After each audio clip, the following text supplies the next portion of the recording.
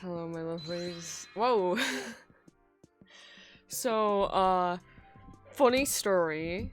I sat down. I knew I was running a little late for stream, but whatever. I knew I needed to eat lunch, so I had my lunch, and then I got a little bit distracted, and then somehow it was 2 p.m. But okay, that's okay.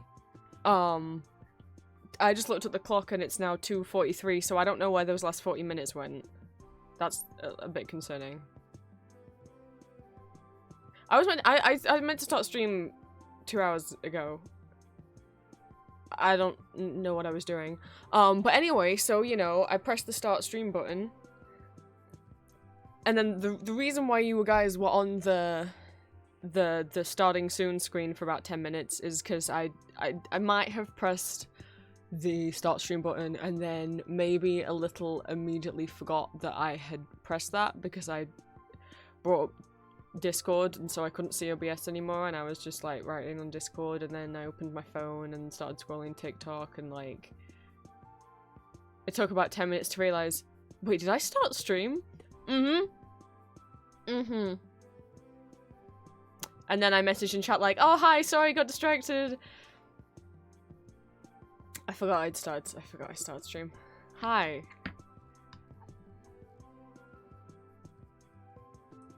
Everyone, happy Saturday. Happy Pride Month. Let me see who we got. Hello, Lucio. Hello, Jess. Hello, Frost. Let me scroll back up. Blythe. Hello, hello, welcome in. Joy Evening Star, thank you so much for the follow and for becoming one of my children of the night and for the first time chat. And hello, Valentine. It's one of them days, I think. I feel okay mentally. I've just felt like weird physically today. Like, I'm just tired, like, not tired in my head, but my body's like, nope, today. But not like, as in it's a bad pain day. It feels weird. I don't know how to describe it. I've got the Smile For Me soundtrack on at the moment as music, because I figured why not. Now I've got my hands on the soundtrack. Might as well put it on. So, let's not dilly-dally too much. It is Saturday, which means it is Magma Day. For those who do not know what Magma is, do not worry, I shall explain all. So, Magma.com is a website where you can open a canvas and draw with anybody else that you share the link with.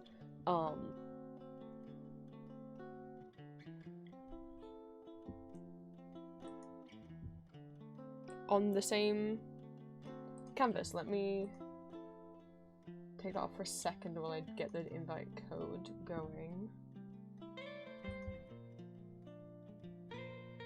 Maybe, if my PC wants to do it.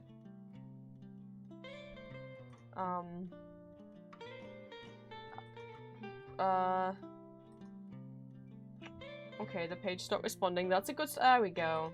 There we go. Thank you, Magma. So, every Saturday, I draw with you guys. The invite code will be shared, and you guys can come and join and draw with me if you would like. You do not have to draw in Magma to sit and watch one of the Magma streams. Anyone of any art skill level is welcome. You don't have to be an artist or art student or anything like that to come and draw. You can draw anything you want within reason being no, not safe for work, whether that be sexual or gore.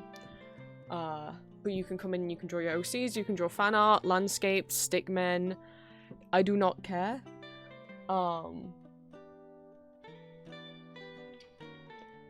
Simply do not draw any sexual content, any gore, or any kind of vent art. But yeah. So, the way that this works, I do not share the code publicly on stream or publicly in the Twitch chat because sadly there are plenty of people out there who try and infiltrate group drawing streams.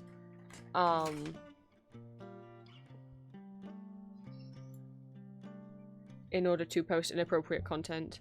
So, the way that we try and keep this as safe as possible, I will post the invite code in my Discord. So if you're a Patreon Discord member, you can get the link from there.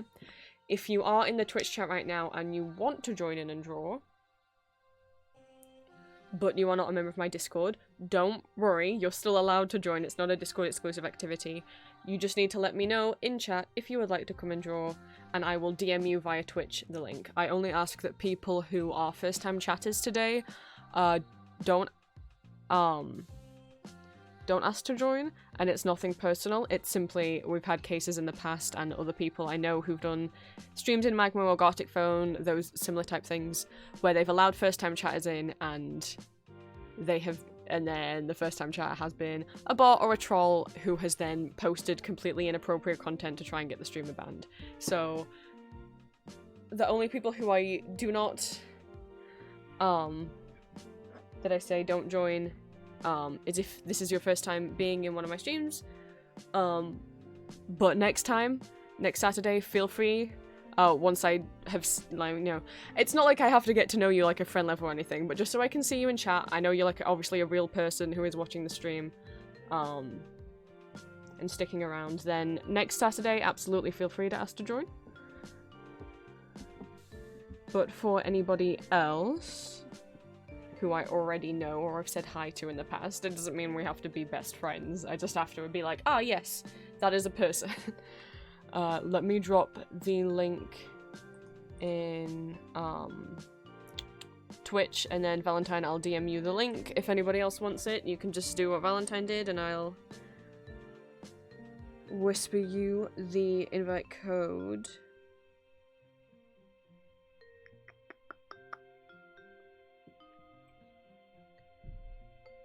So, as always, the link in the Discord will be in the Magma Art channel.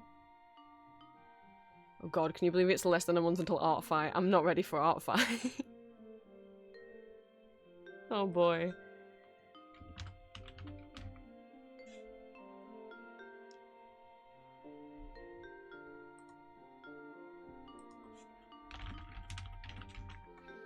Let me add the Magma roll and then post the link in Discord, and then let me grab the link so I can paste it to Valentine.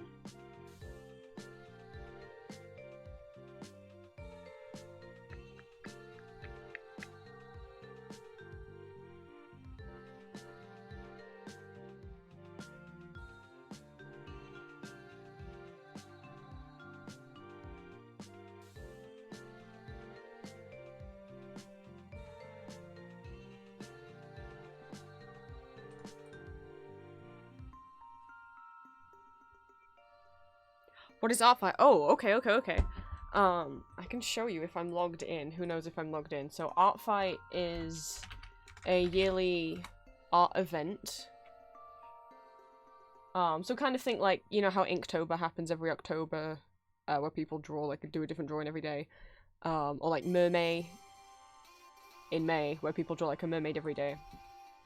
So every July is Art Fight. I can't show you the website unless I can log in, because you can't really navigate it much without logging in, so give me a sec to log in. Well, I can show you the homepage. Oh yeah, but then I can't click on anyone's profile. Okay, let me log in. I'd wanted to take part in Art Fight for years, but last year was the first time I had. If you're coming into Magma and you're like, did Prince already draw something? I pasted this in here because, what I want to do today is,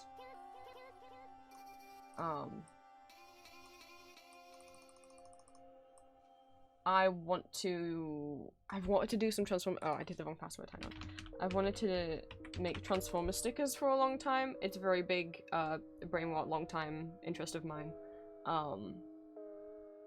And I'm gonna do them in this little style, so I think I can, like, I can get, like, work done while also doing Magma by drawing them in Magma, because I really like the pixel brush in Magma. Okay, Art Fight's open. I can show you what Art Fight is. So Art Fight is an event that happens yes. So, what I've been doing is saving, like, a lot of Transformers reference pages. and making another reason why I was late for stream is I was too busy like making a list of every transformer that I want to do. I'll talk about that in a second. Let me do topic by topic, otherwise I'll forget to talk about Art Fight. So, this is Art Fight. I can put the link to Art Fight in chat. It happens every July. The point of Art Fight is you draw other people's OCs, and other people can draw your OCs. So everyone is put into one of two teams. Last year, the teams were Bloom and Wither. I was on Team Wither. We did not win. And you earn points for your team by drawing other people's OCs, and depending on whether it is like a full body drawing, a half body drawing, whether it's coloured, whether it has a background, you get more and more points. And you get points for every single drawing that you upload of someone else's OC. More points if there's someone on the other team, but you still get some points if you're drawing like one of your own team members' OCs. You just don't get as many. So, for example, if I show my profile, I'm under the name Empty Masks on here, just because that is what my art account names go under. You can see that was my Team Wither thing from last year. These are my own OCs that I've uploaded at the bottom. So you upload your own OC pictures of your own OCs so that people know that they're allowed to draw them, and also then have like a reference picture of their OC. And then the defenses are drawings that other people last year did of my OC. So we have some from Julia, some from the lovely fluffiest Joe and Lucio over here. And then drawings I did of other people's OCs. So, for example, you can see if you go into like Ambrose's. Art Fight's been going for years and years. I've wanted to take part for a long time, but last year's the first year that I did. And then I worked hard in like the first half of the year, the first half of the month, and then stuff happened, so I couldn't work on it in the second half. But so, for example, you can see like this is my profile for Ambrose, and you can fill in permissions as well of like what is okay and not okay. So I'm like, it's okay to draw like other characters with my OC, it's okay to draw ship art of my OC with their canon partners, it's okay to change their outfits, but like don't draw gore, don't draw not safe for work stuff, don't gender swap the characters. Like, I don't mind gender bending in general, but like Ambrose is a trans man, don't do that. And then like there's a little bio thing which might need to be updated because I don't know if I've changed things about him in the past year. And you can put like little tags so that also like maybe someone's like, I want to draw a vampire character, but I don't have any friends who do Art Fight or have vampire characters. You can just search vampire and it'll come up with like everyone's vampires OCs. So like this is my little profile for Ambrose, and then if I click on attacks, you can see all the drawings that other people have done of Ambrose. So like this was one done by Lucio last year. And you can see down here how many points it was worth. So it was a drawing, that it was coloured, that it was fully shaded, that there was no background. The only reason why you like that, and that was only 6 points because we were on the same team, so you get a lot less points for friendly fire. But if you're on the other team, like Joe was on Team Bloom, Jojo Ambrose, Joe got 54 points for this drawing. And so you're on a team, so everyone on Team Wither's points are added together, and everyone on Team Bloom's points are added together.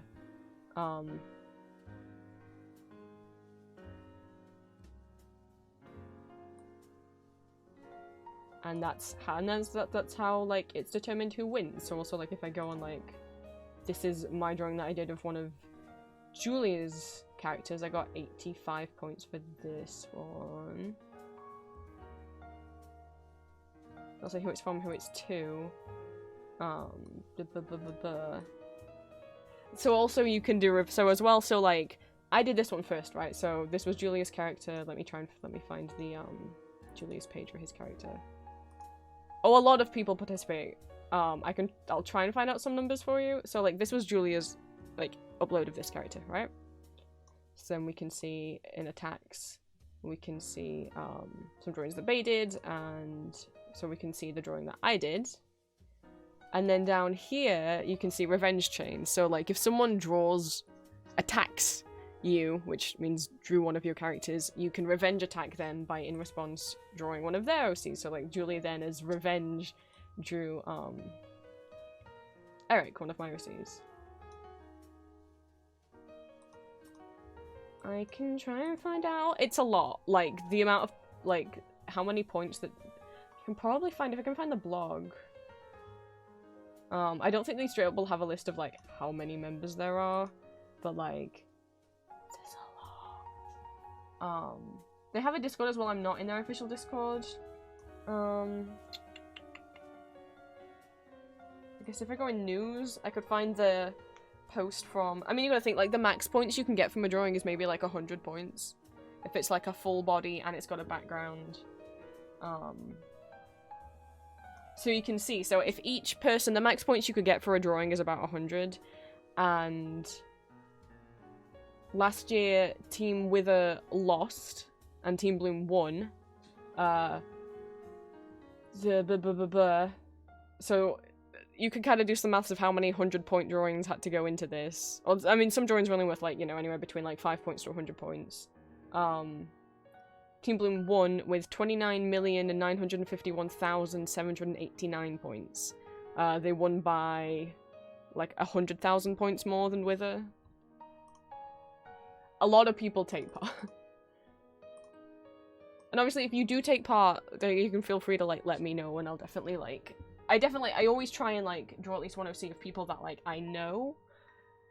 Who are on Art Fight. Like, in terms of people who I already know that do Art Fight. So there's myself, Julia, Lucio, all did Art Fight last year. I think Frost maybe this year might be taking part. Joe, Blythe, who was in chat earlier. Don't know if they're still lurking. They followed me on Art Fight last year and I was like, oh my god. And some of my, I think, Cherry, if you know Cherry Skew from a little bit of mine and Julia's chat, and Bay. And if you're in my Discord, I now also have an Art Fight channel in my Discord that we've been sharing profiles in. So we'll see. So they will announce the team names at some point this month, towards the end of this month, and then you'll automatically be assigned onto a team, but you can choose to switch if you want. Because you're like, well, wouldn't it be cute if me and Julia were on the same team? I'm like, no! We need to be on opposite teams, because I know I'll want to draw a lot of Julia's OCs, and I won't get as many points if we're on the same team. No, whichever team they put me on, I probably won't switch. I'll just be like, whatever happens, happens. Sadly, was not on the winning team last year, but we'll see this year.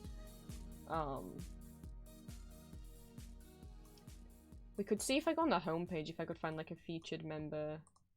And maybe this is someone who's taken part for many years. So you might be able to, like... Yeah, okay. So, like, if you look at my profile... I have done 9 drawings for Art Fight, and I received 9 drawings. Whereas, like, just picking, like, at random the first person on here. They've done 107 and received 82. Now, that's of all Art Fights combined. So I just randomly be looking at this person. Oh yeah, and there's achievements and stuff you can get.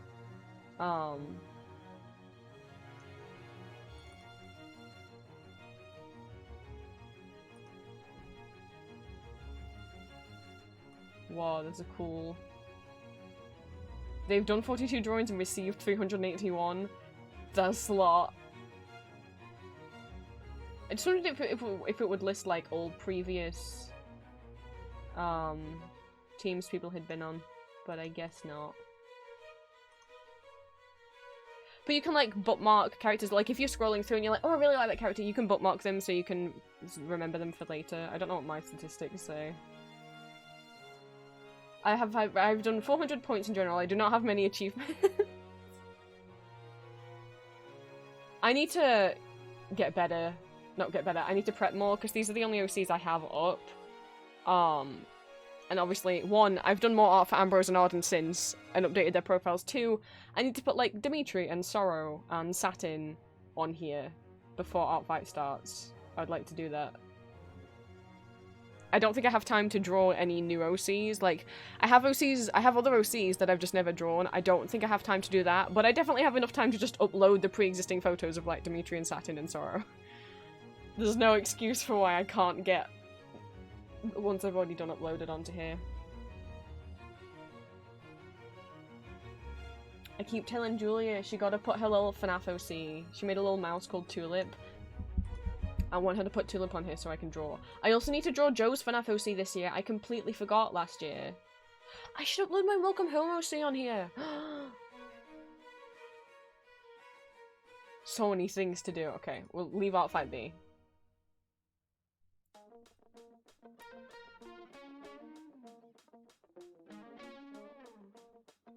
Who we got in?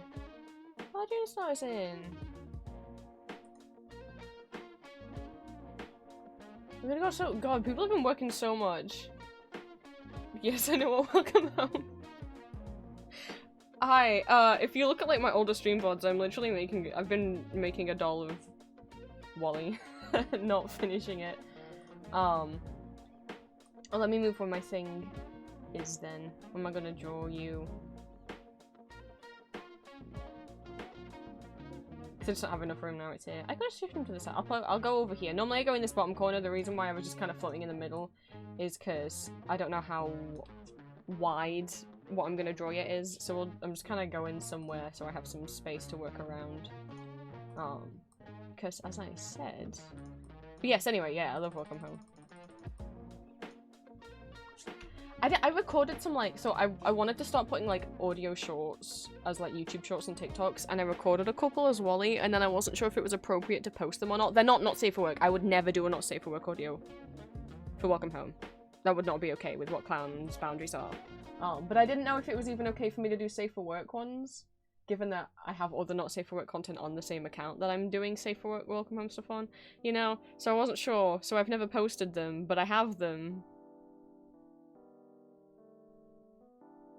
And I would feel, because I would feel okay doing them as shorts. I'd feel weird. I don't think I would feel comfortable doing a full Wally Welcome Home ASMR. I would like to, but it's like my YouTube's monetized, and I wouldn't feel right getting money off that. When Clown has said, like, they don't want people making fan art and selling it, and I'm like, isn't this kind of a similar thing? Like, I'm making money off Welcome Home because the video is monetized. You know, like... Then again, it's like, well, surely Nightmine's Welcome Home video is monetized. How much is he made off that, you know? So I don't know. But yes, so to get back to what I want to do, I'm gonna do Transformer stickers. And I've watched them for a long time, but the thing is, I can't draw Megs. The only way I've ever been able to do Transformers in the past, and I don't know if I would be able to find an example. I think it was in my old sketchbook. I know there's a drawing I did. I want to try and find it now. Which was the sketchbook I had before my current one? Because my old one's full. Was it? I think it's purple, but I don't see it.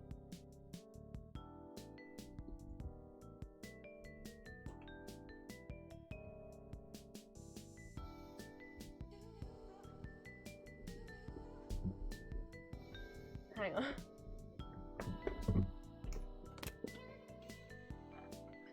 Okay, that one's got OC stuff in it. I swear it was purple and I can't see it unless I covered it in stickers like I did my current one.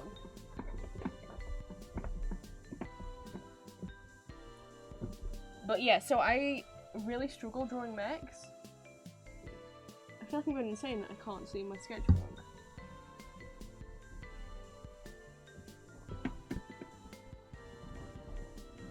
Sorry for pushing against the microphone.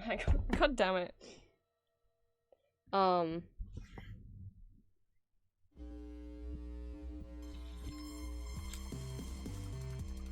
But yeah, so mechs are really, really hard for me to draw. And so my usual stickers that I do, if you guys have looked at my Etsy shop, are like my chibi stickers, right? But I've just never felt like I would be able to draw Transformers in that style.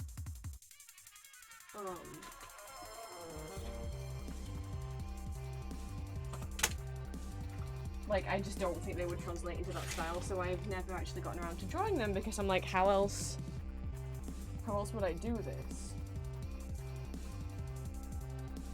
I'm a little bit concerned that I don't know where my old sketchbook is. I just assumed it was back there with all the others.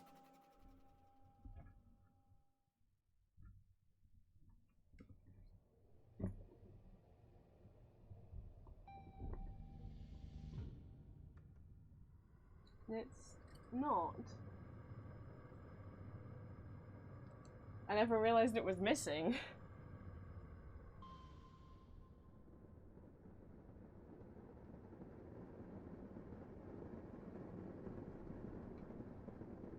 Well, I don't have a clue where else that could be.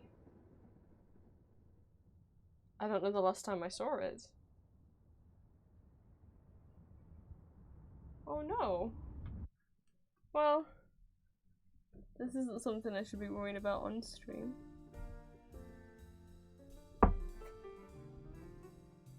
Oh no, it's here. It was just hidden. Ah, okay. And we're gonna show my old sketchbook off. My goodness. So, the sketchbooks I like are from Little. Don't laugh. Look, I like them because they're hardback.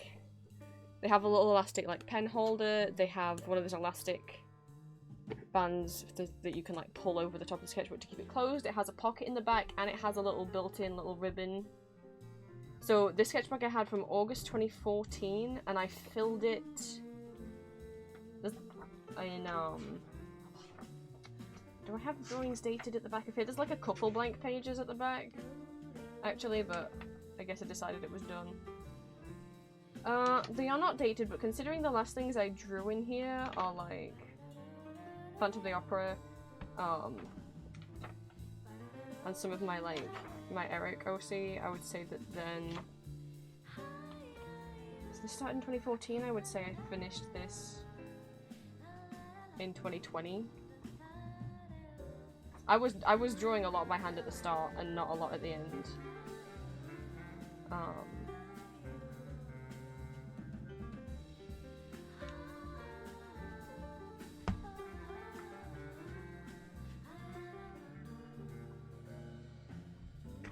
I've got my webcam.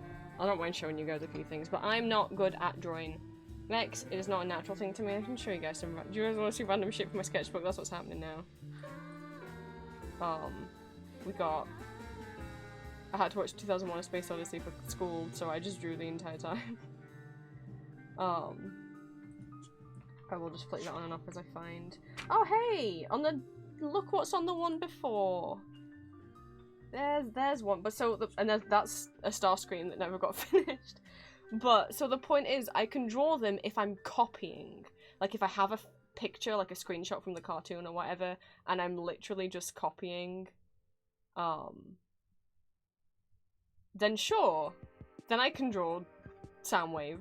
But that's not really the same, because then I can never draw actual fan art that isn't copying, and then how do I, like, turn them into chibis, you know? Trying to find some good stuff in here. There's a lot of old stuff in here. And a lot of, like, old art styles. There's the phase of, like, when I was, dating everything with one of these little library date stamps. So this is 2018. There's some Shigo.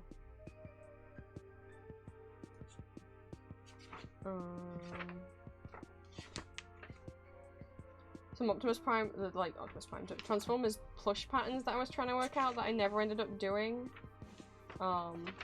Like, is Tarn, if I could make Tarn into a plush, which I never did, but I sure did plan everything. His mask was gonna be, like, removable.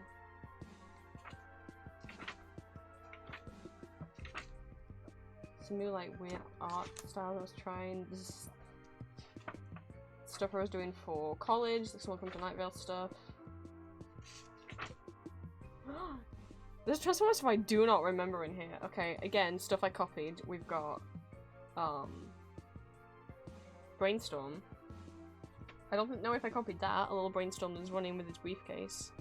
And then that was definitely also copied. And again, I don't know if this was copied from, like, someone's fan art or, official art from the comic. I still have the library stamp. I want to get back into doing it. It was really fun.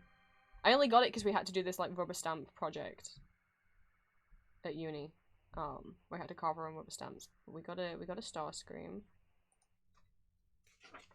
But none of these is the drawing I was thinking of. we have Starscream who's crying. Well, I didn't copy that one from anything, did I? What are these? I don't know what these are. Those are cool. I got some Bourbonites. I got no memory of this. We've got like, so okay, my original ideas for my first ever Etsy shop items back from 2017, 2018, 2017? No, I started my shop in 2017, but I didn't start trying to design my own original stuff until like 2018, so we have the very first initial sketches of the banana shark pin, the blushing ghost pin. Look at that like little sketch of Lemon Boy. This is Lemon Boy. I sculpted him. That's the first ever sketch I did of him. Aww.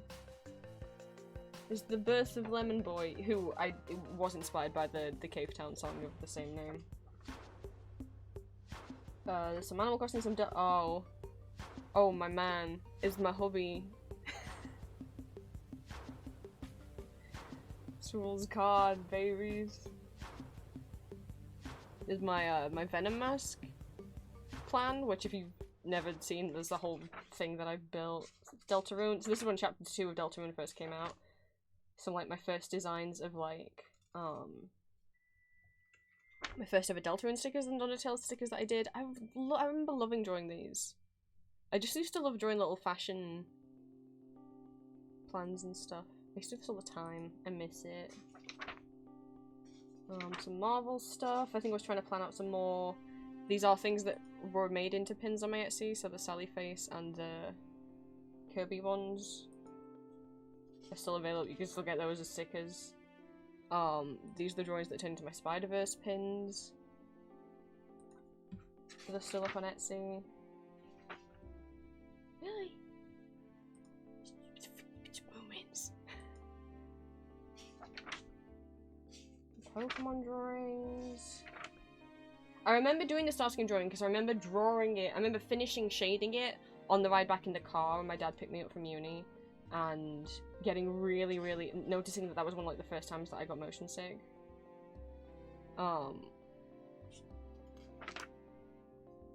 This is when I first got to Castlevania.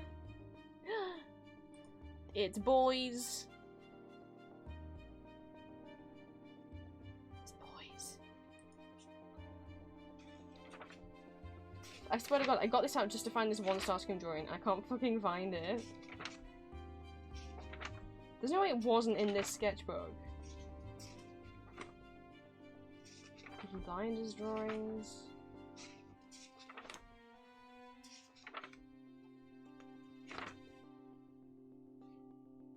Was it not in this? Because I'm getting really near the end now. What the fuck? What the fuck? What the fuck? It's like not here. I didn't even show you guys the stuff right at the beginning. Which I think there is a couple Transformers sketches right from 2014, right at the beginning. Okay, I'll show you. I can't find it. This is on one of the first pages. Some drawings of like my siblings' stuffed toys, and then a tiny little shockwave. You can see him right there.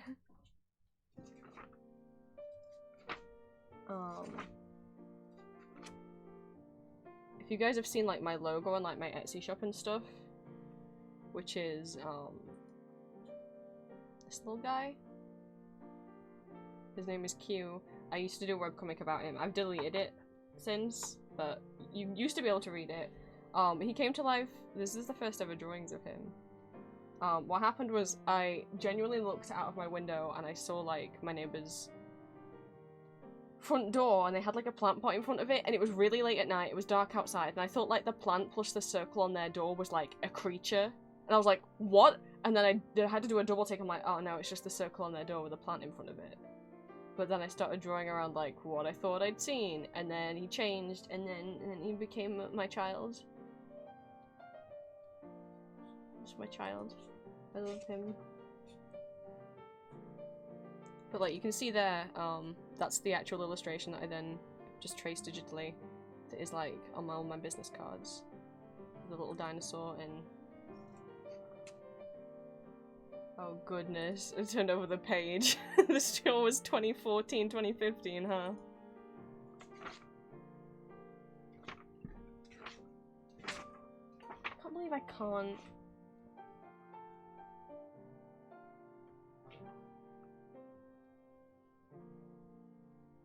And where the fuck? I know it was in a sketchbook that was this size. Oh, I found it! I skipped past the pages. The pages were stuck together. Oh, I felt like I was going insane. Okay. So, okay, one, we have some Dinobot over here. My love. And then we have the actual drawing. I just opened this, dug out this sketchbook to find. There he is. This is the best mech drawing I've ever done. This is why I wanted to find it. But, like, it is straight up copied from a Transformers comic panel. It's straight up copied. Like, I can copy shit just fine. But then you can't ever really draw, like, I can't post this and I wouldn't be able to sell it as a print because it's somebody else's art that I've just literally copied. I miss working with pen and ink, and then this is just pencil that's colored the background in. I remember coloring that background in when I was very motion sick in the car, like, I want to throw up, but I must color Starscream. But yeah. Talking about, like, not being able to draw mechs has a point anyway. While I'm here, might as well, what's at the end of this book?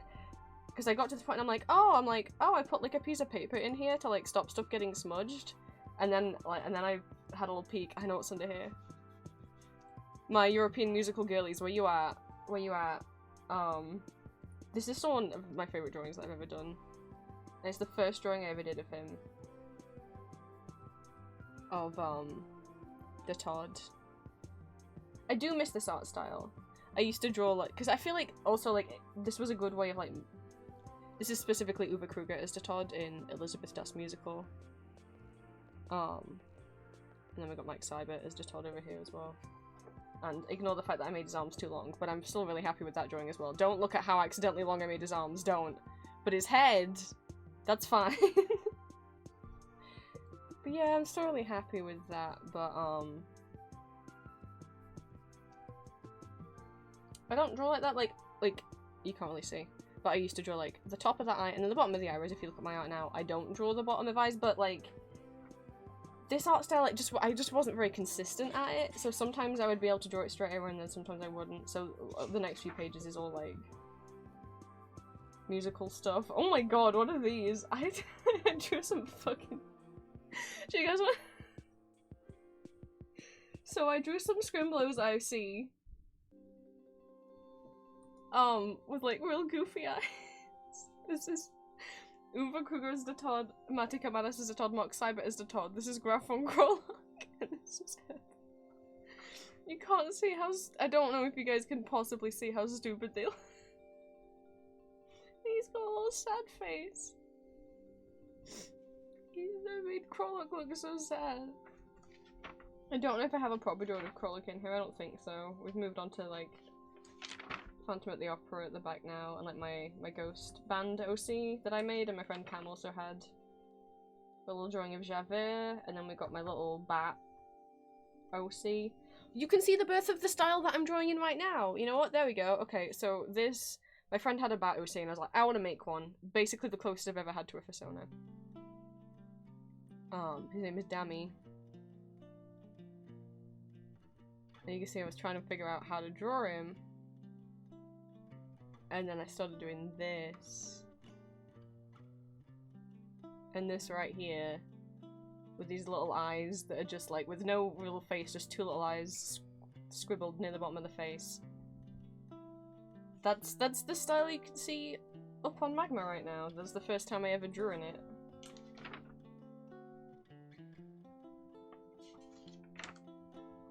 And that's the end of that book. But I like it because there's a pocket at the back. I have no idea what's at the pocket of this bag. I'm sorry, is that a fucking... Oh my god, why is this bag? Okay. So, I thought I had lost that or that it did not exist. Turns out it was back here, so... when you used to go to the theatre, you used to get physical tickets, whereas now they just give you, like, email you tickets. But you used to get physical tickets, so I had a physical ticket from when I saw Wicked with, like, on a college trip, and I knew they took us to Lion King the year after, but I didn't have the ticket, so I was like, it must have been a digital thing. Nope! I just found the Lion King ticket. It was at the back of this book.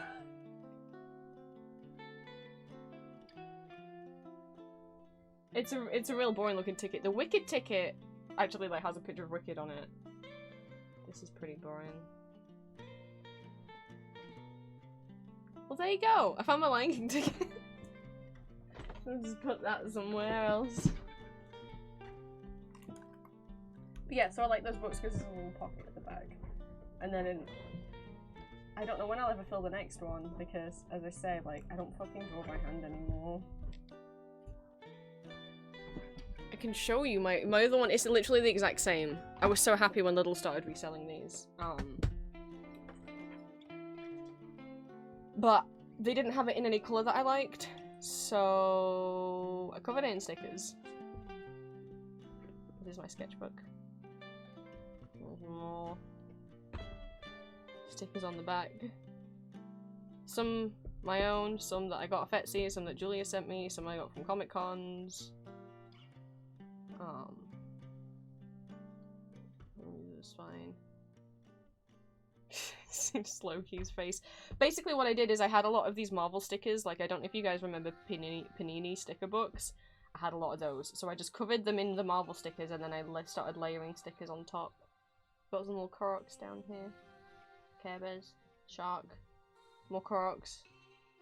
My boy, we got Starscream and Skyfire. I think there's another Transformers sticker on here. Perhaps not. Most of my Transformers stickers, I bought a bunch and they're all on my laptop. My laptop is just covered in Transformers and Castlevania. Little Ghost band sticker. We got the Gaze from Night at the Museum. We got Sugar Cadder. Oh, what do you mean there's another Transformer? Yeah, Tailgate's right there. I feel so bad. I didn't even acknowledge him. But there's not a lot in here. There's not a lot in here. The last time I used it was like for some like pin patch ideas, like those little ghosts that I drew.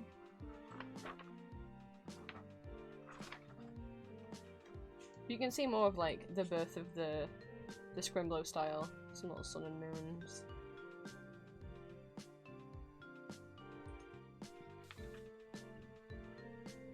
Very appropriate. We got some. Don't know why I drew these. I drew these way before I ever played the game again. Got some Victor up here.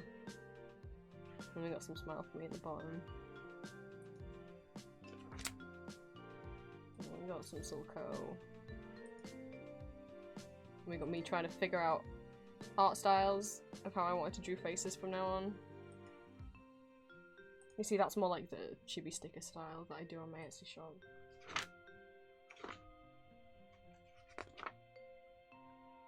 We got Dream. That's like the last thing I drew in here. Anyway, all that was to say, like, I can't draw mix unless I have something to copy, so I was like, and I didn't, so I'm like, I just never felt able to do Transformers fan art, because maybe I could with enough practice, but it would take, like, a lot of practice, and I don't know that I got a lot of time. And then, like, I just didn't know how I was gonna do them in the chibi style of the stickers I do on Etsy, because especially of how the eyes are done in that, and not all Transformers have eyes, some of them have the visor, and I'm like, I don't know. And then I thought, why don't I just do them in this style? Because it doesn't take too long to draw in this style. The pixel art means I can size it up or down as much as I want, and it doesn't go pixelated. And also maybe the pixel works because they're robots. Maybe. I just hope this means it won't take forever to draw them because there's so many I want to draw. So there's a couple other people, other artists, I don't know if they still sell stuff.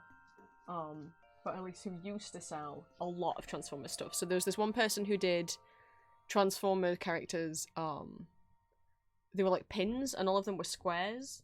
And it was just of each character's face, and they had like so many different characters, like from G1 in the comics, and then from Beast Wars, and then Prime and animated, and someone else who did them as well. And you could buy any charms you wanted, and they would link up into a really long line. They might still sell on Etsy. So I'm like, so many to draw. I'm not gonna go into like Transformers lore. For anyone who doesn't care, I guess just for anyone who's like doesn't really know much about Transformers, because I know a lot of people don't know a lot, and a lot of people think that like they're just robots who turn into cars. Then they're not. They're fully sentient. They're sentient aliens who just happen to look like robots. And they don't all turn into cars. But yes, they do transform, hence the Transformers. But I grew up watching a lot of different Transformers cartoons and loving the characters, and then as an adult got into the comics, which are amazing for their LGBT representation. I know that's not what you would expect from Transformers, but there are multiple, in both the old continuity that ended in 2018 and then the reboot that's been going since 2019. Well, I don't know if the 2019 has any trans characters, but it at least has like gay, bi, lesbian characters, and then the previous one of IDW Comics from 2005 to 2018 has multiple trans characters, gay, bi, lesbian characters. And currently, in the new Earthspark cartoon, we have a non-binary bot. And I loved the scene. Basically, like, they meet this human who has, like, a pronoun pin that says she, they on their bag, and I forget, is it Nightbird? Is that what they're called? I'm a fake fan. I haven't watched Earthspark yet. Don't spoil it for me. And they're like, what are those? And she's like, oh, this is my pronoun pin. And Nightbird's like, well, there's different pronouns? Nightshade. And they have this little talk, and Nightshade's like, I always knew that my pronouns, like, I wanted to go by they, them. I always knew, and they literally say the word pronouns. And Nightshade's like, whoa, I didn't know there were other people like me who basically didn't feel really strongly male or female. And it's like, I love you. They transform into an owl.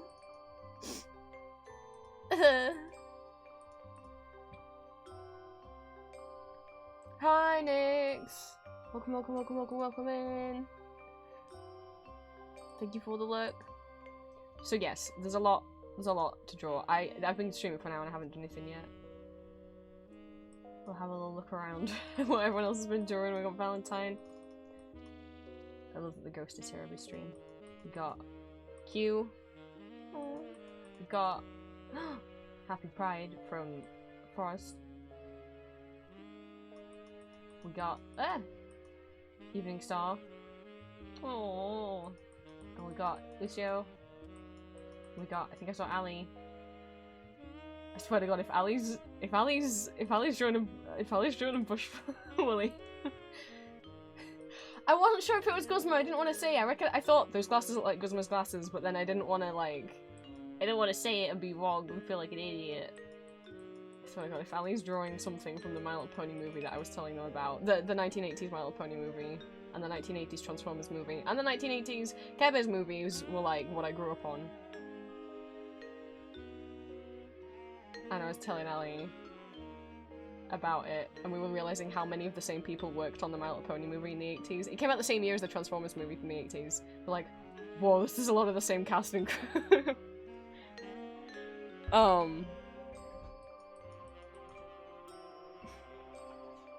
So I have a lot of Transformers to draw if I want to draw it, because it's like, well, okay, just do G1 in the comics. You're like, right, but yeah, then you've got like Optimus and the characters surrounding Optimus in the comics.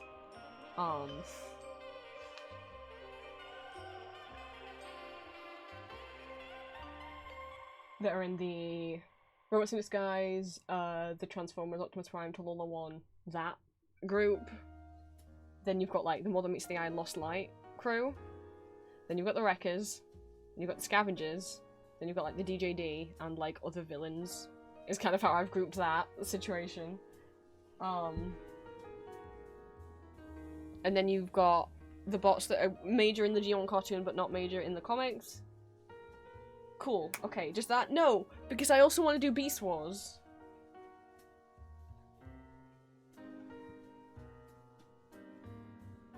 And then Transformers Prime in the design... Sorry, Transformers Animated is also very popular in the Transformers fandom, and their designs are popular. So it's like, fuck, okay, so I have to do the Transformers animated versions of the characters as well as the Transformers animated. because the Transformers animated design is very different from how they look at anything else, especially for characters like Prowl. I'm like, okay, fuck, okay, so I have to do the Transformers animated design as well, okay. But then it's also like, but Transformers Prime, a lot of people really like Transformers Prime. I don't know if I will do the Transformers Prime designs separately. I definitely will do Knockout and Breakdown.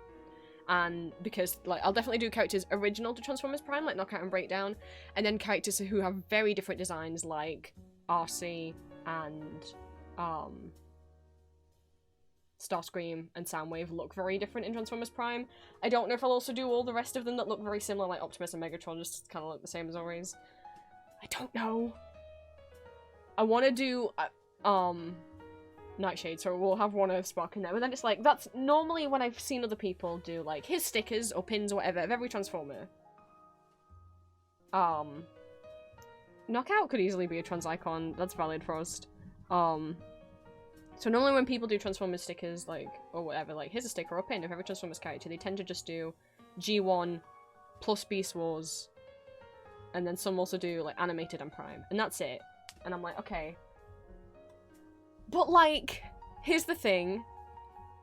As much as I grew up with, G1 and Beast Wars, I never liked animated. The art style, not creeped me out, but I just never really liked the art style. And they made a lot of them so skinny and have these really cinched waists. And for me as a kid, who was not skinny, I was like, I felt like it made me feel, like, dysmorphic.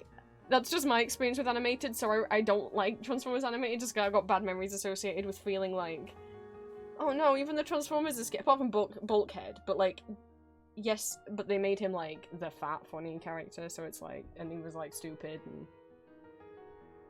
I'm not saying Transformers animated is bad, or that was their intention, that's just how it made me as an insecure child feel. So that's why I never watched any Transformers animated series after Prime, because I really didn't enjoy Prime. Although I still remember the plot twist that happens with Sari and being like, what? But yeah, so I never finished animated, and then I never watched the show after that. But I should, because I should watch Transformers Prime. But there were cartoons in between G1 and animated. Between Beast Wars and animated that no one really ever looks back on and talks about. You know, and when people, like, make Transformers fan art and stuff, and, like, as I say, like, when people make his old Transformers stickers, and it's, like, G1 Beast Wars, and then we skip to animated, and I'm like, yeah, but, like, what about the stuff in between? Like, Robots in Disguise gave us Skybite. Like, 2001 Robots in Disguise gave us Skybite. I fucking love Skybite so much. He turns into a shark. That's not the only reason I like him. I'm not saying Robots in Disguise, I'm not saying it was, like, a really good show, but I really like some of the character designs. It gave us Skybite. Robots in Disguise was interesting because before we'd had Beast Wars with the Maximals and the Predacons, Robots in Disguise changed the Maximals back to Autobots. They're all cars now. But it kept the Decepticons as Predacons, and they were all animals. So we had, like, cars versus animals, robots in Robots in Disguise. And, like, Skybite, some characters from RID have been in the IDW comics, like Skybite and, like, Midnight Express. Then after that, you get the Cybertron trilogy, which is I grew up with, especially Armada and Cybertron. It goes Armada, Energon, Cybertron. Energon is shit. Don't watch it. It's really bad. But, like, Armada and Cybertron, I fucking cried watching Armada. Like, Armada gets emotional at the end. Like, certain villains and stuff get, like, kind of some redemption arcs and, like, self-sacrificing arcs, and I'm like, no! And then Cybertron was just what was, like, airing on TV. I think we had to go back and buy the DVDs of Armada, maybe, but Cybertron was airing on a channel called Jetix, if anyone remembers Jetix. But Armada, I fucking love Hotshot's Armada design. I feel like is really iconic. Megatron from Armada has the hottest voice of any Transformer ever. Starscream's Armada design is pretty iconic to the point where sometimes in the current, more recent cartoons and comics, they give Starscream his Armada body rather than his G1 body.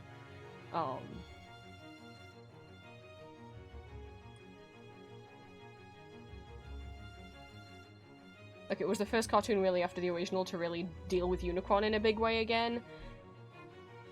The whole plot with, like, Hotshot and Wheeljack. Like, I wouldn't do every Armada as a sticker. I just Hotshot and Megatron, I would really, and Starscream. I feel like they deserve it, and Starscream's relationship with the humans in that show. I'll fucking cry over Starscream and Alexis. I'll do it. Energon's bad. Don't watch it. I'm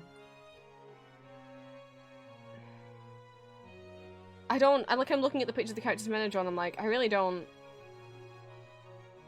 remember any of this much, really.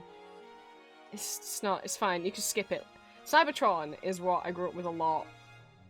But that's never anything that I see anyone doing, like, fan art for, is Transformers Cybertron. Maybe it was shit, maybe I just have nostalgia for it. I just remember, like, Optimus looks pretty much normally like how he always does, but Megatron, Galvatron's, I really like his design in Cybertron, and I never see anyone talk about it. And, like, Jetfire from Cybertron's pretty iconic in my mind. When I think Jetfire, I think of the green plane from Cybertron. If you want me to think about the white plane, you need to say Skyfire. And, like, Cybertron had Primus in it, and we got King Starscream. Anyway, point is, that's not even including, like, the Japanese exclusive ones that I would also want to draw. Not many of them, because I don't know much about the Japanese continuity, but, like, Star Saber, I have to draw Star Saber. Though I can excuse that as being a comics thing, because he does appear in the comics. And I might draw a couple of the bots from the 2015 Robots in Disguise. I really hate the 2015 Robots in Disguise. I don't really like the art style, and I don't like the show. However, it gave us Thunderhoof and Metal Claw, and I feel like I should draw them both.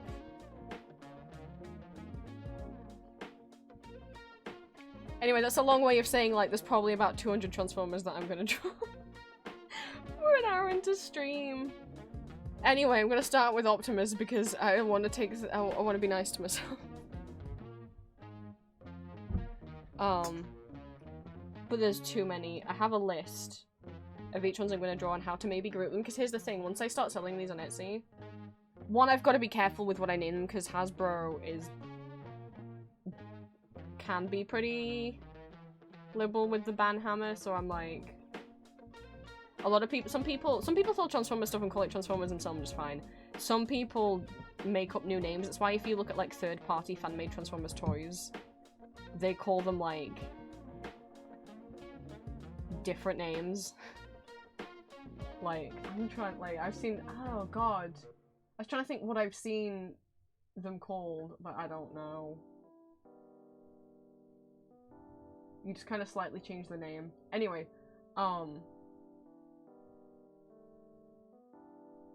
only lets you have 70 variations per listing. Now what that means is, like, you can have a drop-down thing, right? That's like, and from the drop-down menu, you can select which character you want. Etsy only lets you have 70 characters, like, max. 70 drop-down options max per listing, so I can't do every Transformers list character on just one thing. I have made a list that is not done yet of, like, okay, well, this is how I can group them. And just with, like, the IDW Robots in Disguise, so this isn't, like, every IDW comic character, this is just the people that are kind of surrounding Optimus and that he interacts with. I got 66 characters. And then separately for More Than Meets the Eye Lost Light, I've got, like, 43. And then for the Wreckers, I've got 23. And then for the Scavengers and Dinobots, 12. And then DJD and other villains, I've got 16. And then miscellaneous, there's, like, 4 that I think would be cool to do. I don't know whether to do stickers of... I don't want to do Sentinel Prime and Tyrus because I hate them. Like, they're not even fun villains, they just stink. And I haven't even... and then I still haven't listed out which Beast Wars I'm doing.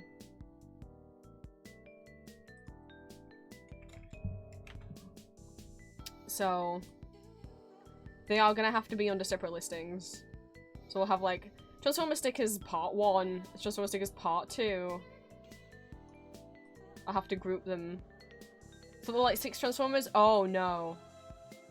No. In the original cartoon alone, so, like, the 1980s cartoon, there's probably, like... there was a lot more to watch than there were Decepticons. I would say in the original cartoon there might be, like... Not including the toys, because there were some characters that weren't in the show and they were just toys. Well, actually I can look, because I literally saved a picture of every single character from G1. So, and this is separating combined. So, in the original cartoon of Transformers, this is including a couple main human characters and a couple toy exclusive characters. 304. 304 characters. That's including like Devastator, but then also all 5 of the bots who add up to make Devastator as separate characters. There's 304 in the 1980s cartoon.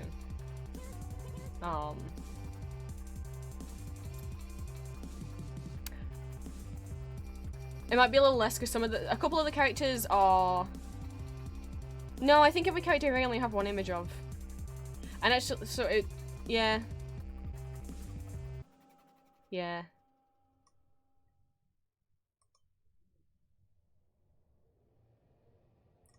But then some have smaller casts. So like Beast Wars, you've got like 1, 2, 3, 6, 7, 8, 9,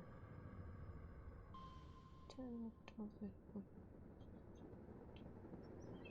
like 25 in Beast Wars. Not Beast Wars has a lot of characters that were just toys that were in the show. So there's like 25 in Beast Wars.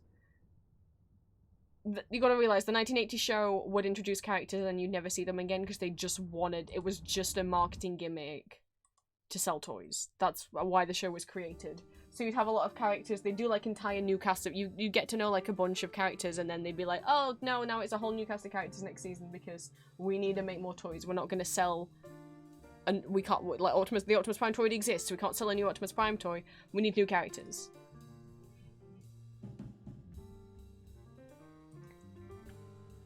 Whereas, like, 2001 Robots in Disguise has got about 40 to 50. Armada's got, like... Armada has a lot of mini-cons you've got to think about as well. So Armada's got about 80, including all the mini-cons.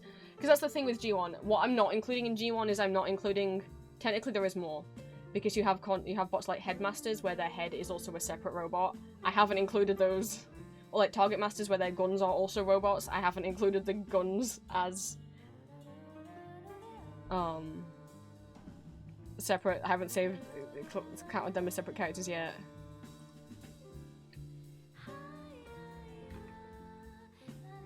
But you gotta think, Transformers, the original Transformers had a lot of combiners. Transformers Animated has about 80.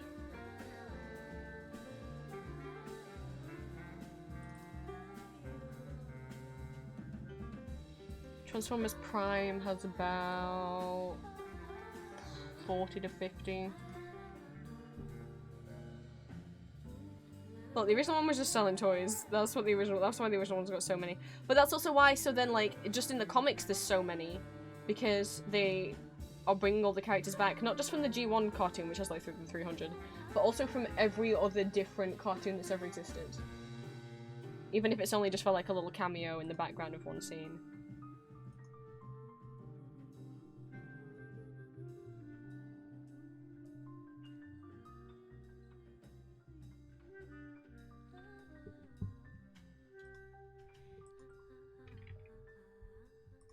So you see why this was a terrifying undertaking to start making these stickers.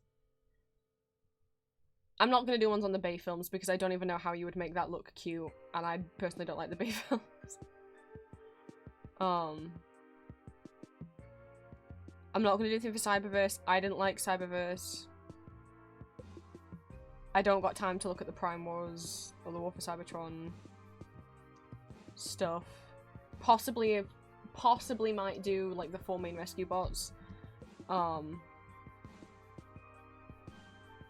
Shattered Glass would be fun. For those of you who aren't aware of what Shattered Glass is, so Shattered Glass is a thing that they did as like, Hasbro did as like a kind of jokey thing for Comic Con in like 2008, and then they stuck with it, which is Shattered Glass is their own like fanfic AU of like, yeah, so like, what if we started reselling all the current Transformers toys, and we just did them in like different paint jobs and said that this is an alternate universe where Optimus Prime is evil and Megatron is good. And that's what Shattered Glass is. It's just a parallel universe where the villains are heroes and the heroes are villains. And they all have different paint jobs. So they could just sell all the toys again with different paint jobs. So imagine how many Transformers exist, and then times that by 2 because Shattered Glass exists and every Transformer has a Shattered Glass version of themselves. So, like, Hero Soundwave in Shattered Glass is white, and, like, Evil Optimus Prime in Shattered Glass is, like, black and purple.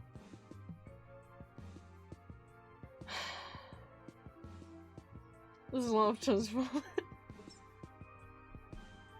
Someone's voice in Shattered Glass is... He talks like he's using, like, an 80s surfer dude kind of disco slang. I don't even know how to describe. Shattered Glass is a little scary, because, like, you think about the main Transformers, and you're like, yeah, Optimus is the good guy, Megatron is the bad guy. But no matter how bad Megatron is, Shattered Glass Optimus Prime, who is the bad guy in that universe, is so much worse. Because he's literally kind of slow, he's, like, meant to be, like, the opposite of everything that Optimus is. So not only is he evil, but also he doesn't care about the soldiers that work for him. And willingly will just, like, let them die. And, like... he's... Ha! Or at least Megatron in a lot of them starts out like, he doesn't... I mean, depending on the continuity, he doesn't always use his guns as cannon fodder. Shattered Glass Optimus is way scarier than Megatron.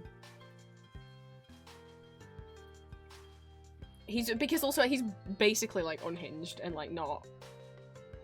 like, borderline insane. Like, he's no... And then Shattered Glass Starscream is so interesting because like, he's the opposite of regular Starscream, right? So instead of being a bad guy, he's a good guy, right? But also regular Starscream's whole thing is that he's not the loyalist to Megatron. Like, he's Megatron's second in command, but he undermines Megatron all the time. At the slightest drop of a hat, will be like, I, Starscream, am now the leader of the Decepticons. Megatron has fallen. And Megatron's always like, Starscream, you little shit, shut the fuck up. Like, stop telling everyone I'm dead. Whereas, like, Shattered Glass Starscream is, like, has such a good relationship with Megatron.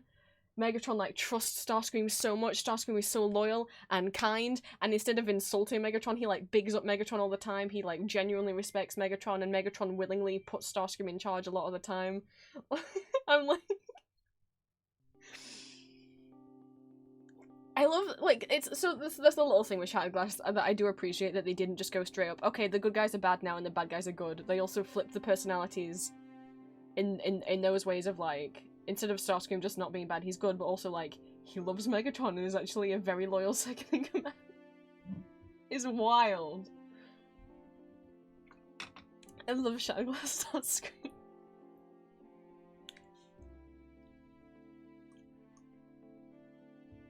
Oh, I don't know. I feel like there was a post on Tumblr a long time ago that was, like, a little PowerPoint presentation that was, like, here's a guide to the Lost Light or something, but... I don't know. I don't know. I haven't started drawing.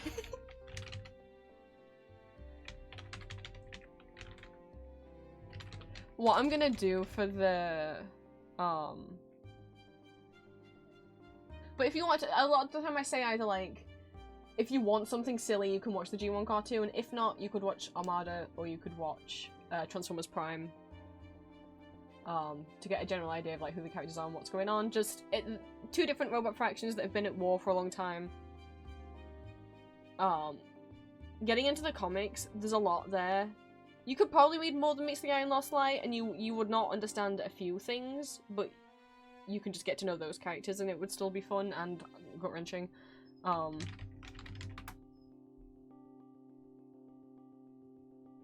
I find it really interesting with the new cartoon Earthspark that they are starting it out with Megatron as a reformed villain, because that's, like, a big thing in the comics, in the old comics that happened.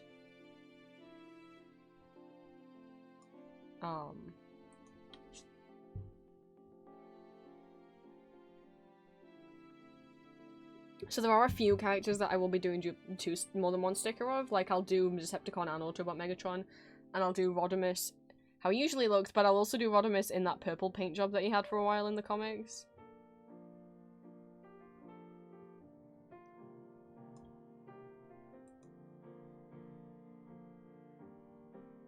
There's so much Transformers lore and there's so many different continuities. I don't even know how- I wouldn't know how to start and give someone a crash course. I mean... no, you know what? I would just tell you the lyrics of the original theme tune for the first Transformers cartoon. So Transformers, the robots in disguise. Transformers more than meets the eye. Robots waste their battle to destroy the evil forces of the Decepticons. Basically, okay, it's different in each continuity, but normally kind of the thing is that, like, the Autobots, accidentally crash land on Earth, or sometimes the Decepticons purposely go to Earth to invade it, and then the Autobots follow them to stop them. Sometimes it's that the Autobots and the Decepticons accidentally crash land, and then they awaken, and then they just continue on their war. They're from a different planet in space. Where basically, Megatron wants to take over and rule, and normally, like, doesn't have any respect for, like, organic life, and just likes mech robot life. The comics give, whereas Optimus is like, nah, fuck that, all life is equal. The comics have more nuance with the backstory of it. They add more stuff in that basically Cybertron used to have a really shitty, basically fascist government. Optimus worked low down in the government, and Optimus's whole point was like, I want things to get better, I will become part of the government and I'll try and work my way up and campaign for the system to, like, change and get better. Whereas Megatron's, who was like a working class miner, not miner as in child, miner as in he worked in a mine, I should specify, was like, no, fuck this. The whole system needs to be torn down and we need to start from scratch. Like, Megatron originally had good intentions. He was, like, a revolutionary. And then he just got worse and radicalized. To dye your hair, have fun, Frost. I thought at one point someone on Tumblr had made, like, this silly little PowerPoint that was, like, a crash course, but, like, I'm looking and I don't know if I can find it.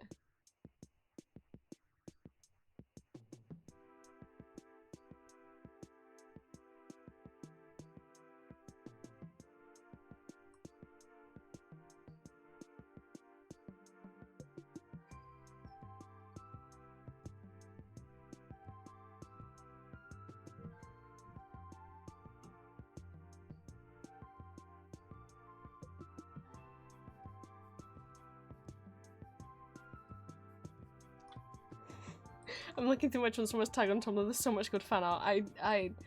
God, I was reblogging these 7 years ago? Man. Okay, yeah, I don't know where it is. I'm sure there's probably videos on YouTube that you could watch if you really wanted to. Because when you office watching Supernatural, oh my god.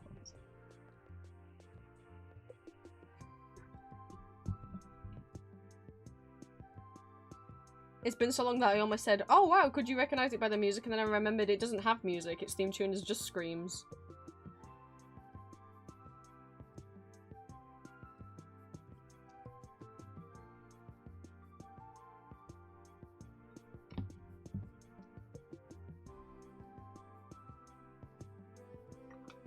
Right, so let's do some drawing. It's been an hour and a half. You are doing- I fucking knew you were drawing bush willies. I fucking knew it. Oh my god, it's a bi bush willy.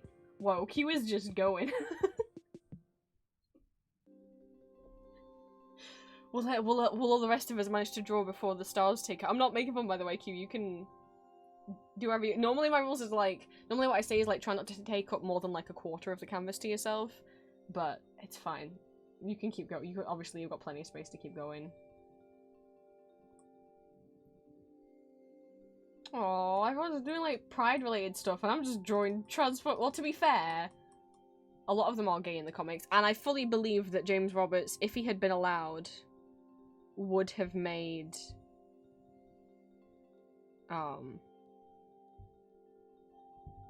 Optimus and Megatron gay. He made a lot of the no, it's okay, Q.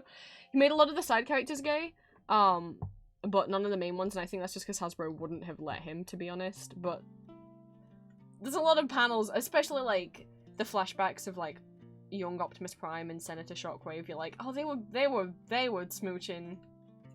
Come on.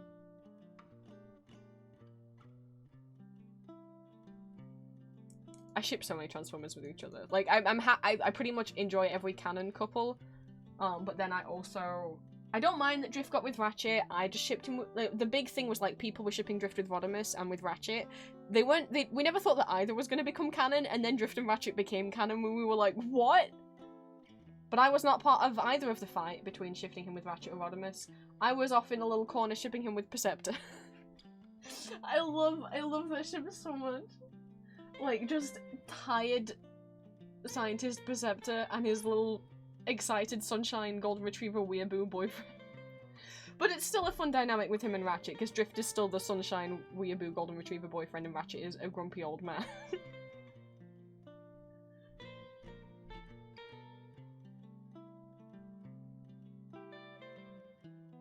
I never shipped him and Rodimus. I just think Drift and Rodimus are cool as friends. To be honest, I think I only ship... I'm okay with shipping Rodimus with Ultra Magnus. I get it. But to be honest, I only really have one ship myself, Rodimus, that I like, which is him and Megatron. And it's a small... It's not the biggest ship that people have, because more people ship Megatron with Optimus, which I get. People have been doing that since Transformers first existed. I'm just like... If you read More Than Meets the Eye and Lost Light... I like Megatron and Rodimus. And then it's especially angsty because Megatron leaves and you think he's never going to come back.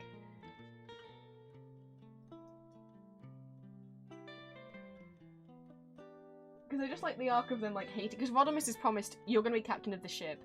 And then they're like, hey, actually you're going to be co-captain with Megatron, you know, our former adversary, but he's like reforming now. And Rodimus hating that. And then going over to like, until the end, where he genuinely considers like Megatron a friend, and I'm like, I'm gonna cry.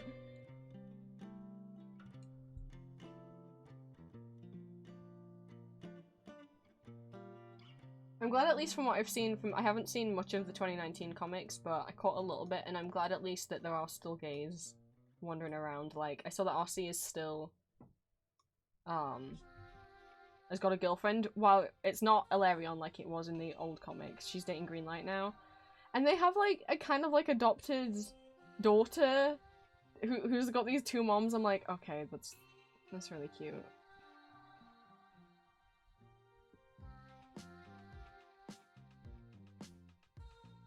Okay, how the fuck are we even gonna start tackling?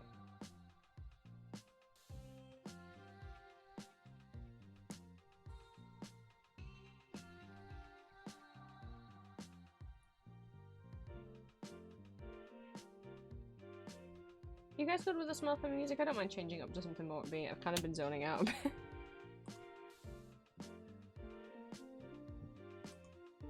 You know, I do have the original 1980s Transformers score. Someone, like, ripped it all from the cartoon.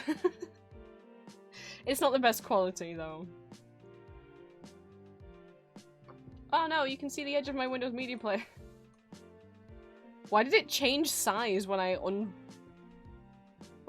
switched to a different window in it? That was weird. Well, that's not what it's meant to look like.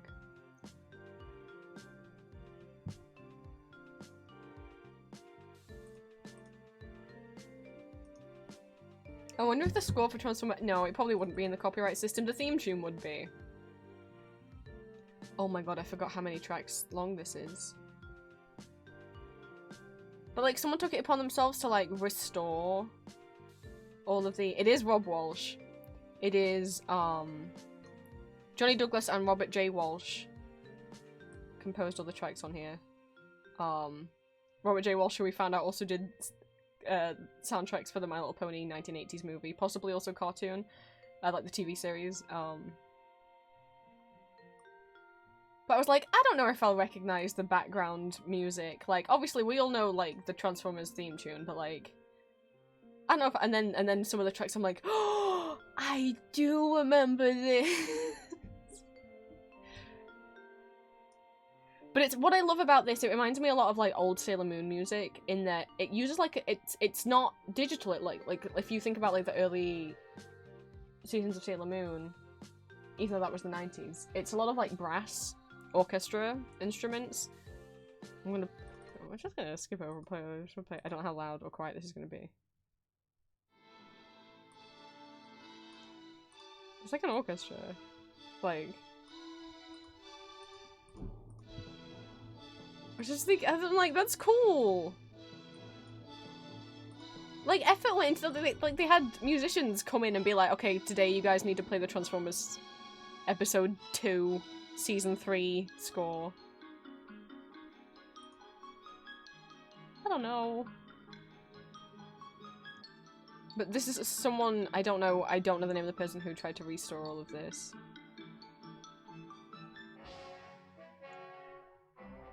But I think the battle music is the stuff that I remember the most. This is the Dinobots stuff, but...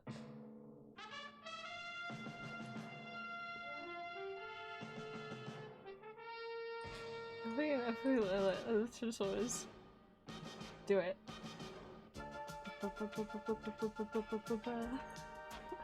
Transformers.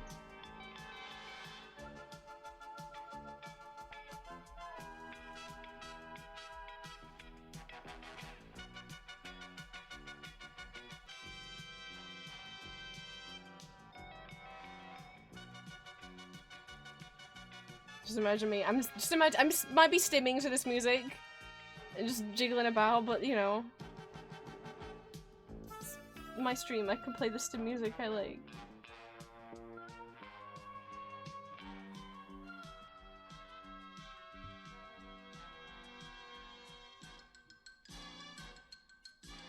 I've fallen into a problem that if I'm making a season, not a single quote name. Oh, yeah. I took it anyway. Hi, Ellie. I haven't done shit. So we're gonna use the same body base unless they really have a different body type. Once we get to Transformers Animated, I might have to change some stuff up, but we'll see.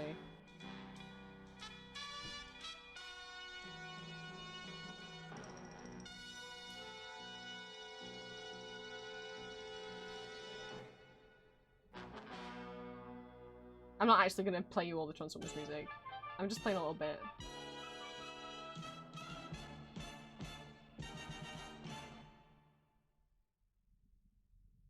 Just playing a little bit for funsies. Excuse me, car outside. It got more electronic as it got through the seasons. So like, this is more like... This is not season 1 music. This is more like post-movie. I would say this is season 3. This has to be after the movie.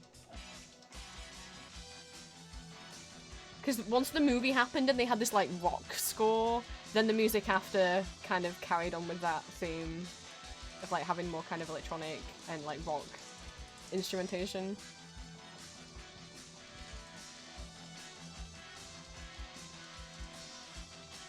Thanks for the high, Dwayne. I hope you're ready for some more of the real thing there, Fran, because I got you some and I won't be taking what is this rag for an answer. What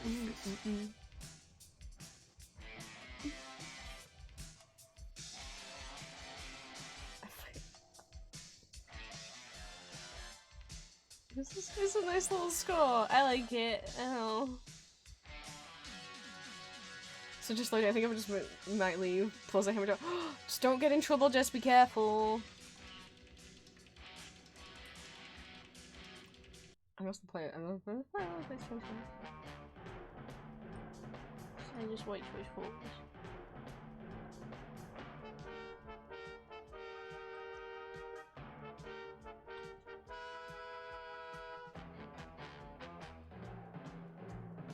Whereas this is more like season 1, season 2 music.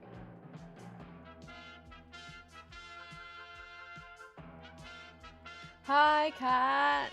Welcome in. I'll zoom out so you can see that other people have actually done drawing, unlike me.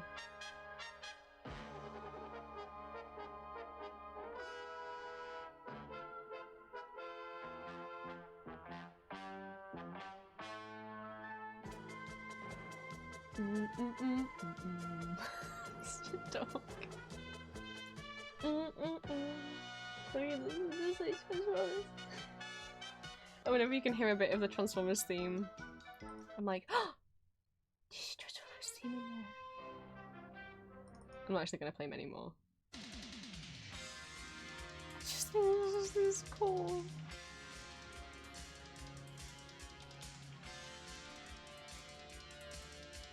I don't know where I got this restoration from, because it was never like officially released. This is a fan project. You're sure I didn't notice? Valentine! It's a tiny me!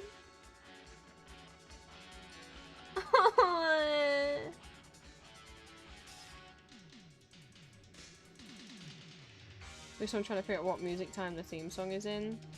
Oh, you mean like your time signature? I've never- oh no, no, don't. Am I gonna have to go back and think about that?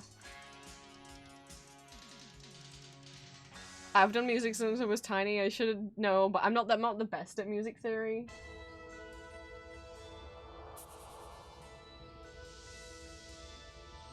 Like, I've never done any theory exams, I've just done the regular, like, exams. Dang. Dang it.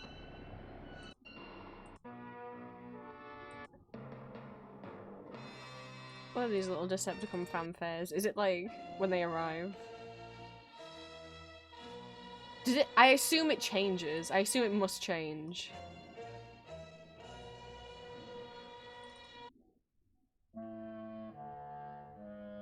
Like it must have more than one. I've never sat down and just counted along to it before, so now I'm scared. Now I'm scared of it.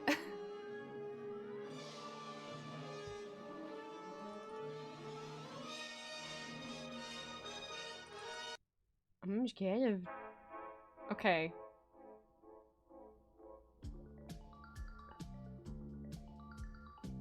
What do I have? I have voiceless and I have without sound effects. Do I not have just the normal versions of it? Okay, I guess we'll go through without sound effects. Okay. This is the theme. Oh no! Oh, this is horrible! I've never thought about the timing signature before!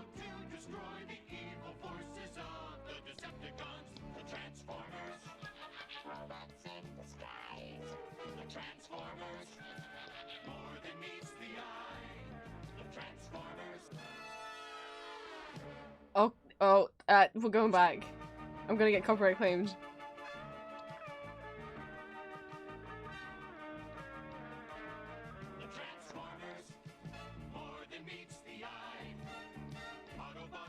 Oh. Yeah, okay. I think, okay, what at least is happening at the end of that phrase is for one bar, they're definitely changing the time signature for, like, one bar and cutting it, like, a beat short. Because that wasn't, and I don't think it's a case of it being, like, 7, 8, so we're going, like, 1, 2, 3, 4, 1, 2, 3. I think maybe some of the bars at the end of the phrase are switching, because I've played pieces before that do that, where it's, like, 4/4, but then for a couple bars it changes to like 2/4 or 3/4 because they want to like give you that jarring like cutting one of the bars shorter than the others.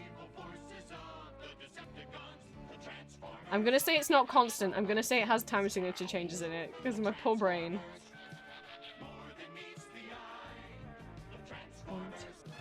Oh no. Elijah Heldridge, thank you so much for the following, for becoming one of my children of the night. This is an art stream, but someone said, hey, do you know what... But then someone mentioned to me that apparently it's really hard to figure out what time signature the Transformers theme tune is, so...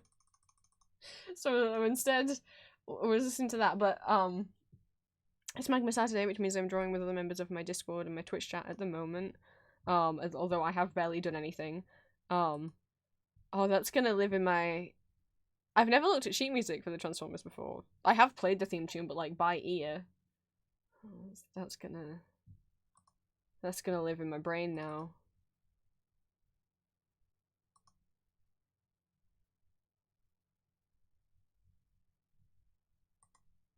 I must know the answer. Let me put some regular music back on. Should I put back on? We had Smile for Me on before. I could put... Oops. I could put Stanley on. Some Stanley Parable soundtrack. Where the hell is my music on? I'm just not feeling the Toho Jazz today.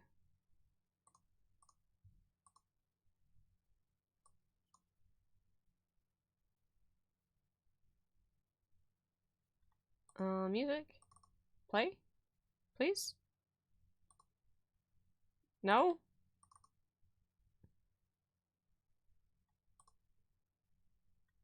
This is a soundtrack for a video game called The Stanley Parable. There we are. Welcome back later. Oh, thank you for stopping by, Valentine. Thank you for drawing with us. Transformers theme tune, sheet music.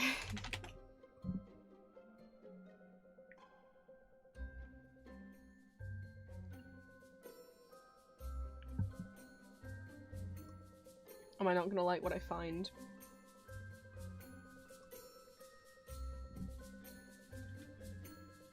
This one was G1 end credits? Is it the end credits? Is the end credits the same as the opening credits?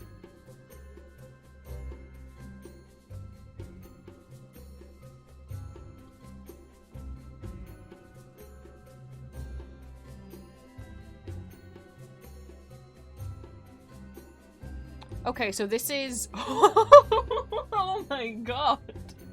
Okay, I'm bringing this up so you guys can see. If you don't read sheet music, it's fine. If you do, you'll understand why it just went on. Okay, this is fan-made, but you know what? I'll believe it. It's got a lot of views and a lot of likes. Oh no, I didn't want to speed it up. I just wondered if I could zoom in. Okay, so we're in 2.4. Okay, I can't zoom in without paying. That's fine. Oh my god, can I zoom in on the webpage? Okay. So we're in 2.4. I'm like, yeah, that feels like it makes sense. It can't stay in 2.4 though. It goes into 11.8. Oh, okay, so we're in 2.4 while it's doing the intro. And then once we get to the vocals coming in, it switches to 11.8, and then for 2 bars it goes to 2.4. And then for the next bar, for the next 3 bars it goes to 3.4. And then it goes back to 11.8 for 1 bar, and then it goes back into 2.4 for 2 bars, 3.4 for 2 bars, and then 2.4 until the end. What? No! No! No!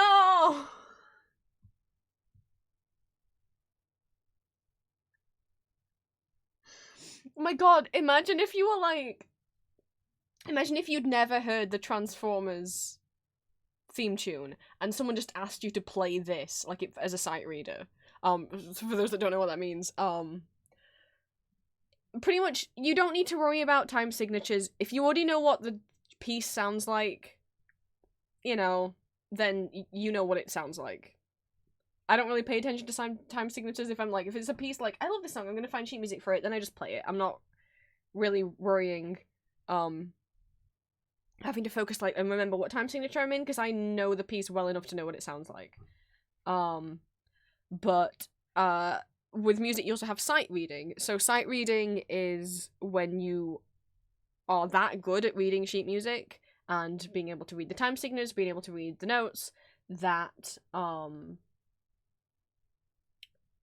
you can play a piece of sheet music that you've never heard before. Like, you have to do sight reading for every piano exam that you do. But it's not like a full piece, at least not to start with, like, at grade 1. They'll give you, like, a few, like, maybe, like, 4 to 8 bars, and you have no idea what it sounds like, and you just have to play it by, like, counting out, in your head, like, the timing of the notes, with the tempo given and the time signature given.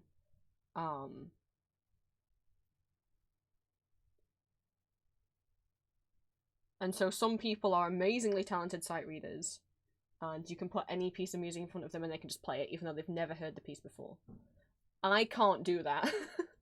I can work stuff out by ear, which means, like, working a piece out by ear means, like, you've heard the piece before, but you don't have any sheet music for it, but just from listening to the piece, you can work out yourself what notes it is and how to play it. I can do that, but I can't sight read. I'm not mathsy enough. So giving this to a sight reader would be interesting. I'm curious to what instruments do I play? I play piano. I've been playing piano since I was like a toddler because I grew up with a piano in the house, and I have members of my family who are not professional musicians, but also like growing up with a piano in the house has been a thing that's happened kind of in a lot of generations of my family, and there's been members of my family who have done musical careers, not like famous musicians, but like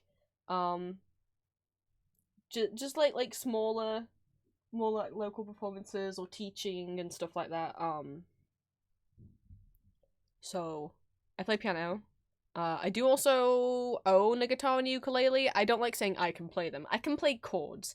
The reason why the guitar hinders me is I have really small hands, and I should have got a smaller guitar. I have a full size. I really should have got a 3/4 size or even a half size, but I didn't want to do that and admit that I have tiny baby hands. But yeah, I can't play bar chords because I can't get my hands into a good. My fingers don't stretch far enough. Which is why the ukulele's better for me. I also, what else do I own? I have a violin. I tried to teach myself how to play it, and then I got kind of made fun of for it, and so I stopped, and I'd never played it again. I have a kalimba, but the version of the kalimba that I bought, barely anyone makes any like sheets or tabs for it, and it turns out it's like one of the the more awkward ones. I'm like, fuck, I should have bought a different brand. And I also own an ocarina. Yes, one that is painted to look like Link's, but because for those who don't know, the ocarina is a real instrument. I think that's every instrument I own. Yeah. I've never played a brass instrument or a woodwind. I don't know if, I guess ocarina woodwind? I don't know what I guess technically it is. I've never played anything with like a reed in it. I've never tried. I forget. I love musical instruments. If someone was like, "Hey, do you want to like have a go at trying to see if you could play a trumpet?" I'd be like, "Sure, I want to know what it feels like to like how this actually feels." But yeah, this is insane. I'm gonna play. I hope it's not too loud.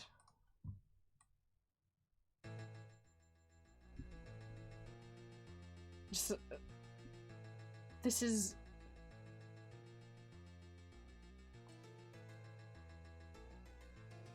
Oh, looking at it. Why?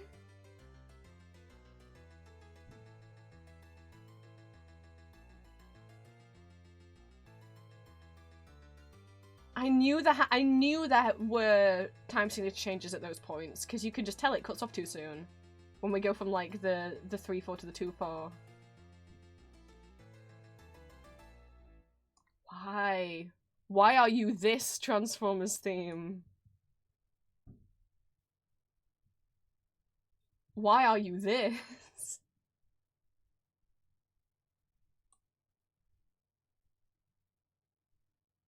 I've liked some songs with some funky time signatures, but normally, like, it doesn't change that much. Play flute, cornet, guitar, ukulele, and sort of figure around a piano. Yeah, that's cool. See, I'm a big advocate for, like, trying to learn how to read sheet music. I know there's a lot of ways that people can play instruments now that don't require you needing to play sheet music, and that's needing to read sheet music, and that's absolutely fine, like, but I think everyone should try, and if you try and you figure out, like, it's just too hard for you, you can't do it, you just want to do it as a hobby, whatever, you prefer looking at, like, those synthesia, like, piano roll videos, or you just learn how to play by ear, totally respect that. I just feel like there's too much of a feeling these days of, like, I'm not gonna bother how to learn sheet music because I can just watch those videos that, like, have, like, you know, give me a brush. You know, like, the piano roll at the top. Like, this is a very badly drawn piano. Point is, like, here's your piano, and then you have the notes, like, sliding down towards it, you know, those types of videos. Try and learn sheet music first, because if you can learn sheet music, sheet music is the same for like every instrument. And once you can read sheet music for piano, you can also read sheet music for trumpet, for like, yes, where like C is on a piano is this note, and where C is on a trumpet or C is on a flute or C is on a guitar is a different thing, a different position, a different string, a different fret, a different button or whatever, right? But the same note on every piece of sheet music always means C. So like,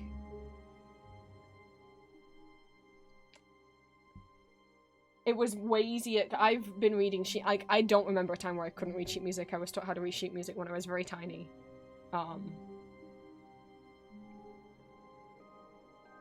So, like, it was, like, if I am looking at something and I'm like, oh, if only I could play, you know, if only that had, like, ukulele tabs, I'm like, oh, wait, but I've got sheet music for it. I can just, I know where C is on a ukulele. I can just read this piano sheet music and play it on the uke or the violin. Not that I can't play the violin, but I know where the notes are. I think one of the reasons why I found the violin really hard is I'm like, it doesn't have frets like a guitar, so you just have to, in your own mind, know where the notes change. And I'm like, but that's hard. Like, a piano has keys for each note, and a guitar has frets on it. Violin don't got frets, or any kind of markings on the neck to show, like, where one note on the string now becomes a new note, and that I don't got the brain cells to remember just by feel. I'm gonna do it. I think also as someone who, like, is very shy about, like, not liking people hearing me play and stuff, like, it's hard to play an instrument like a violin where I'm like, everyone's gonna hear. Everyone's gonna hear me learning, whereas a piano you can buy a keyboard and plug some headphones in, you know? So no one can hear if you're bad at it. And basically just people I lived with got... or one business in particular got mean about it and didn't like the noise of it, so then yeah. It was not a thing that I stuck at. I still own it. It's on top of my wardrobe. It's now like prop status. I mean, it's in its case. It's not just like on top of the wardrobe.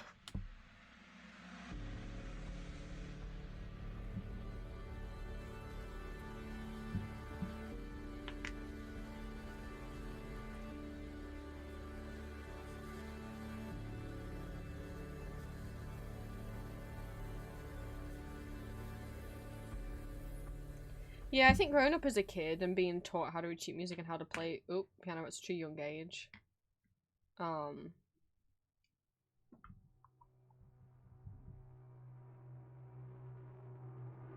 didn't realize, like, certain things that I knew was not a thing that everyone understood, that all kids understood.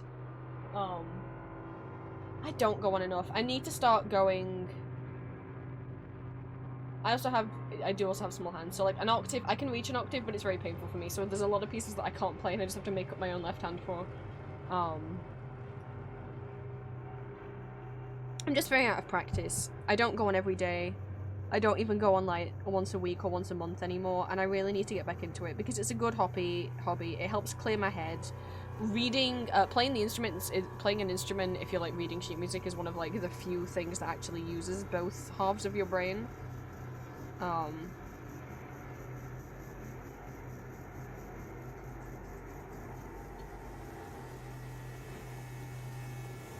I'm like, I need to go back into doing this more. I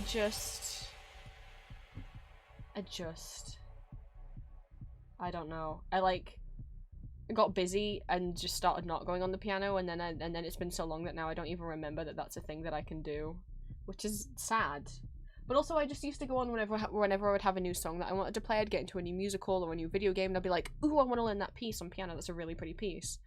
And then I'd go downstairs and I'd learn it in like 10 minutes, and I'd be like, well, I've learned it now, and I guess I'll play it a few times. And then once I've played it a few times, I'm bored. The hyperfixation for that piece is gone. I need a new piece now. And there isn't just a stream of infinite pieces that I really want to learn how to play. And I think, like, it must just because I'm out of practice. Like, there's a few pieces that I've known for a long time that I can play without making a mistake. But pretty much now, like, any new piece I learn, I'll always make one or two mistakes when I play it. I'm not someone who can just, here's a piece and play it perfectly.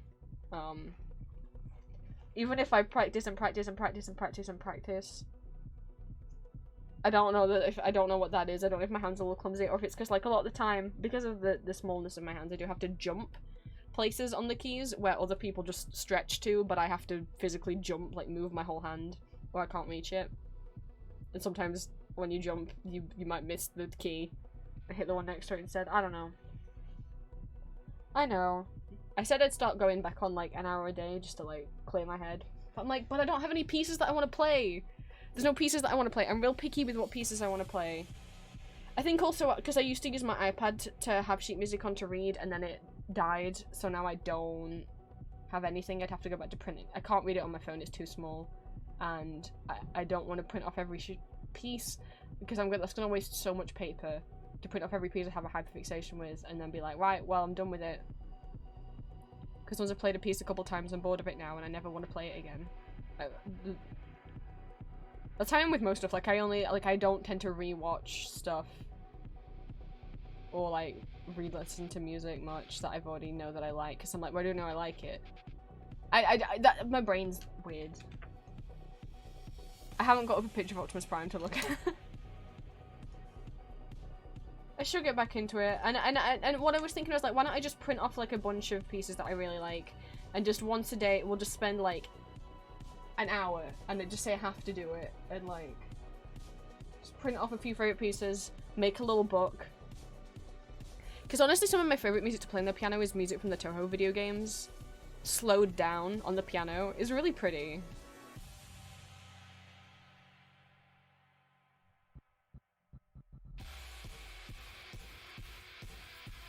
But I just haven't, it's been a long time since I've heard a piece and I'm like, I want to learn that on piano.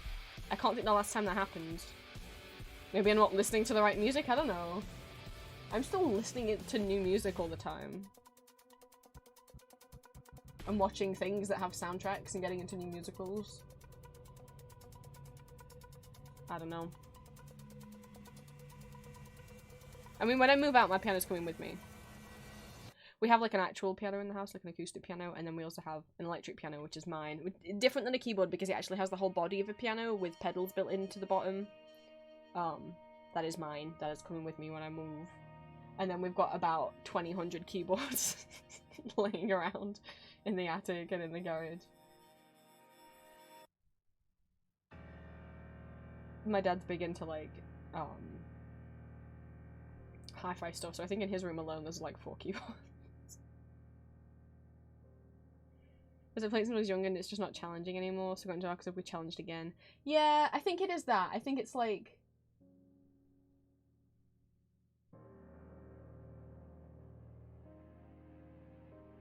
If I play something and it's really easy, it's okay. If I play something and it's too hard, then I'm upset. But if I play something and it's just a tiny little bit hard, but I can get through it and learn it, I think that is the most satisfying.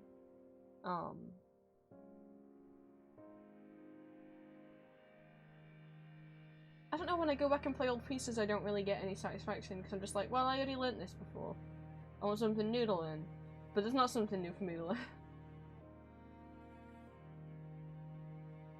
I mean, there is. I mean, in the grand scheme of all the music in the world, of course there is, but... This could be something that I like and I want to play. And not every piece in the world, not every piece of music translates well into a piano piece.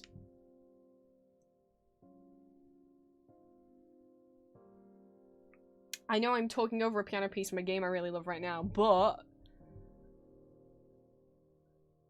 I'd find this too boring to play.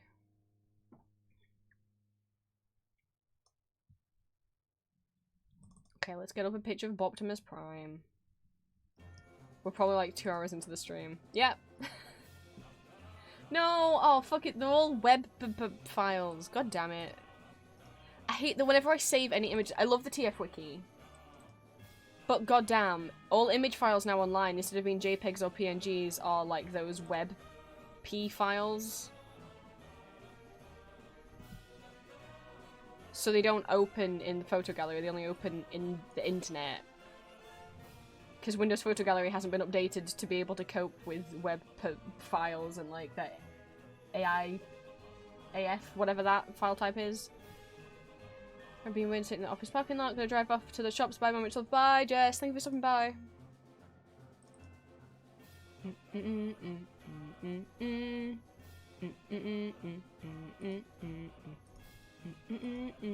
Now the question is, am I gonna go with the IDW designer, or am I gonna go with, for comparison?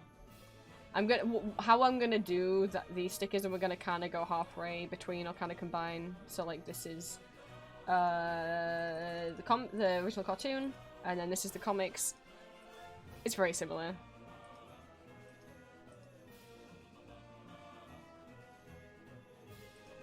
He's just got like grey on his in his bottom leg parts, and he's got pointier ears, longer ears, and that's really only the major differences.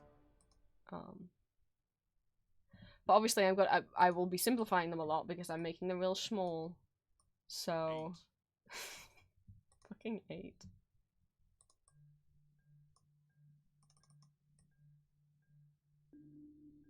This is gonna be interesting. I just figured this would be easier to do than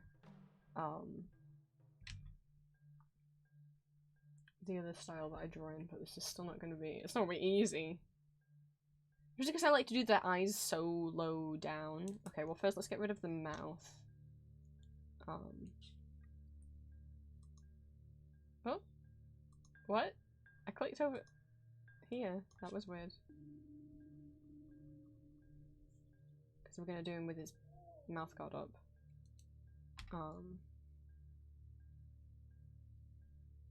Oops. Oh, I don't have anything set up for... I have that as my own dookie in Photoshop now. But I don't for the web. Okay. Doesn't look like it's in the middle, does it? Ah!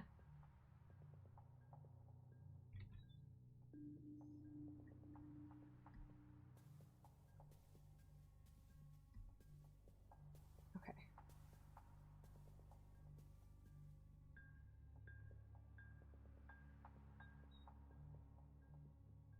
Because the whole thing with this art style is that the eyes are really low down.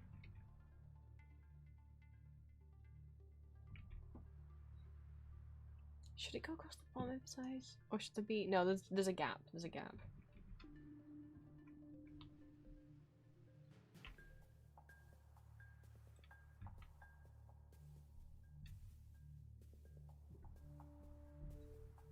It's just gonna stress me out. Yeah, he's got his little nose.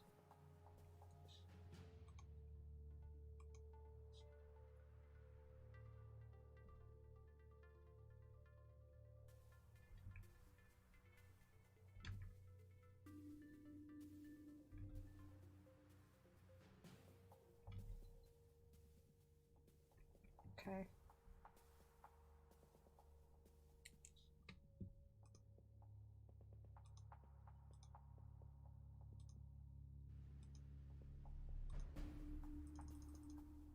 I'm really so fucking Megs. Nothing about this is nothing about this is fun. Okay, so we've got this little...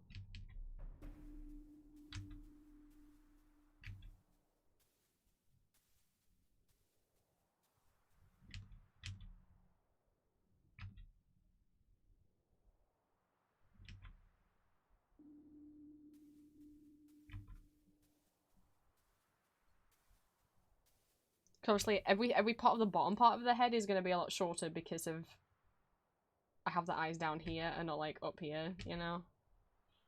But that's meant to be part. It's meant to help it be cute. I don't know if it will. I mean, I could change the shape of the bottom of the drawer. I don't have to keep it like this. I just thought maybe it'd be better if they all had the same kind of shape drawer. But maybe we should. This is like flat. Oh, I think that helps. I'm gonna draw half of it. Was what I normally do with these, and then I copy, paste, and flip. Go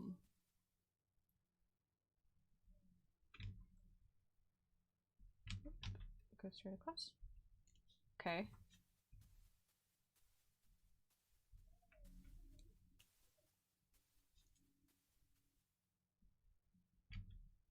Like, I don't know how much detail to go into before it look like too much, you know?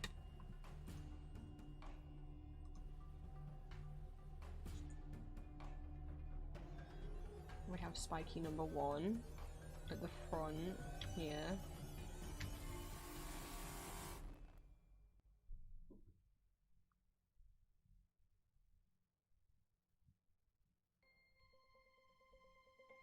And we have these little side domes. Why I'm making up words?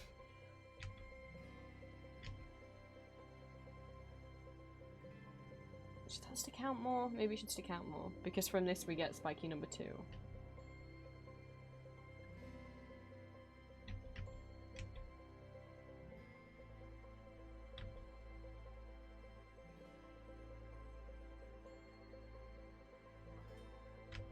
His little bunny ears.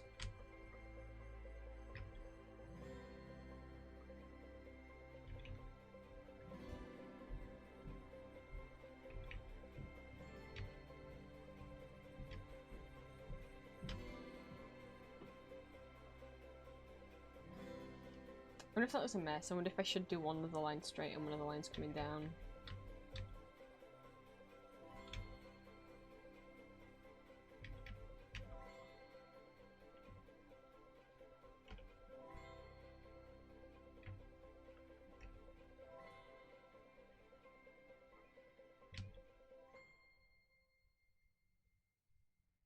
Yeah, I got these little critters. Hi, Lily. Ali's drawing bush willies from the 1986 My Little Pony movie. I was telling Ali about it because it's a movie that I grew up watching a lot. Let me show you guys a picture of what the bush willies look like. Everyone's drawing Pride stuff. I'm not drawing Pride. Sonic! Oh, that's the most Pride themed illustration of all. Who drew Sonic? Who came in and drew Sonic while I wasn't looking?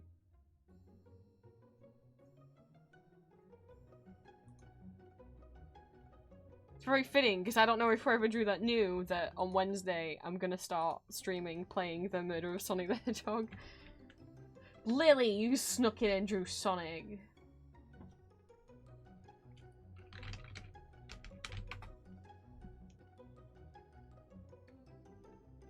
I like Sonic too. It's like, it's nostalgic to me because I grew up watching the I didn't grow up playing any games. I grew up as a kid, me and my sibling watched a lot of the Sonic Underground cartoon. I never watched Sonic X, but I watched the Sonic Underground cartoon. And then so I was just like, they're just funny little guys. And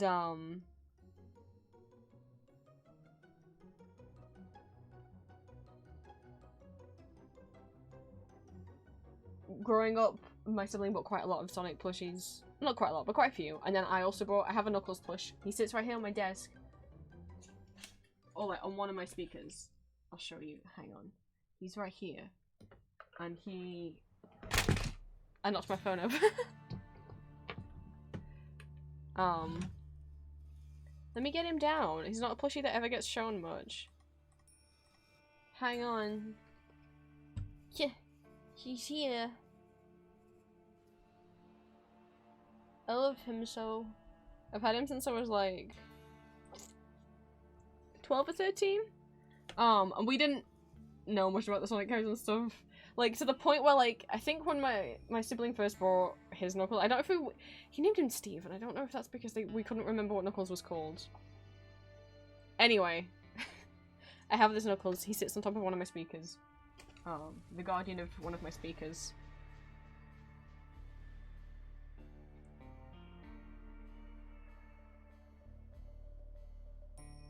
No, I've never played a Sonic game. I never got to see any of Sonic X. I just don't think it was on. But yeah, Sonic Underground. Sonic Underground's theme is a bop.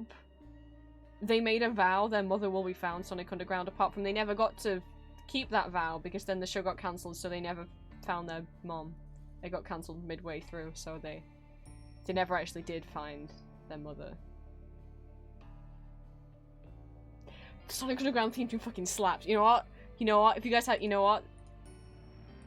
Okay, I'm a player for on the Sonic Underground theme because everyone deserves to have Sonic Underground in their life. You mean you know So that everyone knows about the Sonic cartoon where he has a sister and a brother and they're like a rock band and they're like the abandoned children because their mother had to send them away. Who's like, their mother's like a queen and she had to send them away to save them. Anyway, these are the bush release from My Little Pony. This is what Ali's drawing. This is this little guy.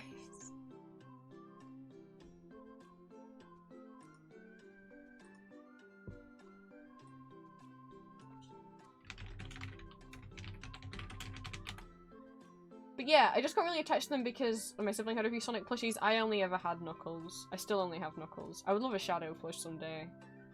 And then as an adult, I adore the Snapcube Sonic fandoms. They always cheer me up.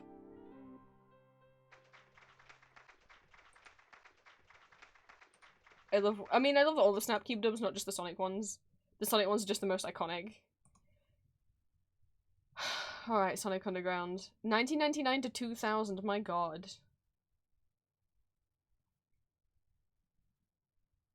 It used to air in the morning on CITV. And it was one of like the earliest shows that would air, so we'd try and get up early enough to see it.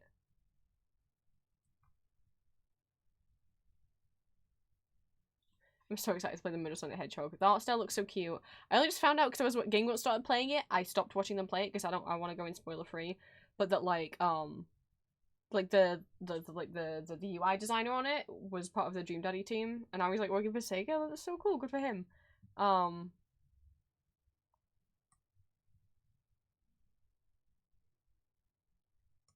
don't know if this will load, but you guys deserve to know how much this theme tune slaps, okay? And it's not just like childhood nostalgia goggles. The throne awaits, and who comes from a deadly fate. Give up your children, separate. Find your time, lie in wait. Sonic Underground, Sonic Underground. They made a vow that mother will be found. I don't know why it's not full screening properly. The children grow, learn what's right. Leaders of the freedom. Oh my god. Fucking... YouTube did this on me yesterday. I tried to full screen the video and instead it full screened the window. Hang on. We're gonna appreciate this fully once it stops doing this. So, sometimes on YouTube when I click the full... Okay. There we go. Now it's doing it. Sometimes on YouTube when I click the full screen button in the corner, it doesn't actually do it. It like full screens the window, not the actual video. Anyway, let's appreciate this. Triplets born, the throne awaits. A seer warns of a deadly fate. Give up your children, separate. Find your time, It's a bop. lie in wait. Sonic Underground, Sonic Underground. They made a vow that mother will be found. the children grow, learn what's right. Leaders of the freedom fight. They seek their mother, she knows they do. Is it time? If she only knew. Will your prophecy come True. Sonic Underground. Sonic Underground. I long for my children, but I have to wait. To act too soon could seal their fate. They made a vow that mother will be found. Sonic Underground. It didn't have to go that hard.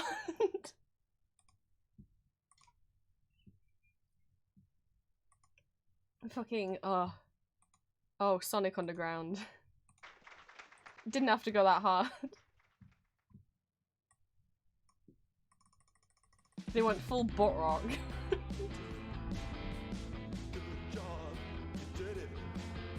Oh, Sonic music. It's true, the Sonic X, they gotta go fast. Gotta go faster, faster, faster, faster, faster.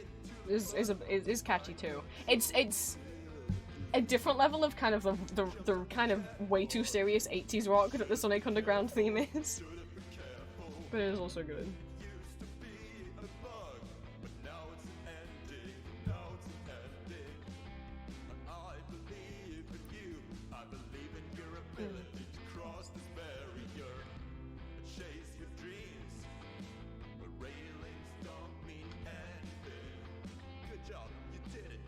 Good job, you did it. I'm so much happier with the song now I've actually had this ending in the Stanley Parable. Good job, you did it. Good job, you did it. I think it was the Sonic song that did the Sonic, you can really... I don't know. The only Sonic themes I know from the cartoons is the Sonic Underground, and I think Sonic X is the one with the gotta go fast. Gotta go faster, faster, faster, faster. That one. That's the only two that I know. And then I know a handful of songs from the games.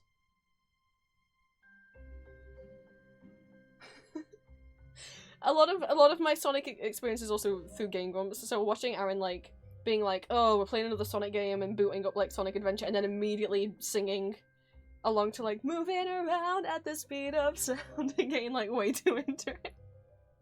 Just keep on moving ahead. Sonic's got its own genre of music.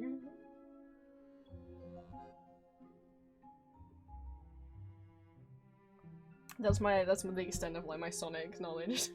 Sonic music knowledge.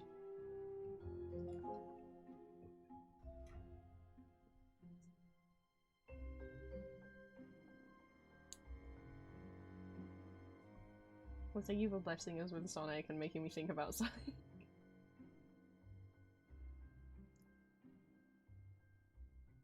Is Q still going? My goodness. Right. I've got to at least draw one thing before before I know it. By the time this will be drawn, Q will have got all the way down to this part of the map of the map. Jesus, of the canvas.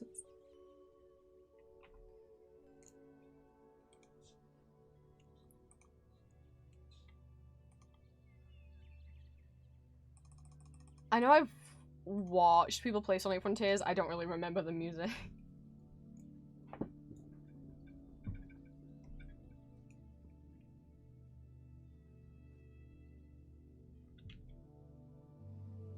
Right, let's see.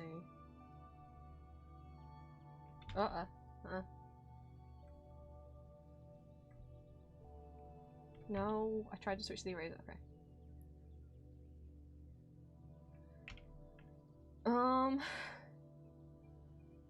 Is that where I want it? Is that where I want it?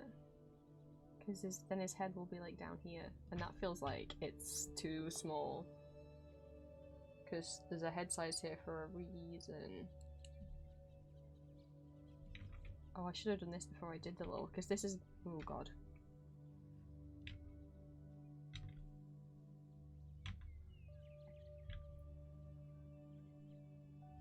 You know, I want the head to end here.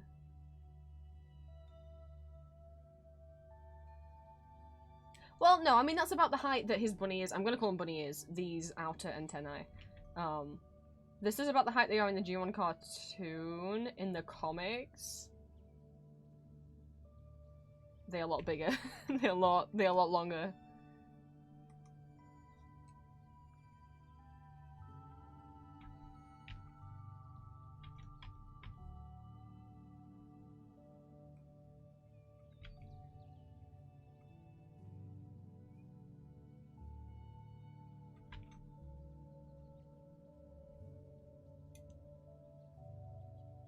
Enough, because then I've got to think like there's a whole, this is what I mean, then it's like how am I going to do the detail of like there's a line inside there and then also the lines going across.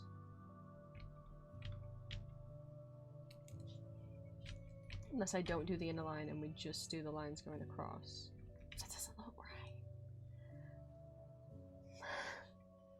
I can't do all the levels of detail that are actually here.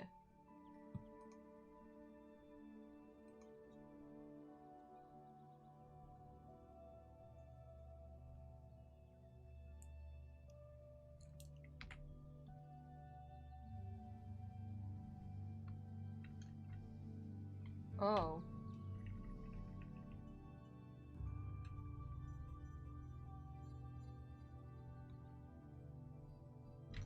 I won't know until I duplicate it and flip it.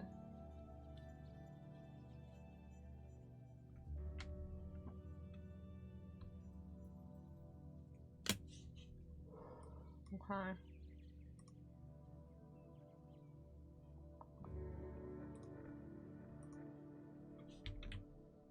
Come over here, Optimus.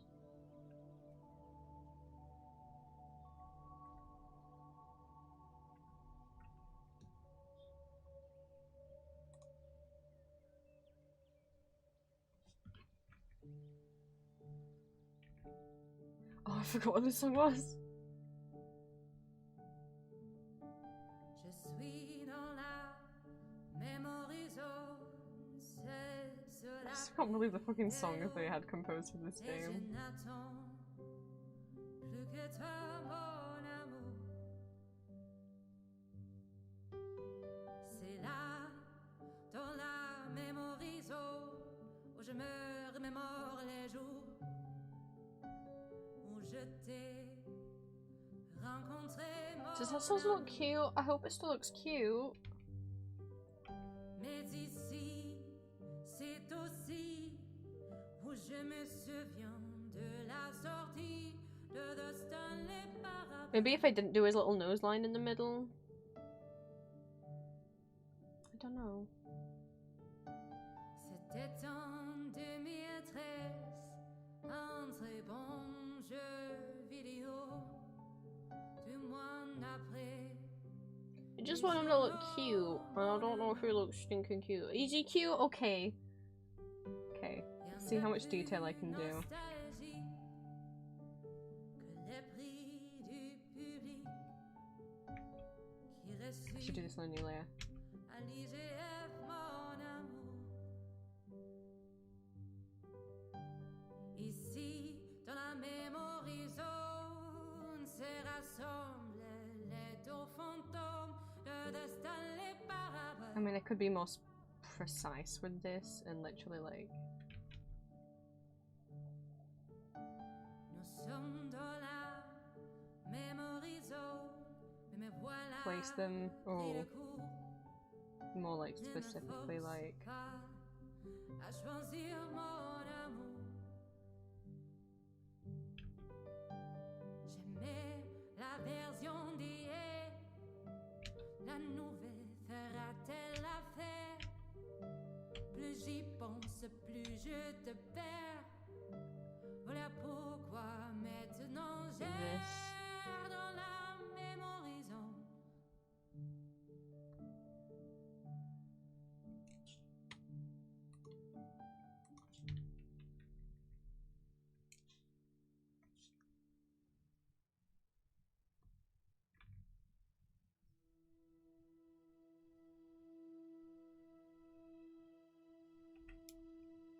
Okay. Now I just need to evenly do the lines going across.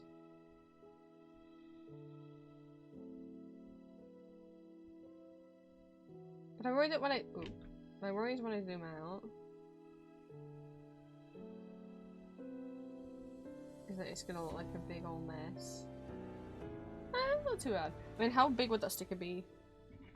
I don't know, let me grab one of my stickers that I've made. So if it was to be the same height as the other sticker, as the sticker, then that's about the height it would be. That's okay.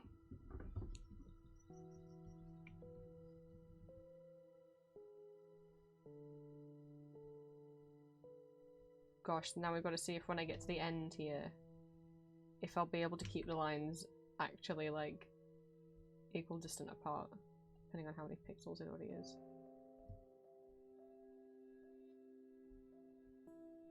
I mean, that's not how many lines it actually does have, though. They are... I think maybe they are meant to be a bit further apart. Ah.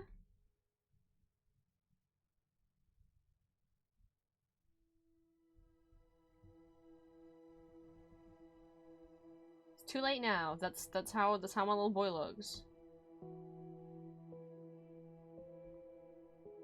That's enough detail. Okay, move that down.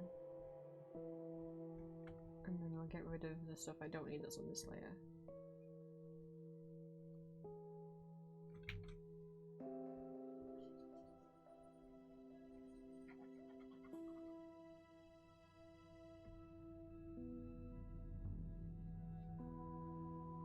Okay, so we can work on the body now.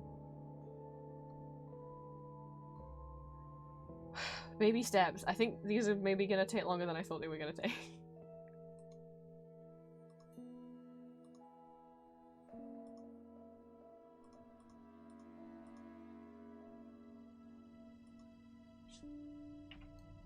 I mean, I think the heads might be one of the most complex bits, so we'll see. Okay.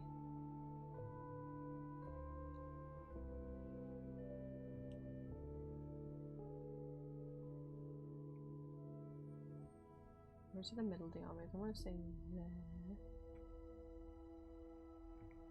How am I gonna...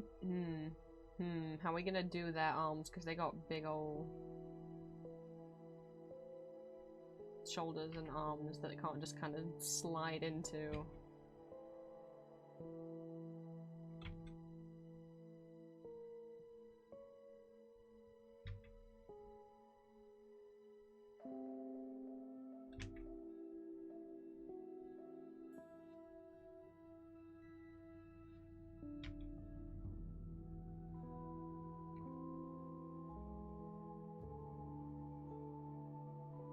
Try and make it not look like it's bending, like it's curvy.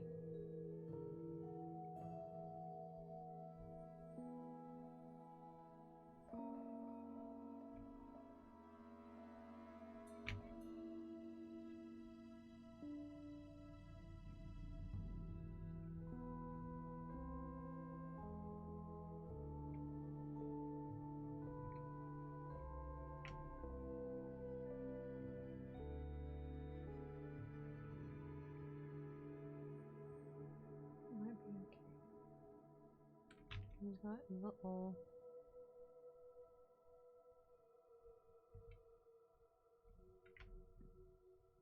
I'll have to kind of go off behind his head with little white tubes.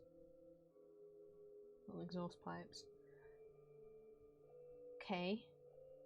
Okay, what I think I'm gonna do for the Autobot Decepticon logos that they all have on them, what I want to do is just do like little hearts instead. That's not a heart. I want to try and do tiny hearts. So I suppose I should draw one and then just copy paste that one on all of them. That would be a good idea, and then they all have the same one.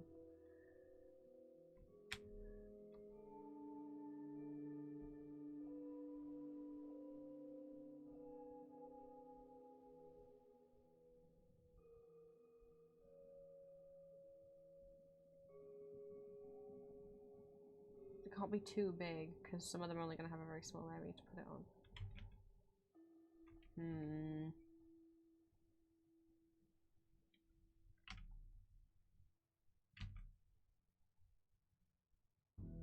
This is about like a heart.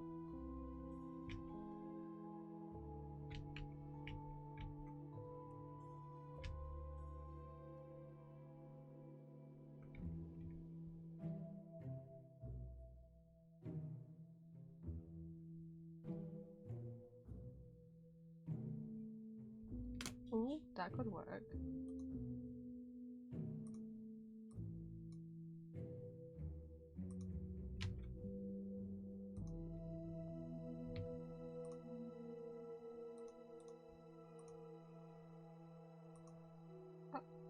Oh.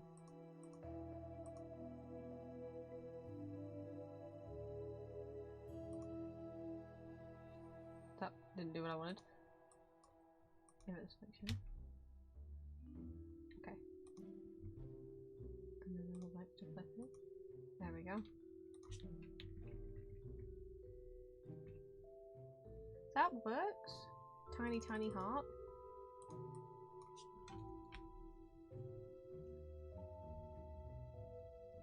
Should I do a little bit more to the side? My worry is if I do a little bit more to the side, as cute as that is, I might not have the room. I don't know. I don't know. That looks like a heart.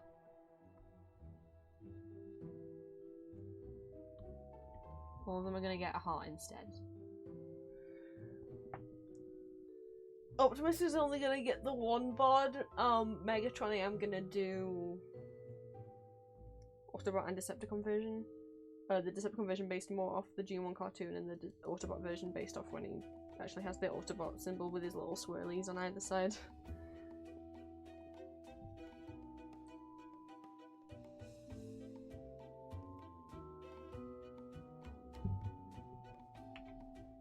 Oh, it's getting so horribly warm in my room. And it's only that time of year, I need to start thinking about the fan coming back in.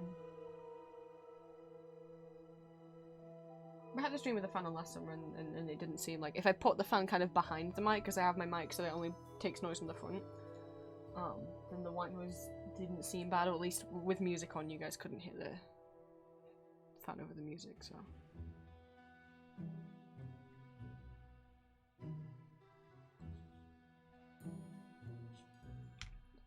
Just bring this closer.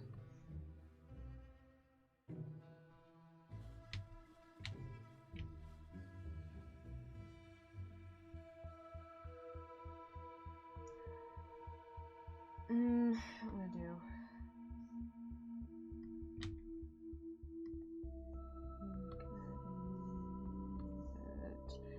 The only downside of Magma is if you use Firefox like I do, the copy paste doesn't work. Like, it's a known thing. If you look on their FAQ, they're like, why doesn't copy paste work? And it's like, it's because you're using. I'm like, cool, can you fix that? Rather than this new stupid AI tool they've put in it. It's in beta. When I opened it, they were like, do you want to use this AI tool? I'm like, no. But also, I am still going to keep using Magma. It's free, I don't pay for it. I don't think anyone's going to use it. I don't think enough people use Magma.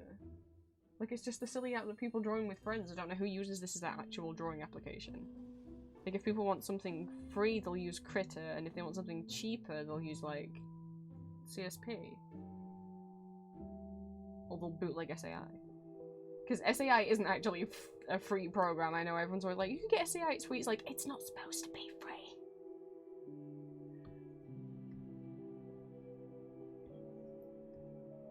So let's go put his little heart he has on his shoulder.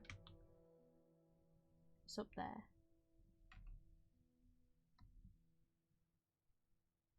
Oh. So then I should have done the body before I did the arm. Too late now.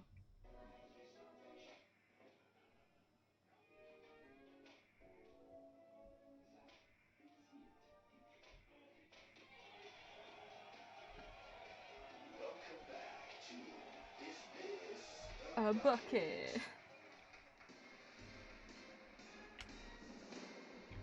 Is this bucket? No bucket.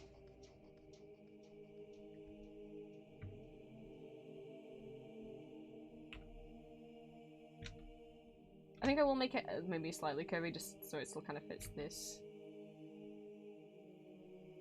shape. Maybe. Oh god, I didn't think this through.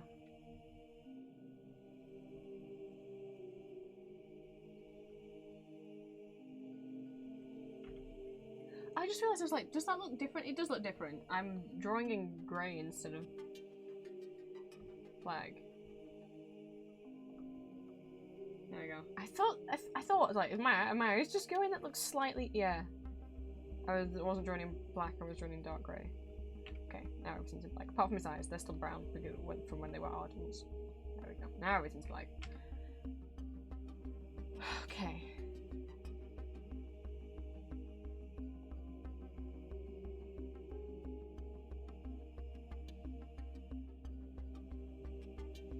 We're gonna kind of go halfway down the chest.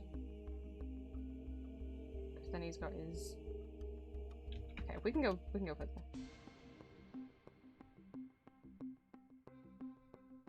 And the girl's like here.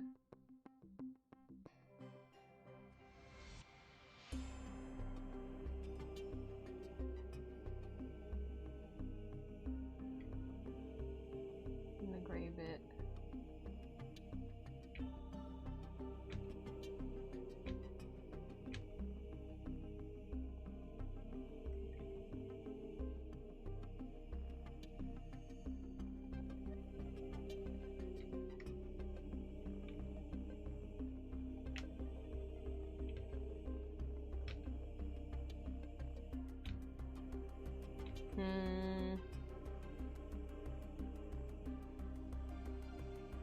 Just a bit wider. I don't know if it looks right.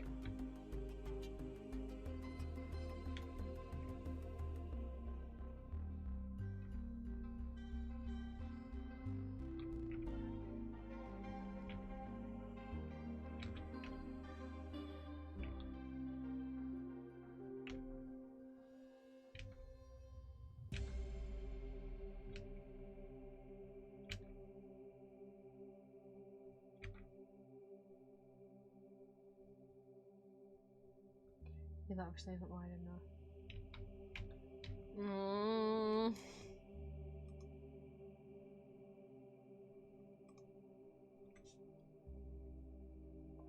They're very much are meant to like rectangles, not squares.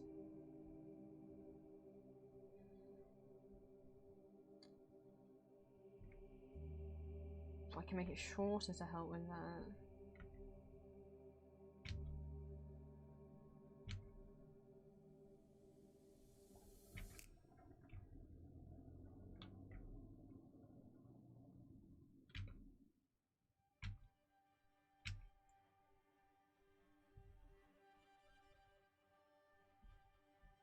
Okay. I can fix it. It's fine. Note to self: don't necessarily do the arms first. Because I might have to erase quite a bit of it. No, that's fine. This one's fine.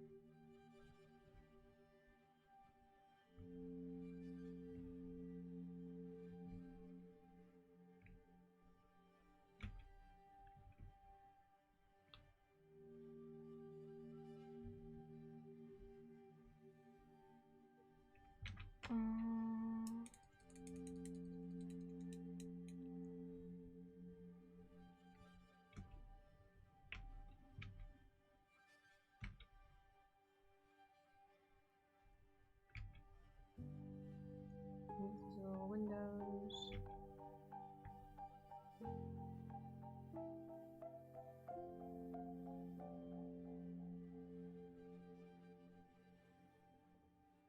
I don't know why it's tripped me out a little bit.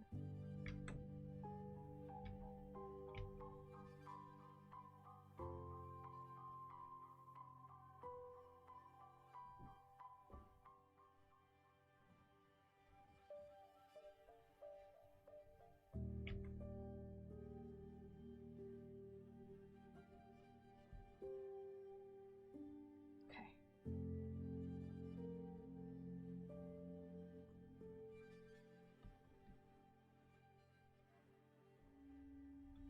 Yeah, because it looks a little bit too high up, I think is what it is. Shift everything down by 4 pixels, maybe?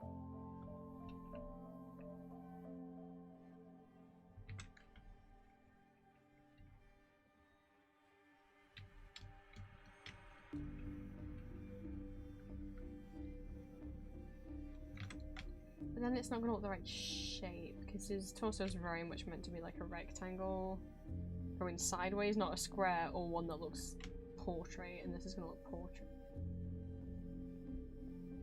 Which I think looks silly.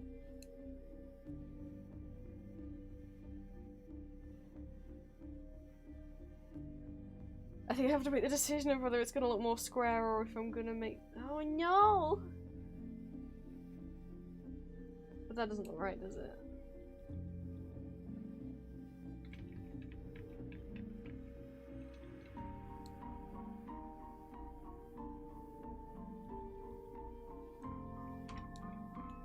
Stress me out. It's just meant to be a cute little fun silly thing. Who cares if it is completely like accurate? Just get rid of that so I can look at it and get distracted by it.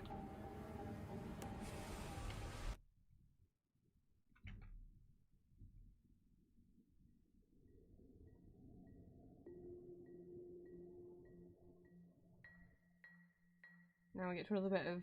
I shouldn't have drawn the arm first.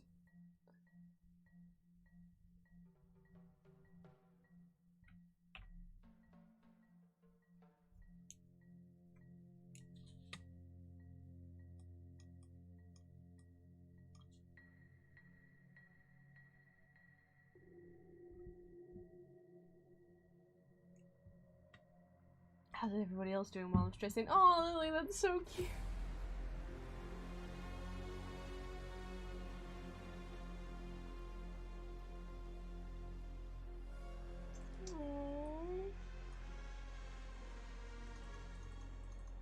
These are like tiny nooks. These little chaos emeralds on his headphones. Wow. He's so pretty.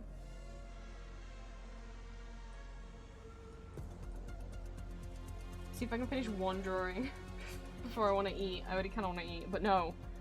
Jesus, I have to do one thing.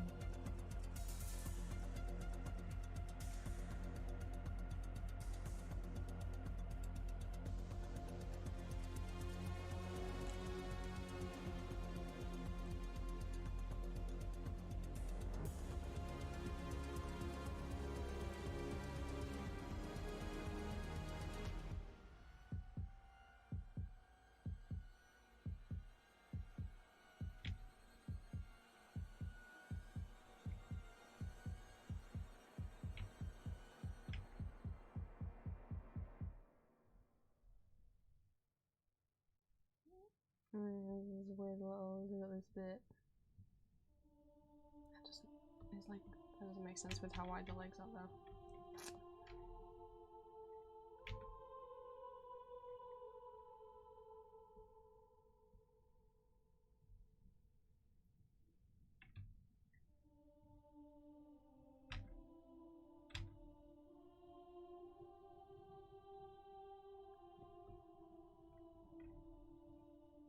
We got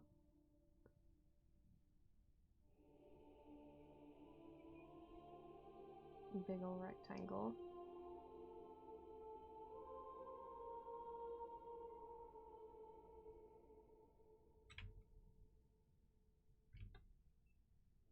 I think it's almost easier if I just coloured these in and did those bits as, without having line art around them.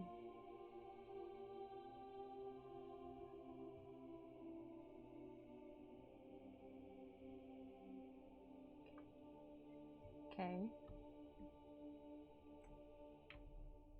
Do I want to? I'll think about any details and then legs. Everyone's getting very simplified legs.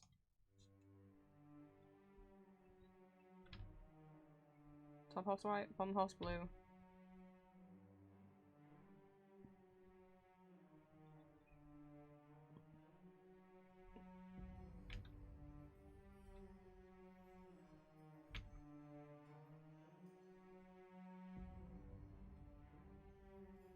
Oh, that's a bit messy doing that on the diagonal.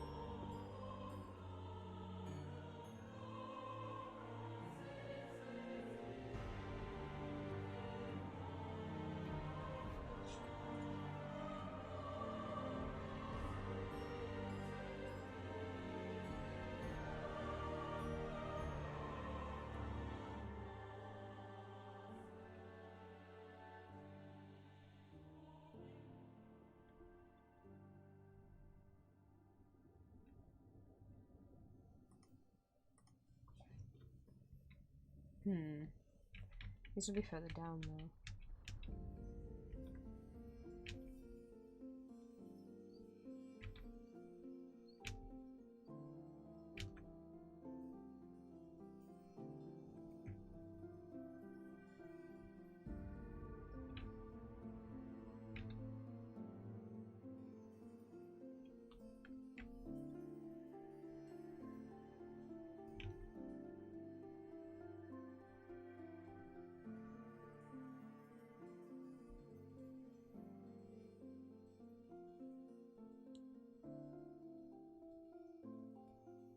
Do I want to do any extra details?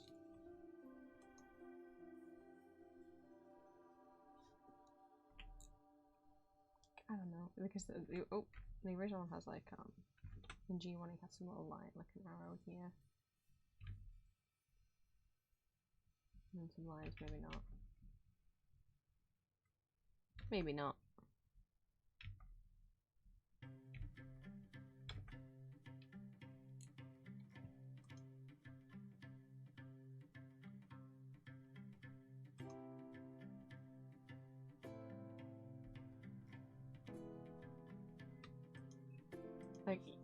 yes, he does have some more like decorative lines, like paneling, but I don't think I'm gonna do the paneling. I think the only lines I'm gonna do are those that actually straight up separate colour from colour.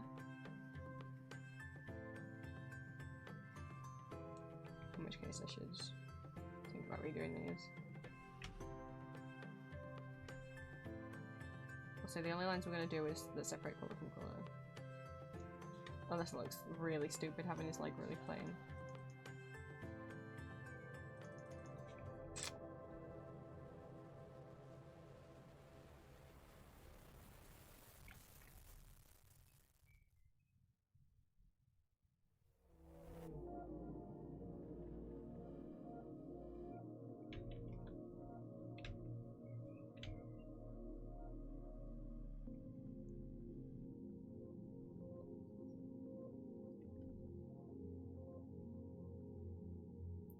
I don't know if I should do the extra paneling or not.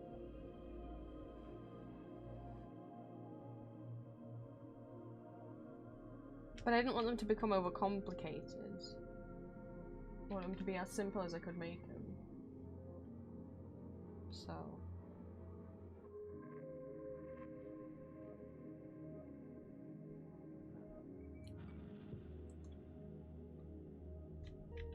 And every time he's drawn, these little lines here change anyway.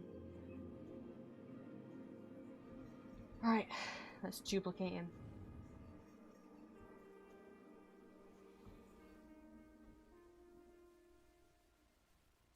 Trippy.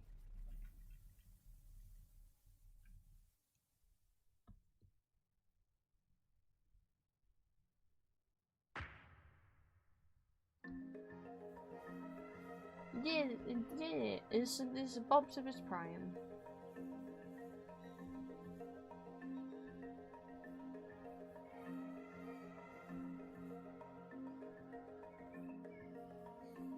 I drew one thing! He's not coloured in though. Should I colour him in or should I do another line art? I guess I should colour him in.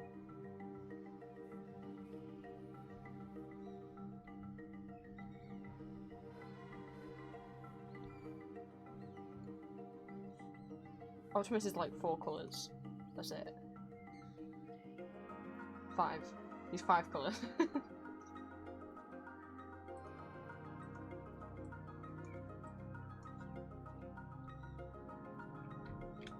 So colour 1. We got red. Now I don't like doing things too saturated.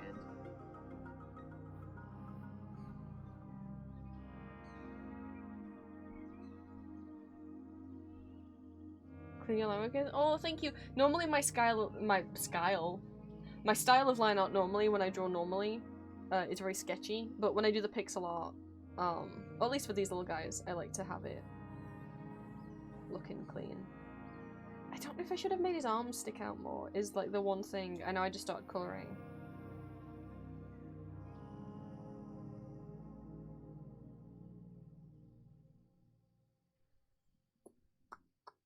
But he don't got chunky arms, like that's the length of them. Oh, the blood drop level thing. Okay. So that's a Twitch thing. Every channel on Twitch has channel points. You can just customize them and name them different things. So like I called mine blood droplets. The default name is channel points. So basically, as you watch the stream, and the more time. Oh my god. The more you watch the stream, and also the more you chat, you get points, and then you can spend them on little redeems. Either like, so we have like a hydrate redeem, which just tells me to drink water, posture check, stretch, pronouns check, head pats will give me little head pats on my model. You can choose an emote to unlock for like one stream without having to subscribe. A bunch of redeems, the 1000 redeems are all to change my model. Thank you for the head pats. And then 3000 I have to do squats. I have to get out my chair and do squats. You forced me to exercise. That's why it's most expensive.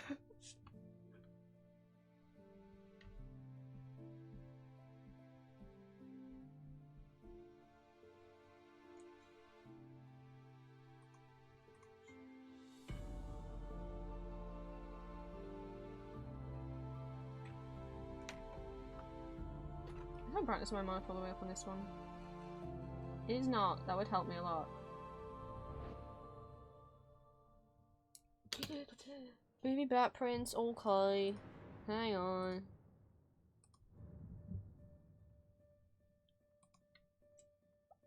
Baby Bat Prince was made by and was a gift from Nemdazar on Instagram.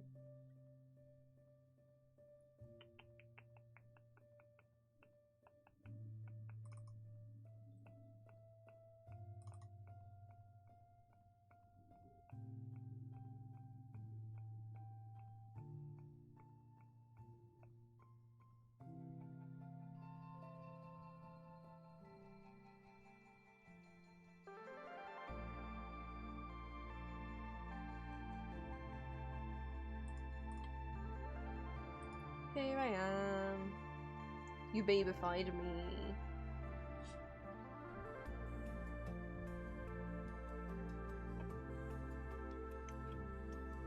What else is red and Optimus Elfstor is looking? I can be even. You think this is cute? I could be even cuter. Wow. Fear me.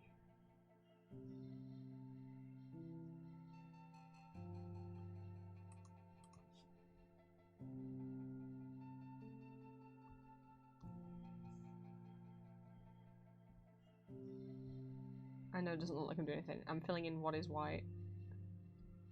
Oh, I've missed something on his legs.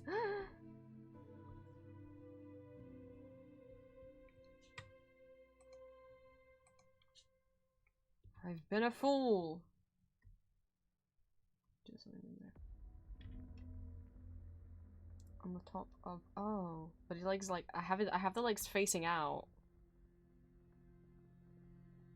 That's true, the legs are like facing out, so actually you wouldn't see those. So on his legs, like if his leg was like this way, right? If they're facing that way. It has little white things sticking out of the sides. But the outer sides of his legs are back here. I guess I could still do them a little bit.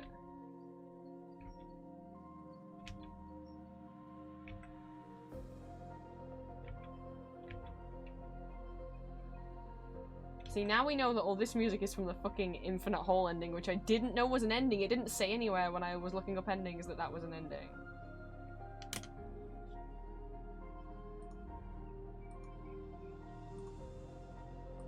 Ah, shit. Did I fuck up? Yeah. Instead of making a new layer, I do that again. Instead of making a new layer, I accidentally made a duplicate layer. I just want to make a blank layer, so we could just do a little...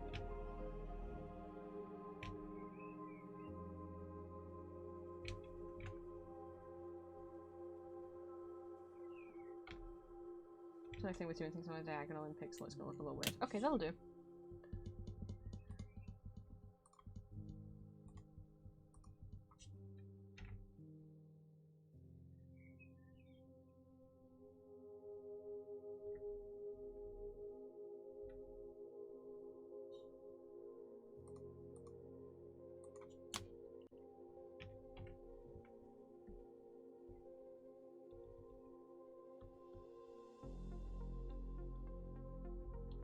Then the third colour from Optimus Prime is blue.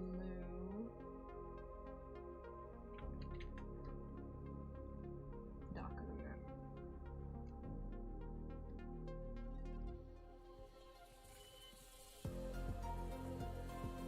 I'm eyeballing the colours.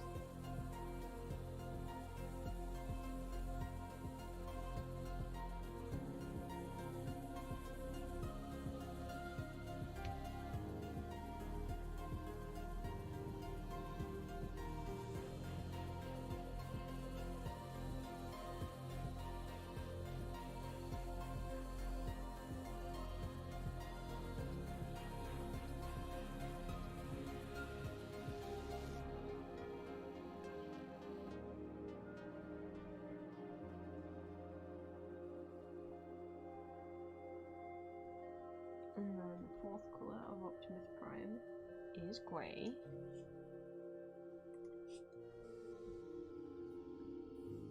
what shade of grey really kind of depends. There's no really consistency on how light or dark the grey is.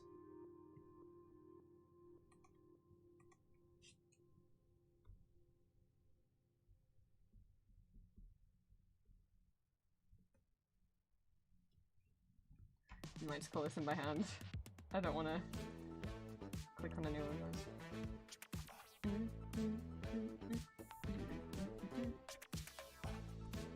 Grey, grey.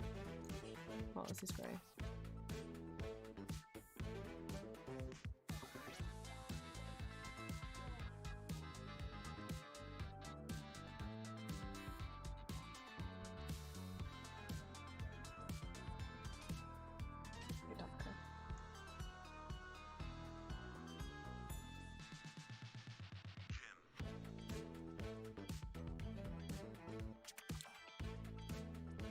I don't think I filled these in white.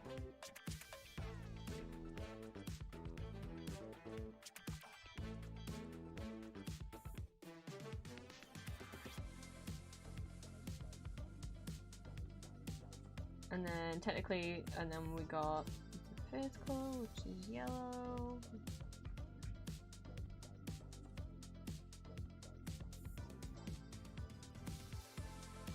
Oh, I mixed out a bit of grey. I can't decide if I... maybe I will make the grey a bit lighter. I can't decide what looks... But I'm thinking like, oh, Transformers Prime, they made it quite light. I said I forgot a bit that was grey, but then I don't... Oh, the feet.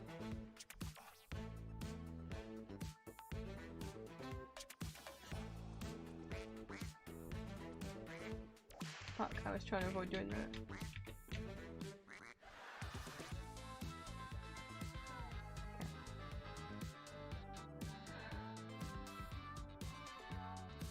And then slightly bonus colour, which is the pale blue of his windows.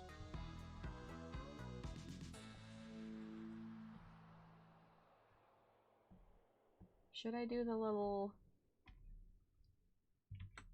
kind of light streak that sometimes they have on them? Yeah.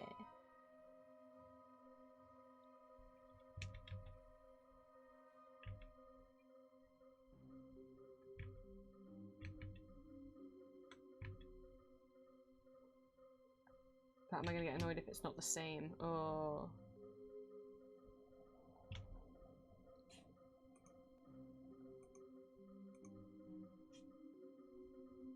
Or do I not do it? I mean, it's not that it actually is a streak, it's just that normally there's like light reflecting off it.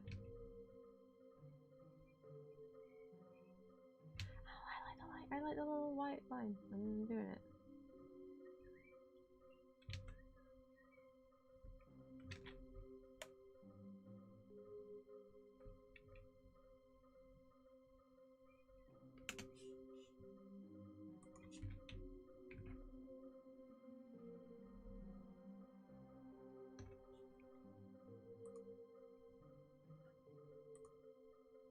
And then little highlights, so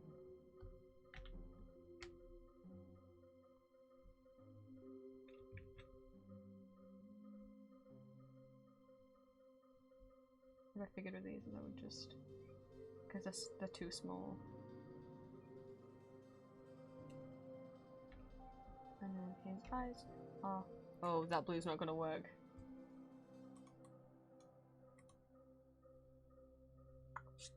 Okay, different blue on the eyes because it needs to stand out against the grey. Ah. Okay.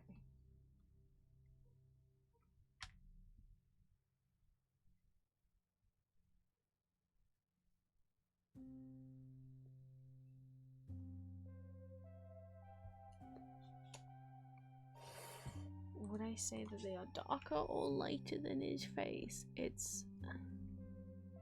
They're really about the same. They're both quite light.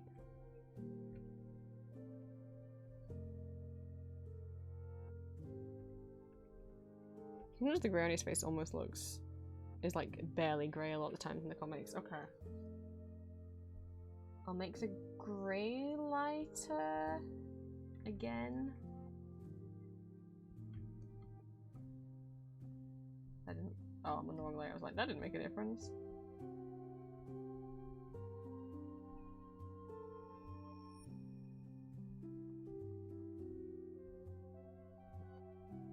I normally don't use the bucket tool to colour, but I do on this stuff.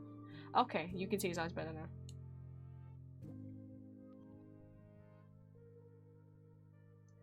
I feel like having the rest of the yellow not have line around it makes the yellow box in the middle look really weird. But if I get rid of all the line out, then it makes everything else look weird.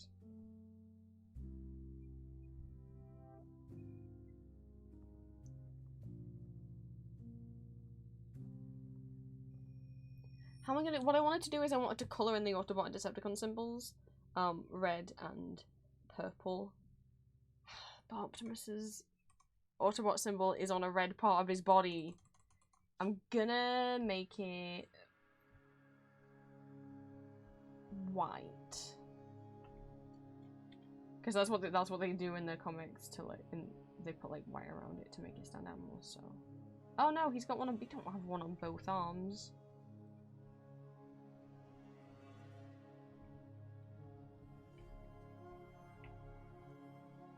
There we go.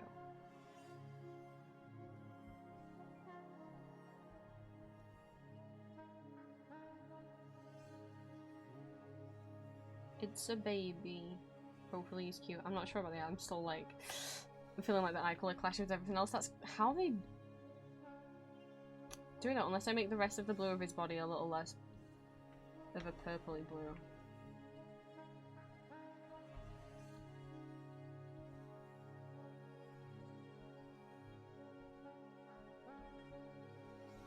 It's a bit more of a purpley blue in the original cartoon than it is in the comics. And then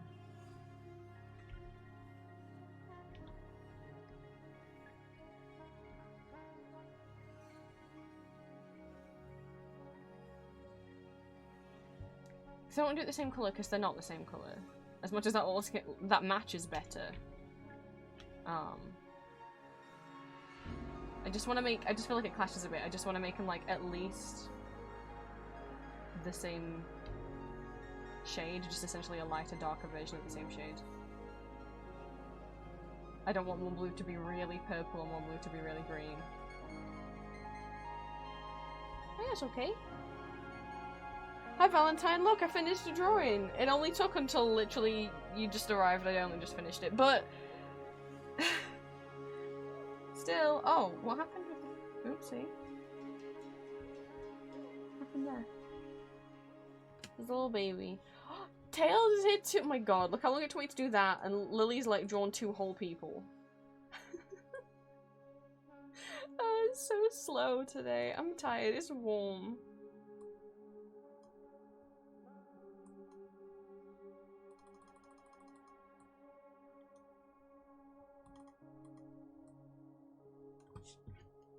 It's Pride Month. I have to hang on.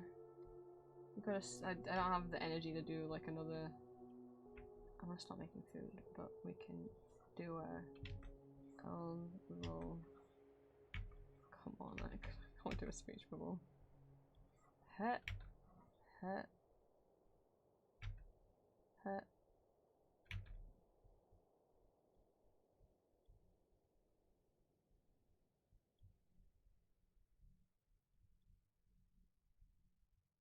There.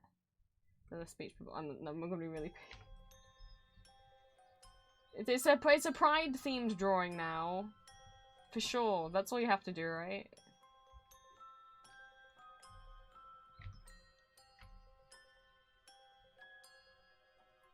It's what, right? I think Hasbro put out some like happy pride message. Oh no! Someone made some fan-made Optimus Prime fan illustrations on Twitter that I saw, and some fucking dick troll replied like, actually Optimus would never support this shit, like Optimus Prime would never support trans people, but he didn't use the words trans people, he used much worse words. And I would just like to come up to this fake Transformers fan and say, and you know, I've never wanted to actually someone before, but actually, Yeah, one of Optimus's best friends in the comics and most loyal companions, RC, is a trans woman, and he completely respects her transition and changing pronouns. So, oh,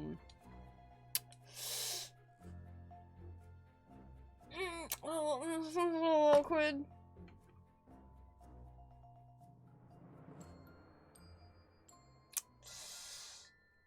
It's like someone's a fake Transformers fan. There's two very different sides of the Transformers fandom. There's... I'd say there's like three types of Transformers fans. You've got like the older collectors. Normally older guys who are like, have been obsessed with the cartoons since they were a kid, and they have like a whole room that's just full of Transformers figures. I have no idea if these people also consume the comics, but they're just into kind of consuming all Transformers media, so probably so. They just have the little caves full of Transformers. They mind their own business. You got the people who have read the comics. Maybe they haven't read anything else other than the comics, and they tend to be like the crowd that I hang out with more, the people making fan art and fanfic and like very LGBT friendly side of the fandom.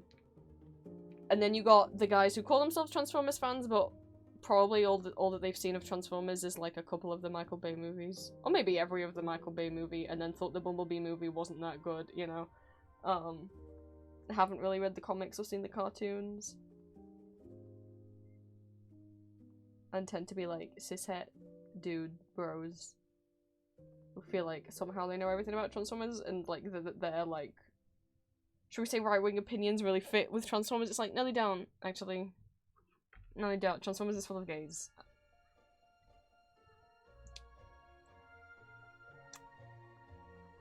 If only they knew.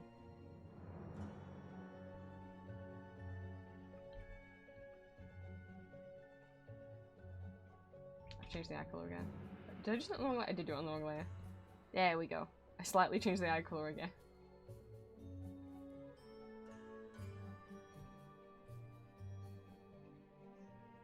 I got a little bit of time. I don't think I got enough time to do another one of those. That took way too long. There's no reason why that should have took too long. I think it's because I'm sleepy and it's really warm in here and I felt really weird today physically. Hopefully now I've got one down, the next ones don't take that long.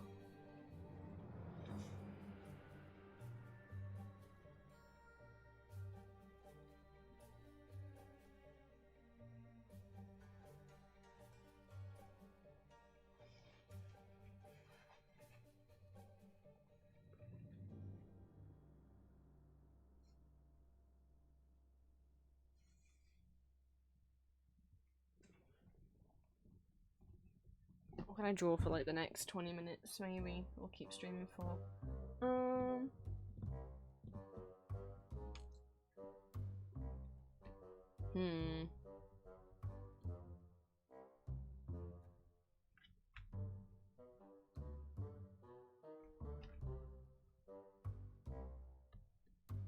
There's a couple lines there. Were those from me and I didn't realise?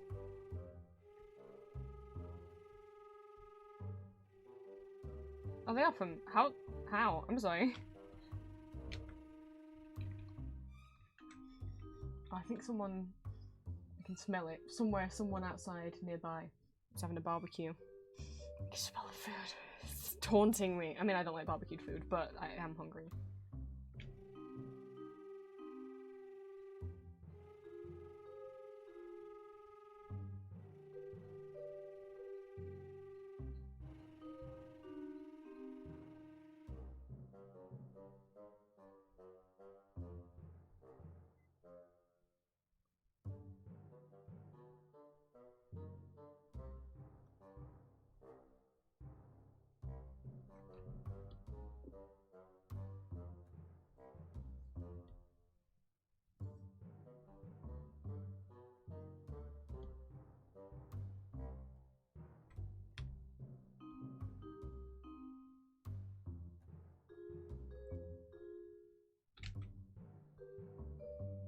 Baby time.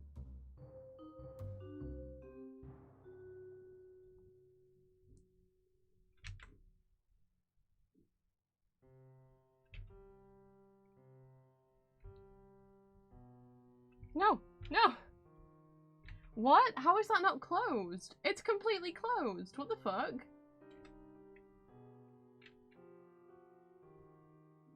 There's not a hole in that. I'm sorry for flipping the cameras, but like, what the fuck? Fine, I'll colour it by hand.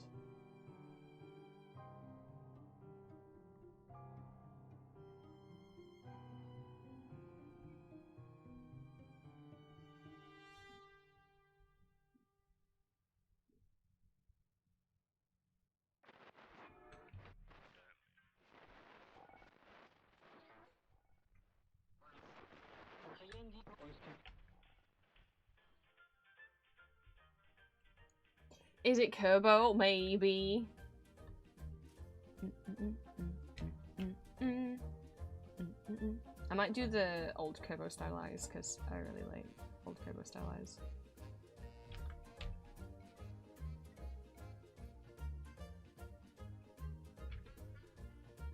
His little cheek, his little cheeks, his little cheeks. I miss his little cheeks.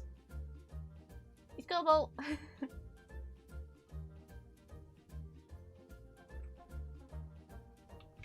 Oh yeah, I'm doing this one on the same layer. I forgot about that. Intentionally on the same layer.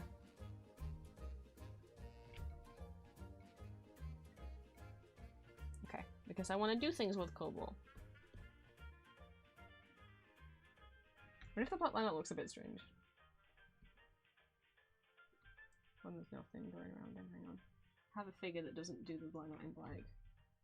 Do it in blue. That looks strange.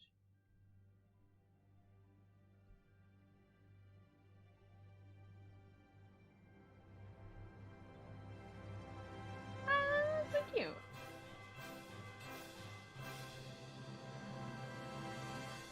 I normally don't do coloured line art. I think that's cute. I think that's cute.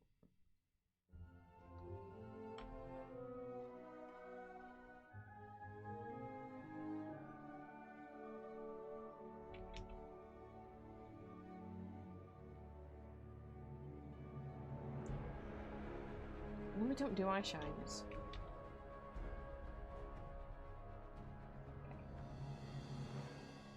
There is a Kerbo. A wolf coat. Oh no!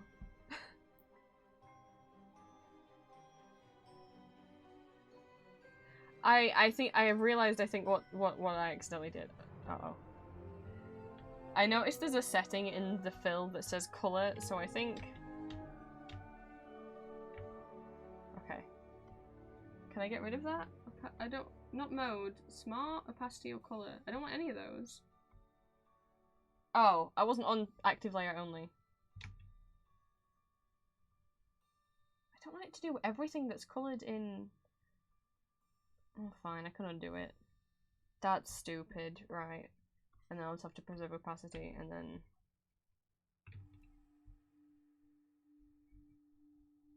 Just do it this way. That's so stupid. Yeah, I know, I don't need the tutorial, I just want you to select the tool, please. I hate when these little side things pop up and don't go away. Because it lags Magma so bad as well. I know how the brush tool works. I don't need to learn more. Oh no. Oh no. I'm not clicking on anything.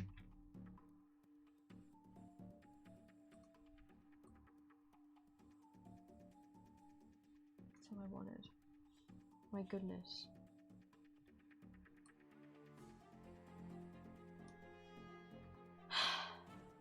Okay. Kerbo's here to celebrate.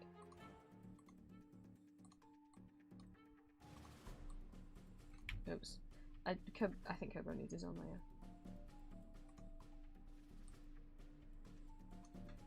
It lets you have like a max of 50 layers, so that's all why I'm like was nervous about making him his own layer, but it's fine.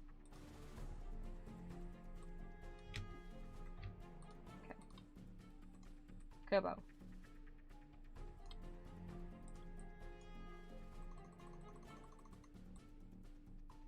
You already made John Skeleton. Oh! Whoa, look at that fancy dandy man. Kerbo is here to deliver a message. Yes, yes.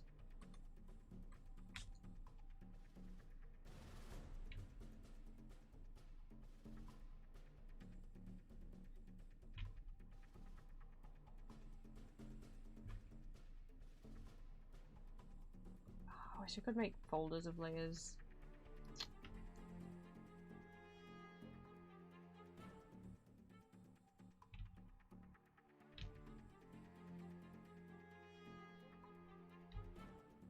Oh! Sorry. What's happened to the fucking... Why won't you fill in? There we go. My god, I don't know what setting my bucket was on.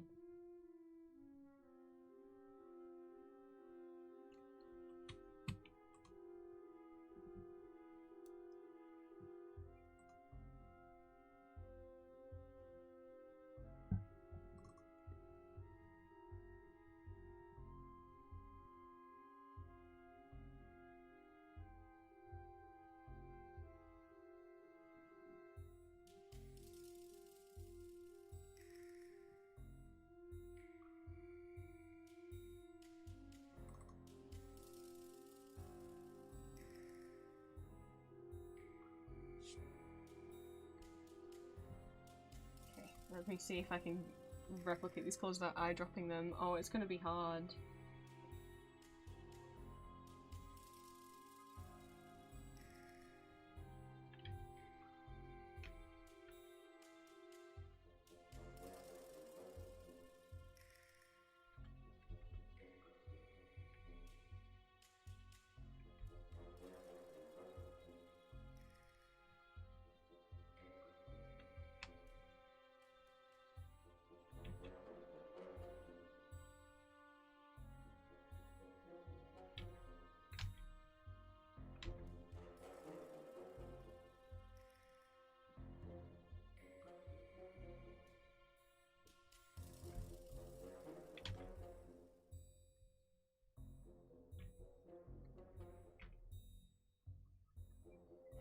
Okay, I don't know what has happened to the bucket tool and why it don't do what I want it to anymore.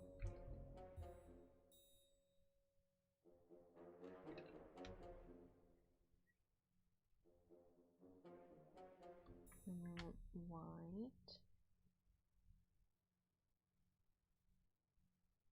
Oh, but I'm not gonna be able to see what I'm not gonna be able to see what I'm doing for this next bit, but I chose this.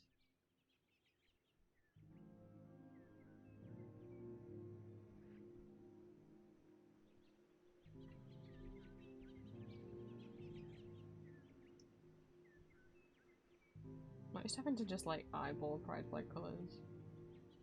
Do I have enough room? Oh, I don't have enough room.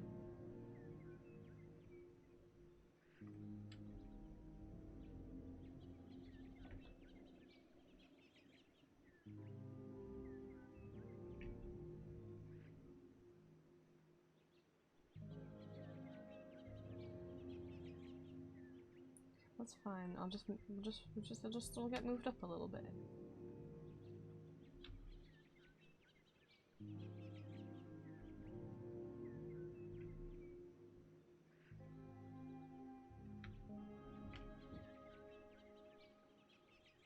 This is just a silly doodle, and I'm actually like, would people want to buy these as stickers?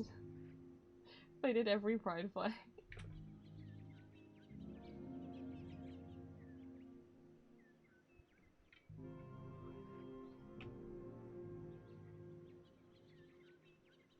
I think the black is a bit harsh.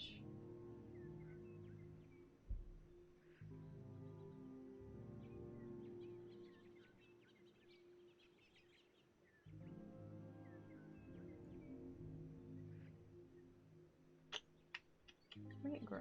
I don't want to make it like a colour, because then it's not really going to match other stuff.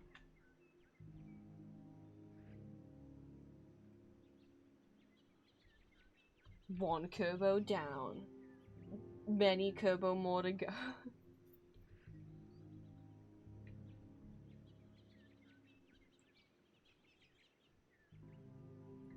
I love Kerbo. I'm making an army. This is the plan. There's gonna be many Kerbo. I can't rotate them in this program without them going pixelated, but I can rotate him in other program. Anyway, I'm making a Kerbo army.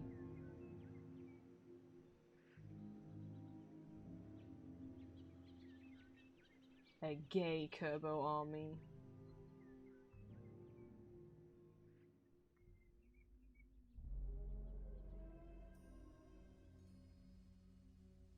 Position that in the same place.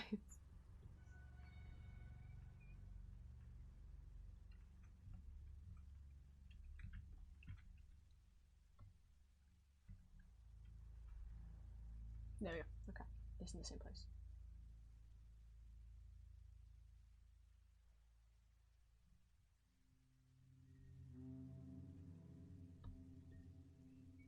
Well, I'm gonna do other 5-stripe flags to start off with now that I've done this one first. Oh, but I've put it on the same layer. Oh, okay, I need to do the fill before I. Okay.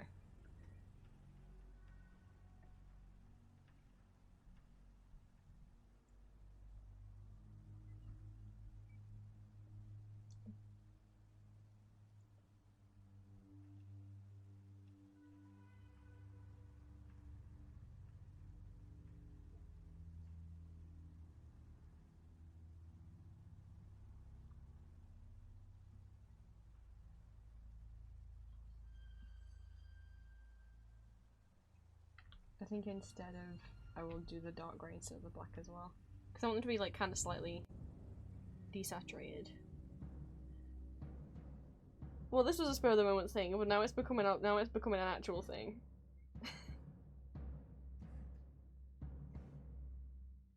It was just gonna be a silly little doodle, but now I'm like, should I turn these into stickers?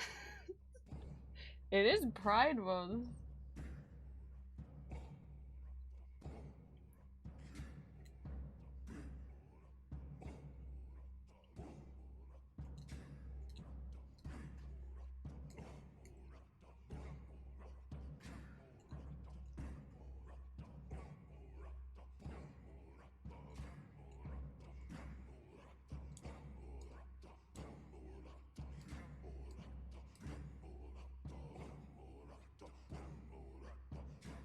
Do we have any flag requests in chat for what flag Kirby should hold next?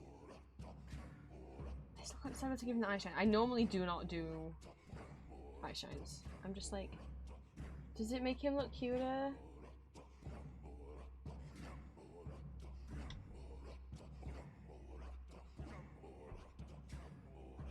That's just not my style though. I don't want to do it. It's not my style. Bye flag? Okay. Onwards, Kirby. My Kirby army.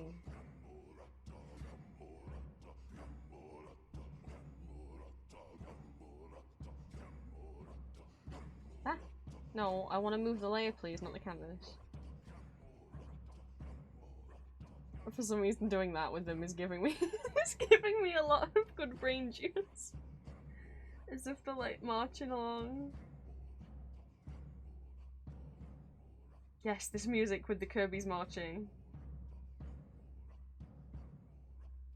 Off we go. Oh, that's as far as my mouse goes.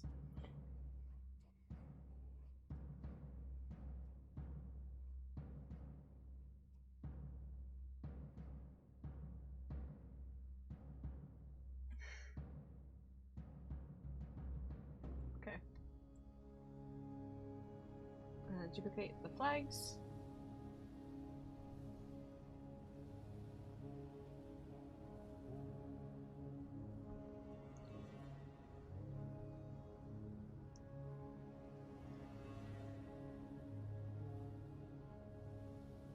Wait, no, there's the pink in the black. It is pinky purple, isn't it, in the black flag?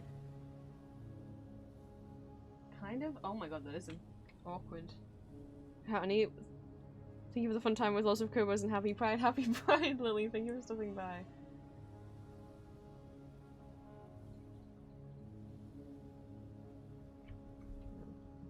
Could have just done that. Okay.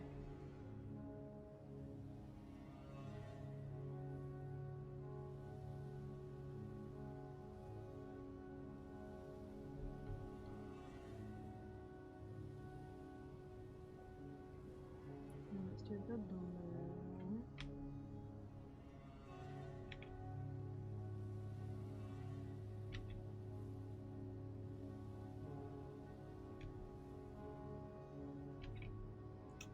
I should have done the stick on a different layer. I was a bit worried about doing this, but it's fine.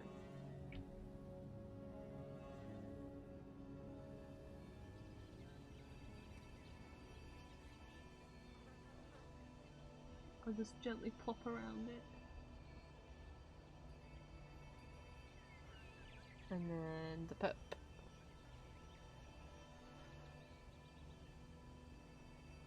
We've got to find the pup that doesn't look too eye strainy.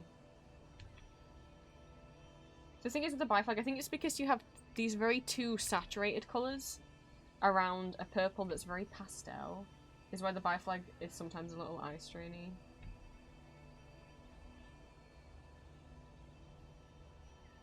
Thank you for the head pets!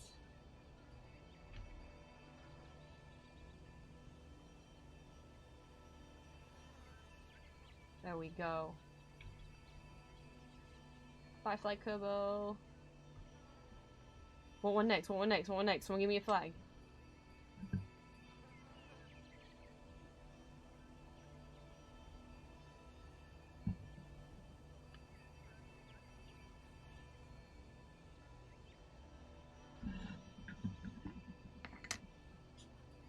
Oh, sorry, the headpads probably weren't in the right place, were they? I just realised I never changed my model bag.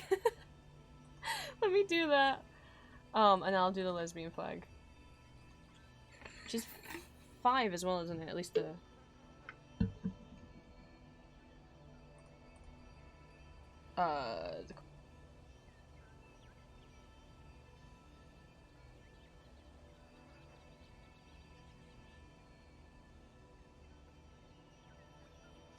Okay, let me switch my model back first.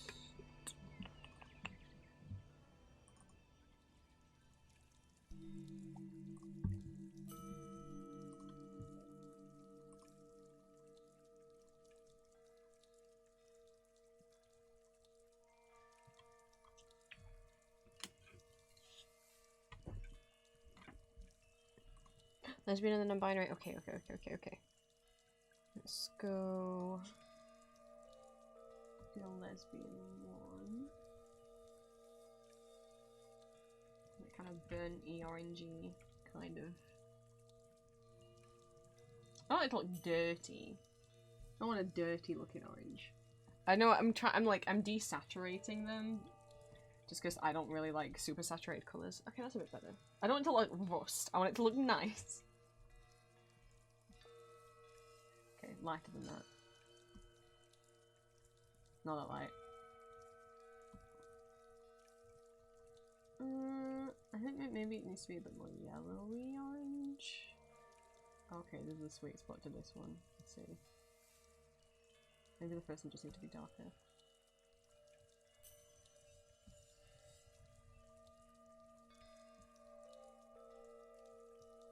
It does feel like a reddy orange, doesn't it?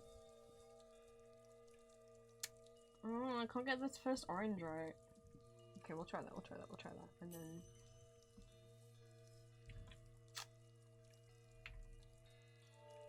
I'll have to just go over this one by hand.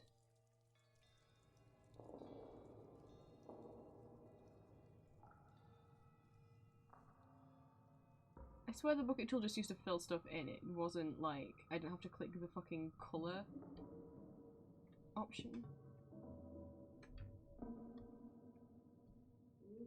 But if I click smart, it does all of it. If I click opacity, it does all of it. If I click colour, it gets everything on that layer that is in that colour. Which is not what it used to do. Like, I swear that's not what it used to do. I don't want any of these modes, I just want you to fill...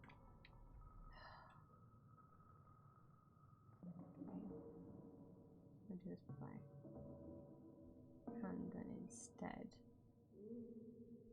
Which is fine because I use the pixel brush. If I didn't, it would be a nightmare.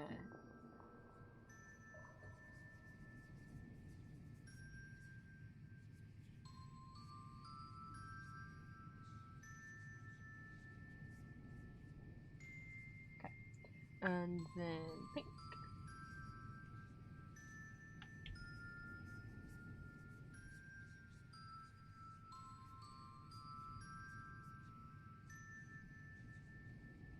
And then like a darker pink.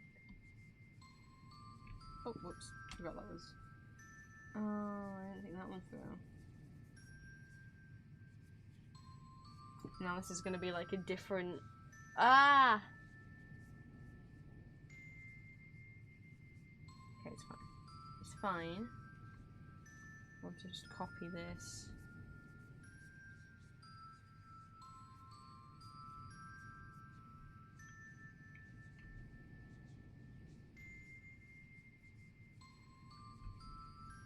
Wait, why is it doing that now? That's so stupid.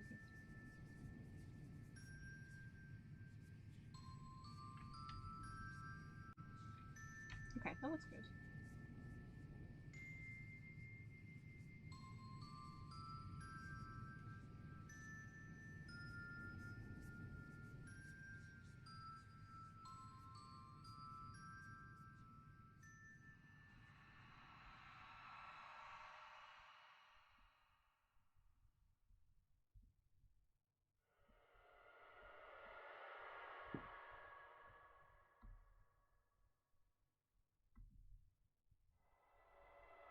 Just gonna overlay that so I can see where that goes. I can delete it. There we go.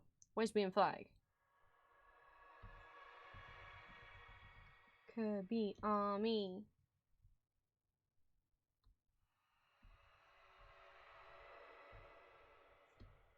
I think I'm in the creepy portion of the Stanley Parable soundtrack now. I'm gonna fast forward until I can find some music. Okay, no, we're pretty much at the end. Do you wanna go back and find, where's the good song? We're in the all good songs.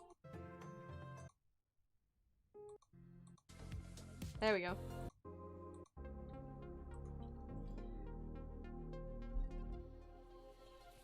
Multiply my Kirby army.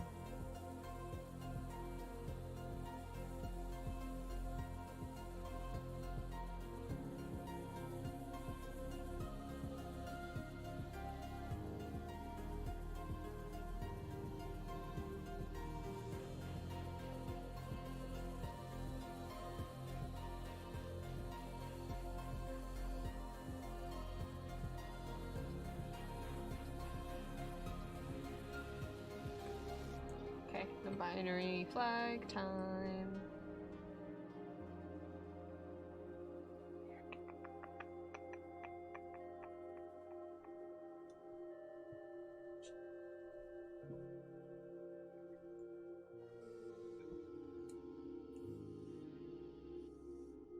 We need to do a full color.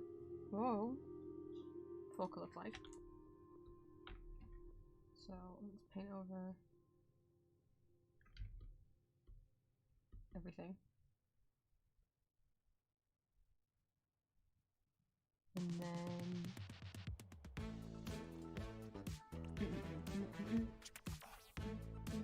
the yellow.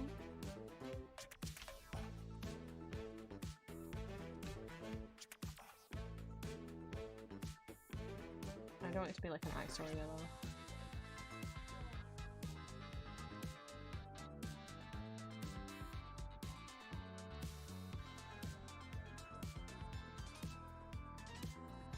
It's probably too thick of a bar, but that's fine, I can change it.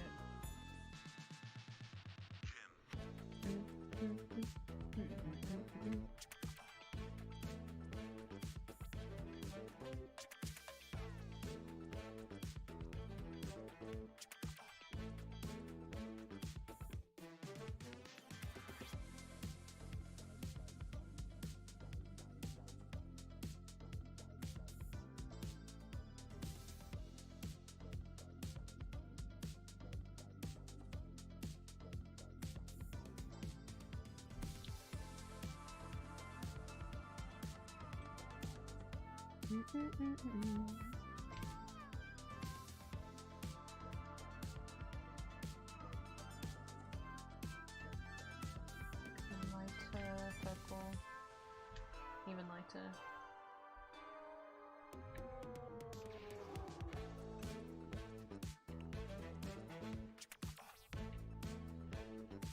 Okay.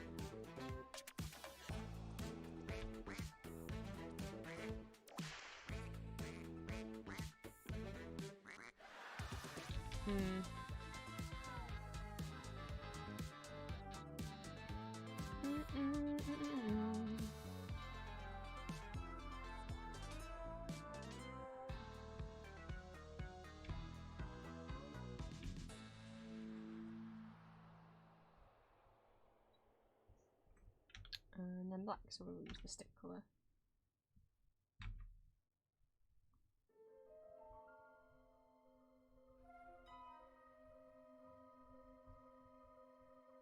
Yay! I like doing the soft kind of pastel desaturated colours. I think the purple should be thicker though. Oh, hang on. Can we do okay? Try that again.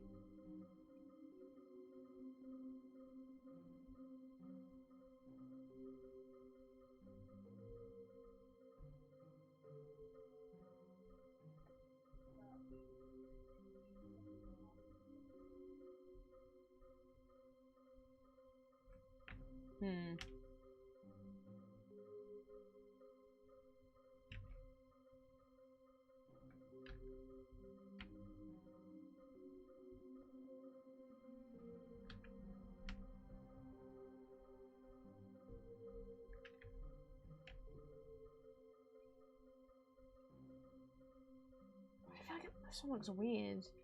I don't want it to look weird.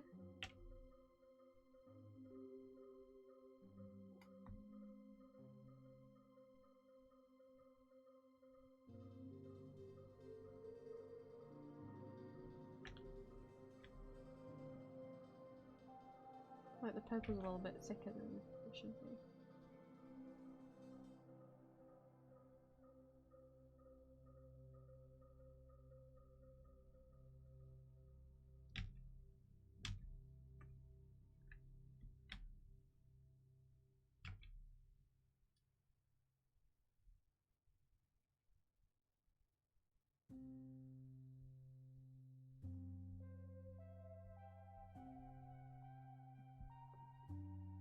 No, we'll just say well the soap looks okay.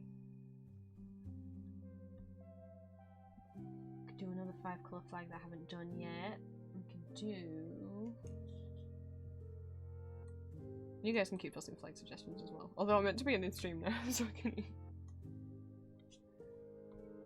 I think my parents are using the oven now. I think I might have waited too long. I'm encountering this problem again.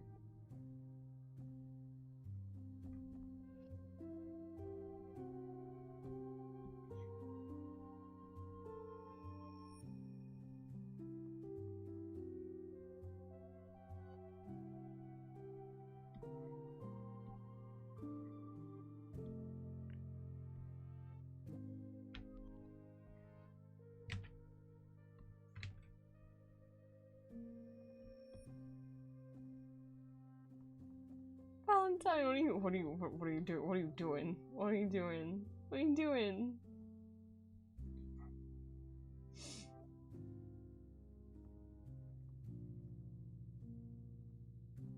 How dare you? Drawing? Oh, the Sonic guys have got little flags on as well. Doll. Okay, you know what? I'll do till the end of this row, and then we'll do more Kirby's off stream. Or we'll see, because I would like to eat.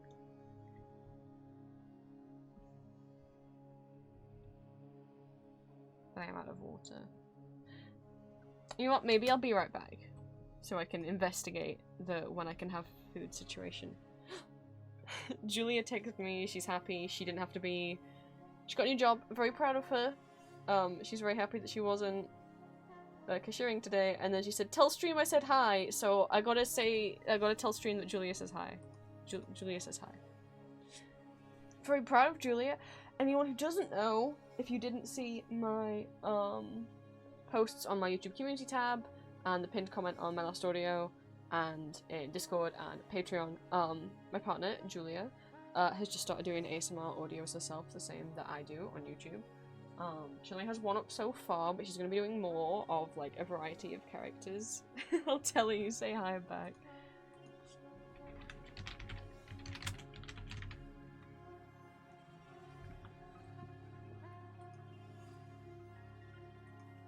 She's at work today, that's why she's not here in stream. She's working hard. Because we would like to be able to afford to meet up in person. That's what like my money's going towards, and then her money's from the job she has, and then trying out to see if she can get this audio thing to work out like it did for me. And hopefully we can see each other. I should have the link for Julia's new ASMR channel if anyone's not, or if anyone wants to check it out, ready. And I don't got it ready. I should have it like a command shout out. I would link to her card, but I don't know if she's remembered to add this new channel into her card yet. But it's very exciting because she's already got over 100 subs on that channel, and I think she's like 2 away from having 50 subs on her main channel where she posts like gameplay.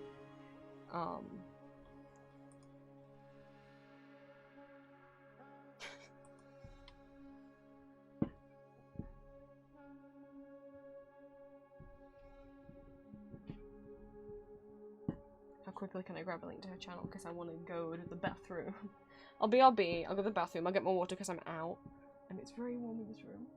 And I will investigate what when I can have food situation is. And while that's happening, I'll come back and I'll draw more Kobos for a bit. At least for a bit.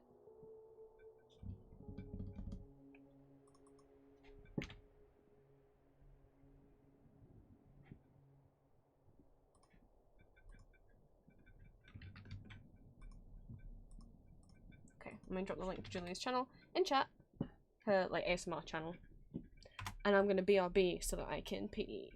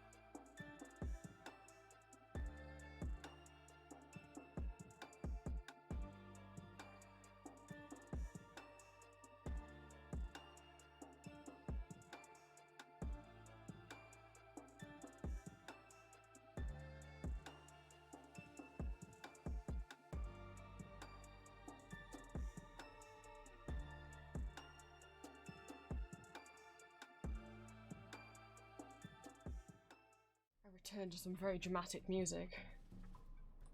Little bushies. What the fuck is this? Again, is this from me? What is this? It's gotta be from one of my layers, right?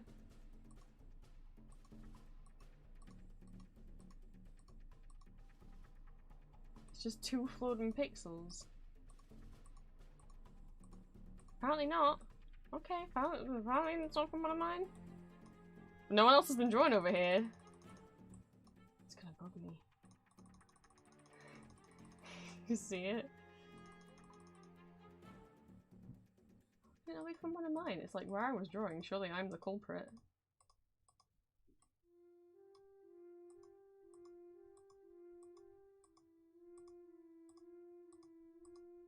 Apparently not. Okay, well.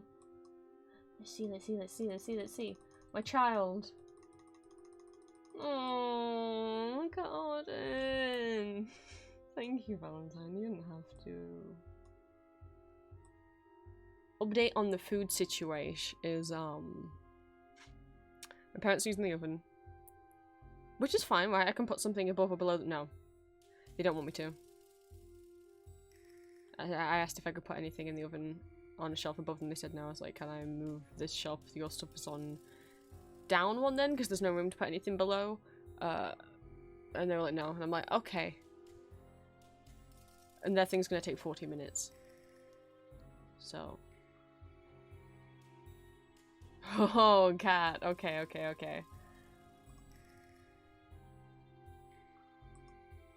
Why have I got a ping in my Comic Con group chat?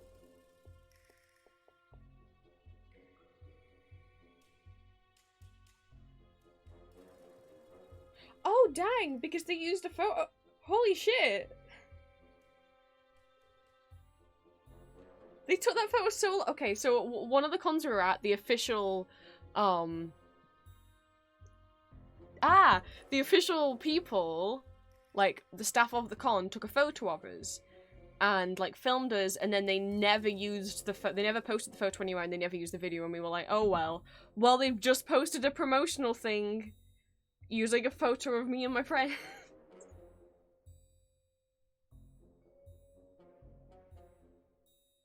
That sure is me as Victor.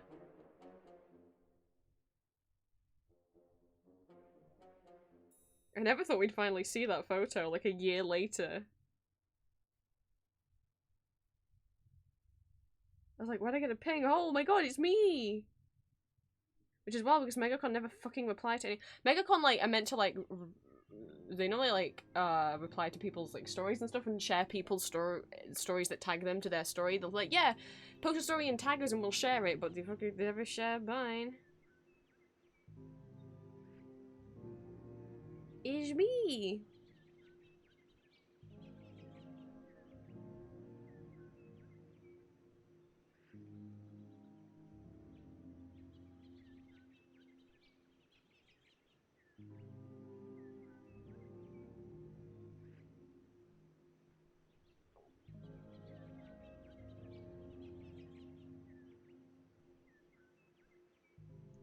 We're famous now.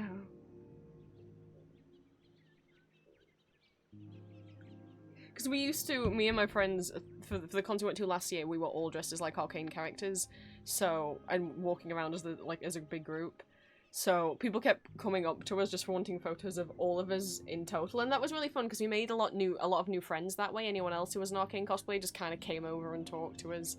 Whereas this year, we're all just dressing as whatever. We're all just dressing as different fandoms. So we didn't make any new friends, which is a little bit of a shame.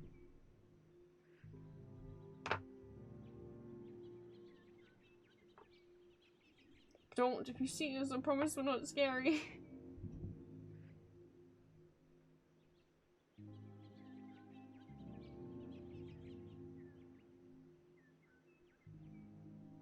Can I add to story?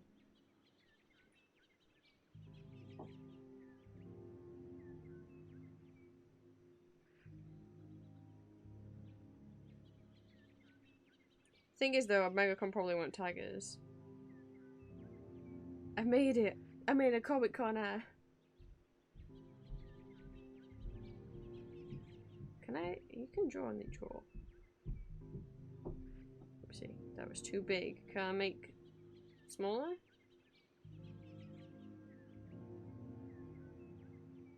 Oh, that's no razor. I'm so smart. I used to be able to. Ah, I see. It's on the side.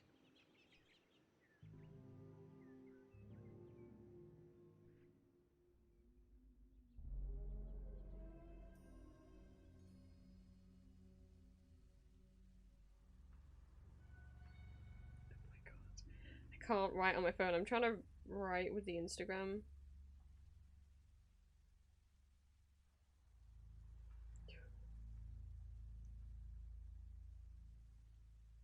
There we go. Yeah, yep. Shut up. Stop trying to make me connect to Facebook. I don't want to connect my Instagram to Facebook.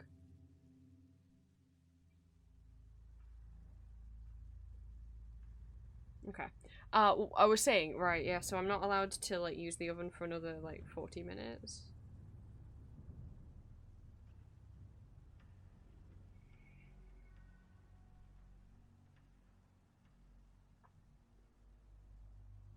It almost makes me want to order food. I don't want to order food, but...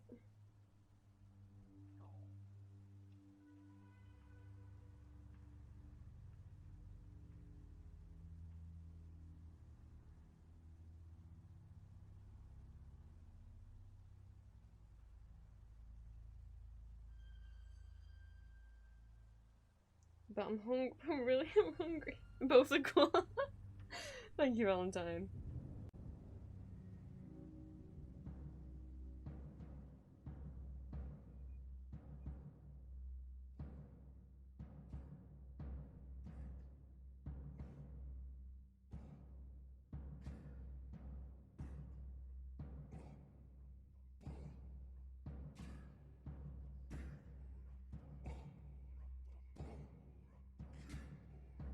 But find a way. Yo, what do I want to do for food? Or I could just make something. Oh, we got soot sprites amongst the stars now. I could just make something cold. I don't have to cook. I just feel bad because like I keep using all the salad up because I did that yesterday. I like eating the same meal. Like I have safe foods. I don't, you know. So I did that yesterday. I had my lunch for lunch and dinner. I could do that again, but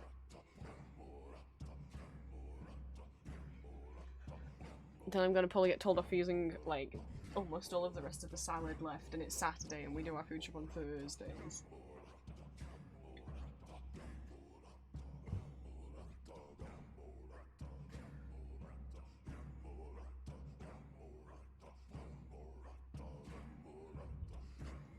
But if I order food, it could come quicker than basically when I'm like so it's like Lonely Sim Monsters. Oh, I won't be allowed to use the oven for another 40 minutes, and then whatever I want to make will take 20 to 40 minutes.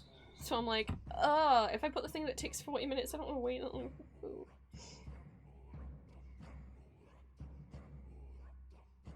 How soon can places deliver? Yeah, pretty much in less time than it'll basically before my parents are done with the oven, I could have food. I am hungry. I'm never ordering Subway takeout again. Subway's like, I think, the closest time, but I'm like, no.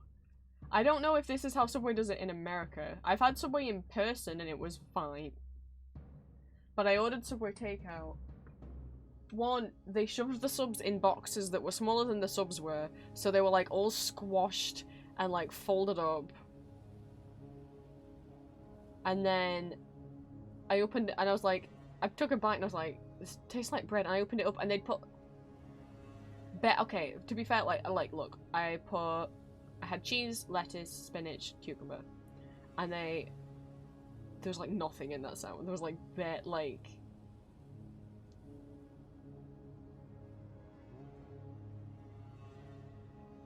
oh, thank you for my like 2 slices of cucumber and my little bit of lettuce and my like 1 piece of spinach. Oh, thank you.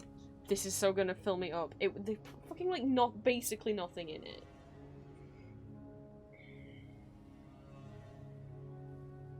Never again, Subway.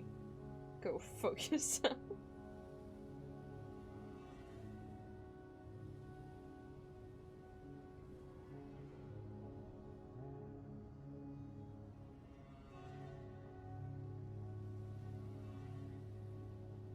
The fact that I'm tempted by having, like, Pizza Hut. Well, I was gonna do a pizza, but I can't. So they won't let me in the oven. Not that I like Pizza Hut pizza, I just like their sides. Pizza in the restaurant's okay. The Pizza Hut pizza on order is like... No. Like, when I rant about Subway, I feel like I'm, like, fucking... Aaron of Game Grumps had, like, a rant about Subway, about how, like, you're like, can I have... like, yeah, like, spinach, and then they just, like, decimate it in spinach, and you're like, no, I want, like, 5 other things! So then you'll be like, oh, yeah, can I have, like, onion? And they'll put, like, 1 piece of onion in it. And you're like, more onion, please! But basically they either put, like, too much of what you ask for, or, like, not enough of what you ask for. Like, just put a normal amount of an ingredient in a sandwich, please. I love the pizza with triangles too. I'm real tempted to just order nachos and cheese with triangles and maybe chimkin.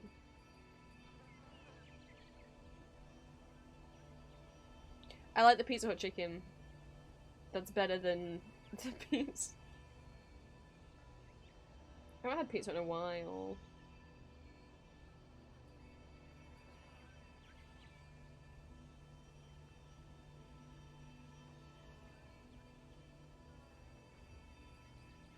I'm just with the sides. They never have any kind of deal on with the sides, though. Like, they'll be like, oh, you can get a box with 2 sides in it. It's like, yeah, but you limit what sides people can have. Like, the only side options that you can actually have in the special side still box is garlic bread and the potato wedges. And the potato wedges are gross. If you want any other side, it costs more money.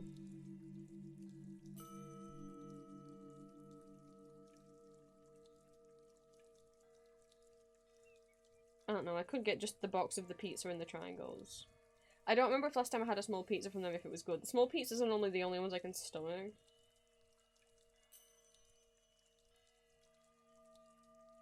They have these, like, sandwich melt things now at Pizza Hut, which look nice, apart from you can't customize the ingredients in them.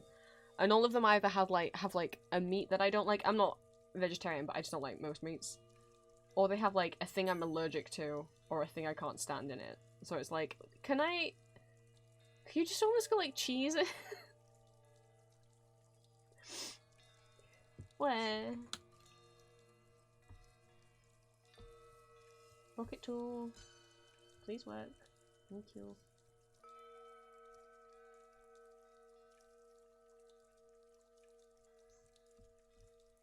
Oh, that's not a red enough pink. We need a better pink. Oh, that's a too dark pink.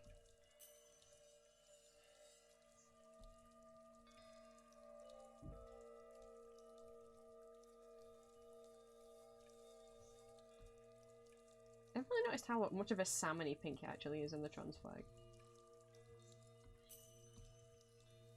There we go.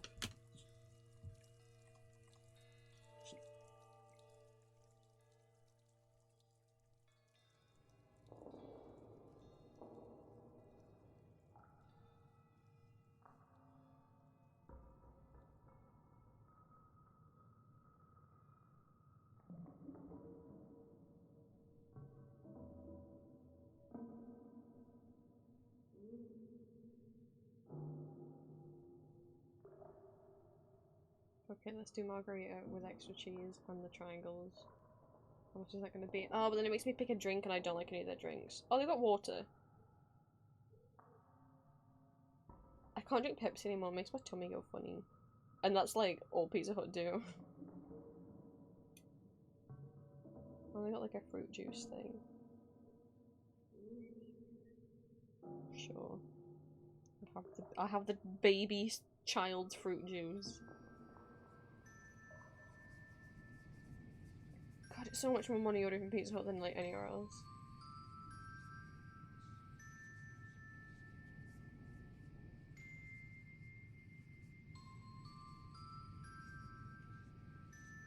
Is it less money to just buy the sides I want rather than have like a pizza that I might not want to eat? Let's see.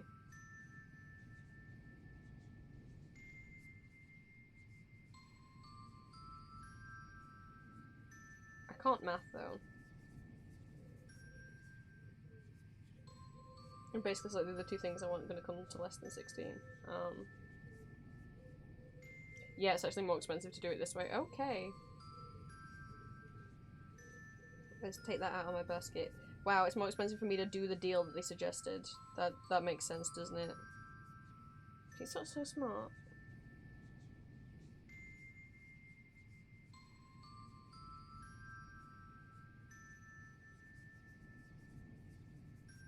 Though I do remember telling Julia, I was like, Julia, I have a trend of ordering Pizza Hut and then regretting it, and then telling Julia, like, I've told Julia to, like, if I ever suggest possibly getting Pizza Hut, please don't allow me to.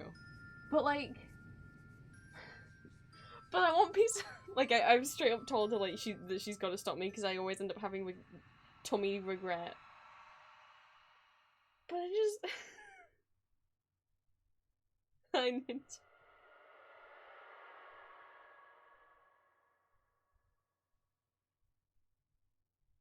I think I'm just gonna get chicken triangles and nachos. That shouldn't be enough to make me have tummy regret, right? I have told my partner, I was like, if I ever suggest ordering Pizza Hut, last time I ordered Pizza Hut, I told her afterwards, if I ever suggest ordering Pizza Hut, you have to stop me. Because I always end up regretting it.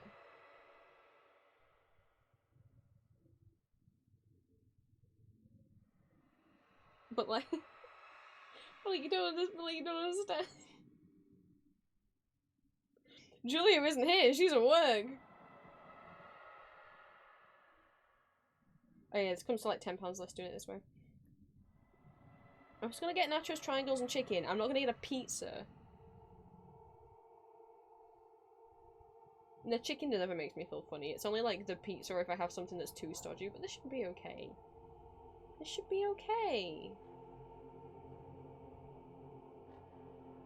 Where's the fucking okay, that option's not there anymore.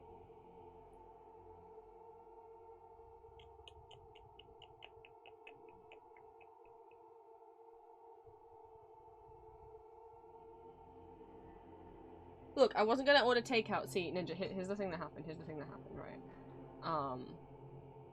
I wanted to cook, and my parents won't let me do it for like another 40 minutes, and my tummy's making noises, and I can order food to get here sooner than they'll be done with the oven. Also, I impromptu doodled a little Kirby, and now there's many. I'm doing many. But I also got Optimus Prime.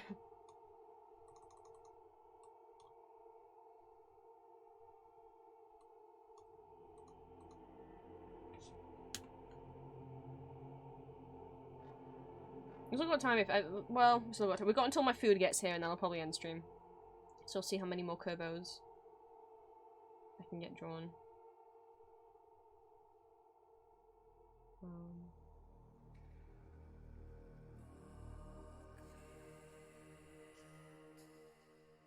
Oops, my thumb slipped. I pressed place delivery order.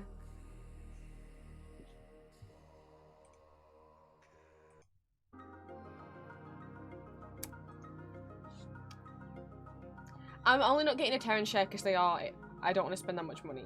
I haven't had the Terran share in a long time. I would like to someday, but it is like the cheesy triangles are like £5.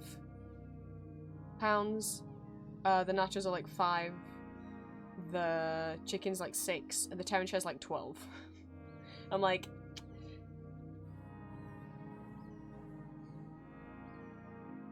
give your rider this code after you've received your order? I've never had that before. What? Is that to make sure that is this like a thing they're doing to make sure that I'm the right person? I'm a real person?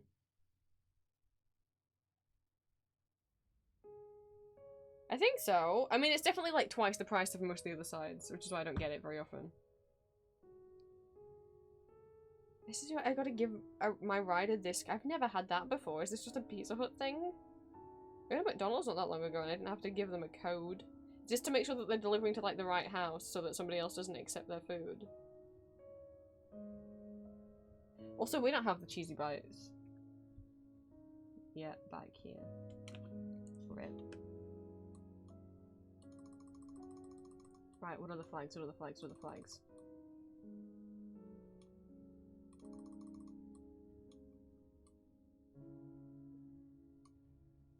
How many more can we add to the Kerbo army?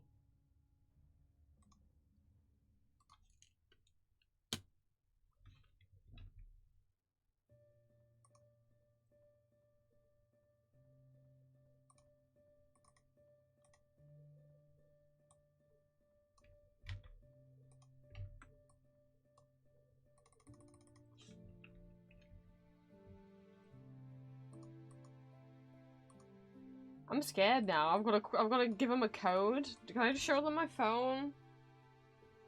Like, I guess maybe they'll ask for a code, and then I'll say it. Gay flag. That's true.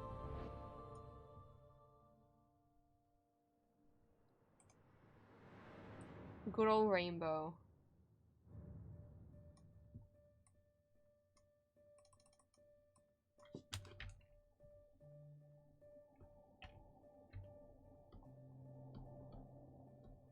So we need one more flag than we usually do here.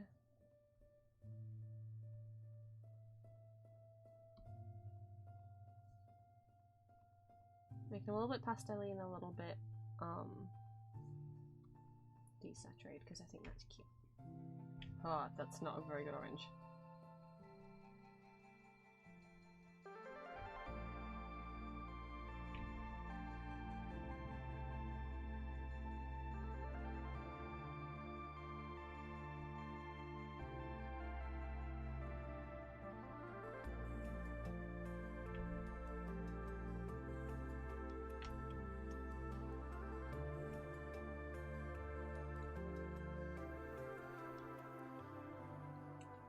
My tummy is making so many noises.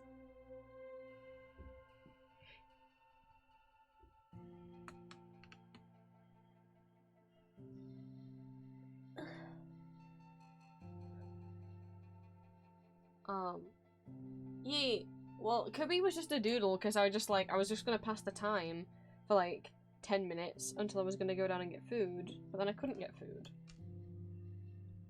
So now more Kirby's are happening instead. And I'm probably gonna put them as stickers in on my Etsy shop.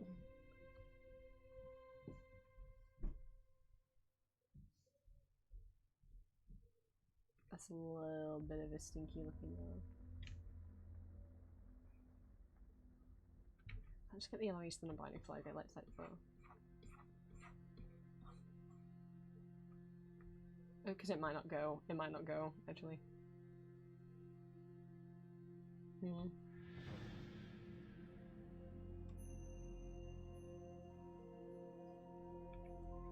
No, it's not gonna go, I don't think.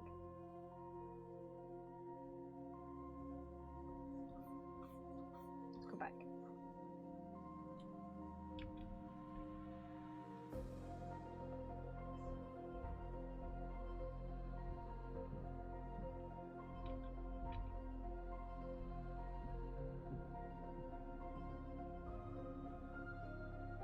I'm gonna change it because it looks a little bit muddy, a little bit ew. That's better yellow.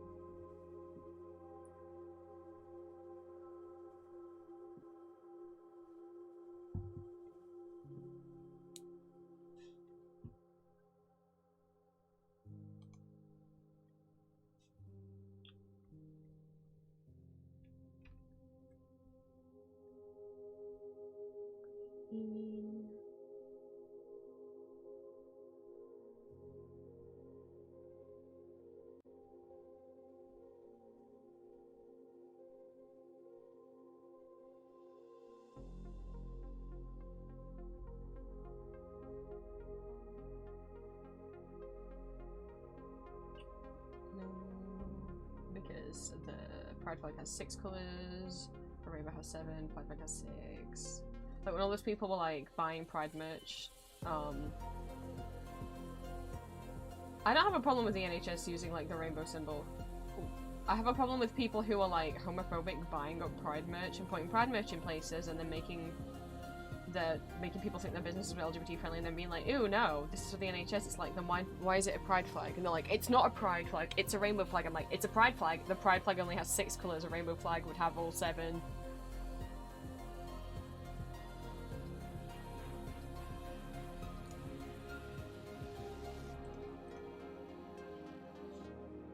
And some people are like, oh, gay people are trying to say they own the rainbow. It's like, no, they're saying that no gay person is saying they own the rainbow, but like, just because it's called the rainbow flag, it's not actually a rainbow.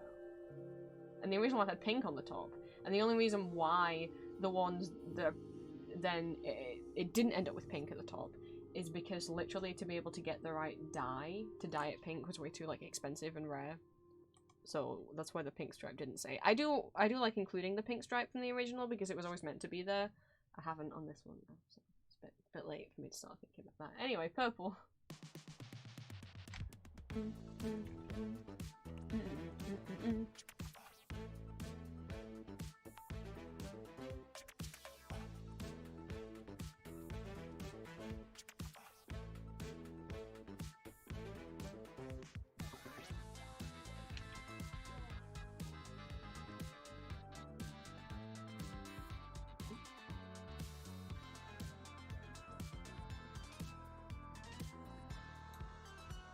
So I don't know what this whole code thing is, unless it's a new way of like making sure that like people deliver to the right house. That they'll be like, what's the code? What's the secret password? But I've never had that in the past. I've never had my food delivered to the wrong house either. I've had plenty of problems with orders, but I haven't had it go to the wrong house. Yet.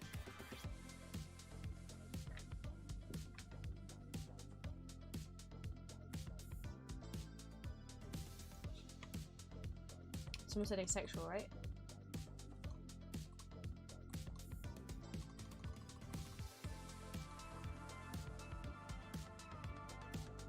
Oh no, now Kirby's holding a red flag because of how I recalled the other ones. Oh no! Ace is 4. I never thought my ace was 4 when aromantic was 5. Because like, asexual, asensual, like, a lot of those are the same, like, like aplatonic are all the same, but then aromantic, like, you would have thought, why wouldn't aromantic be the same, but just with the green at the bottom? I don't know. It's not.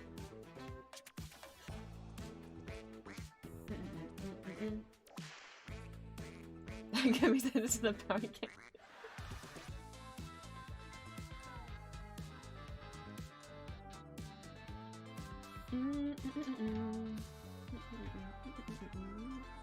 Alright, copy paste doesn't work.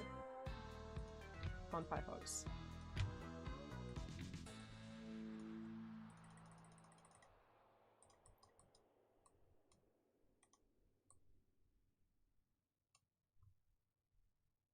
Push it down.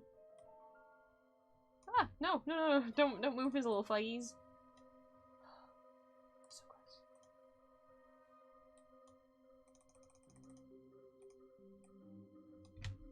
Guys, just don't tell Juliet that I ordered pizza hut, okay? Don't rat me out.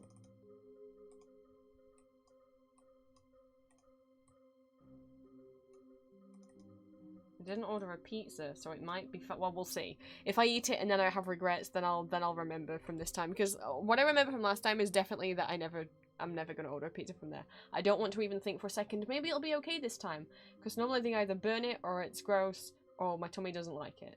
So, God, the amount of times I've had it, I've never had a problem when I've eaten in an actual physical Pizza Hut. But something about their takeout pizzas. Maybe it's just the branches here.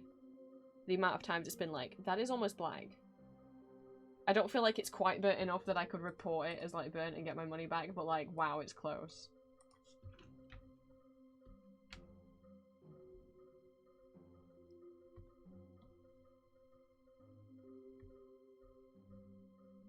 Wait, why did I use the gay why the fuck did I? Oh, okay, I remember. Wow, I really confused myself. Okay. Oh, I shouldn't have merged that one yet, because that's gonna fuck things up. Shouldn't have merged that one yet, it's gonna mess things up. Okay, I need to... Because the new stupid... I swear that didn't used to be a thing. Right. Back in we go. Turbo. Okay. Asexual is... We'll do... And then... Grey.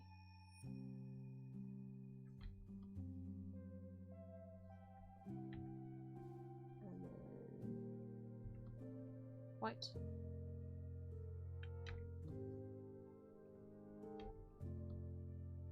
And then purple.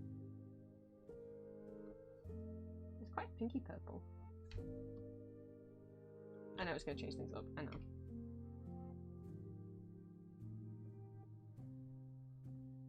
Actually, it's with my hand.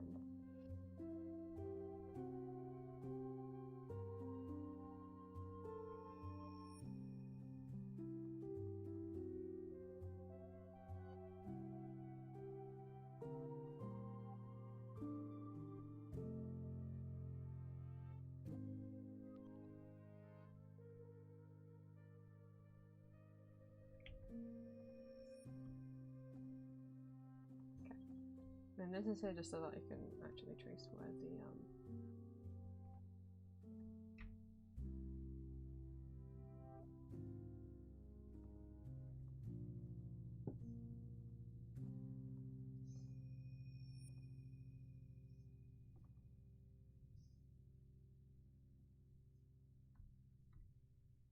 yeah.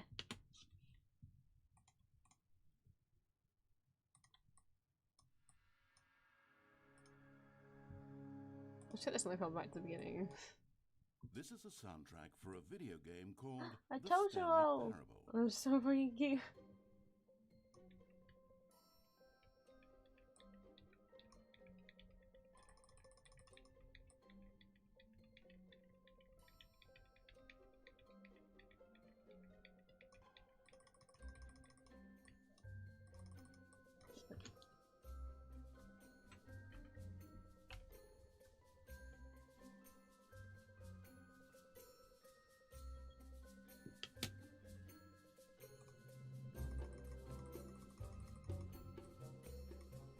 Oh, whoop, the Kirby's.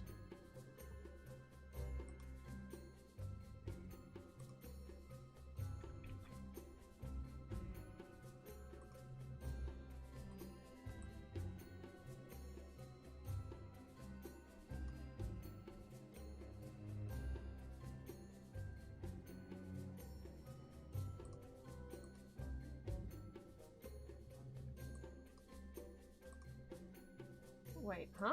Oh, I think I clicked you. Did I just? What did I just click? Not click. Okay. I was trying to organize the layers better. I got myself confused. Huh?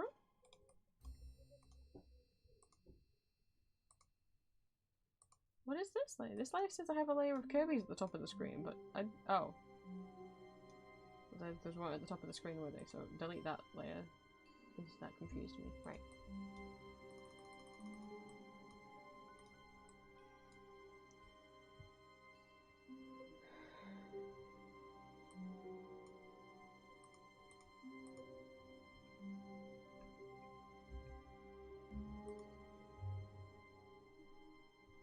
What flag next? What flag next? Let's go look through. Oh, we should do pan. Haven't done pan.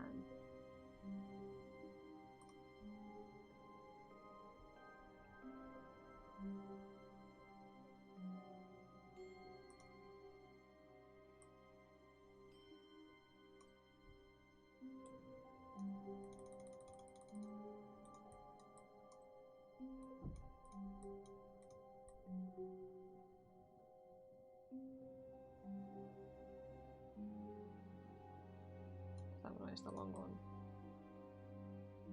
Oh. And he's flexible. Should be there.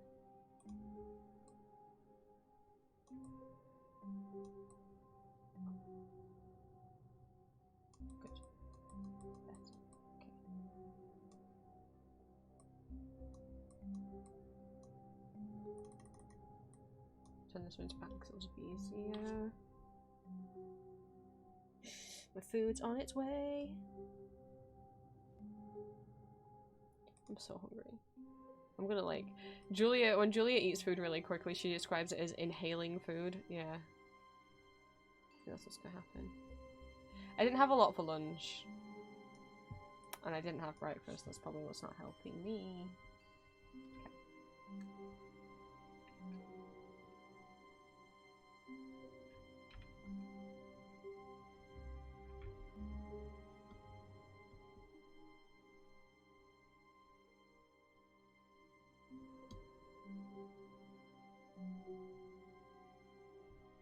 We need a good yellow.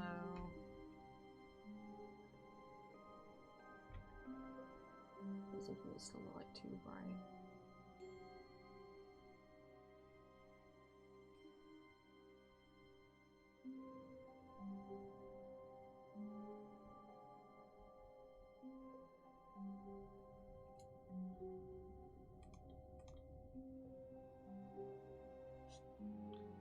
It's 10 minutes away. So I was just thinking about wrapping up stream.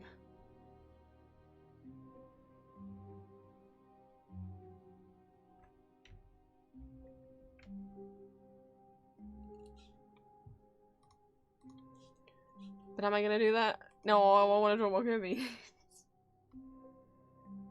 The blue. Oh, I didn't think that through. Because now I don't know. It just used to fill whatever made sense. Like it would fill whatever wasn't touching another color, but now it fills anything on the layer that is that same color. I'm trying to turn it off and it won't. I only have the option to do opacity, which gets rid of everything, or smart, which also gets rid of everything, so I don't get why it's smart.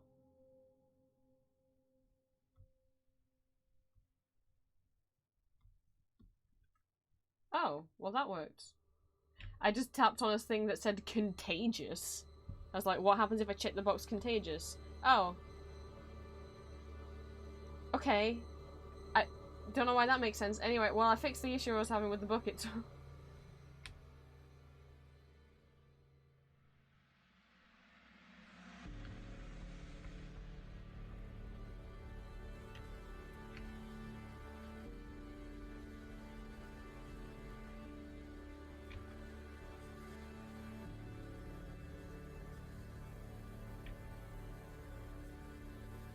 Completely by accident, but okay.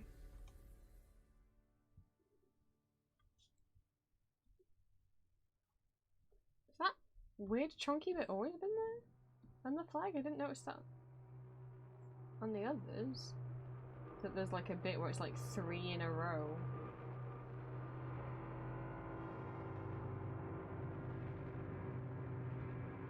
No, it's not meant to be there. So what did I just do?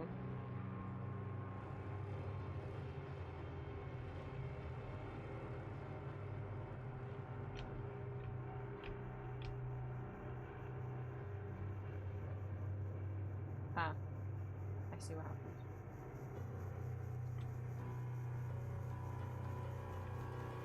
Let's curve this bit round more.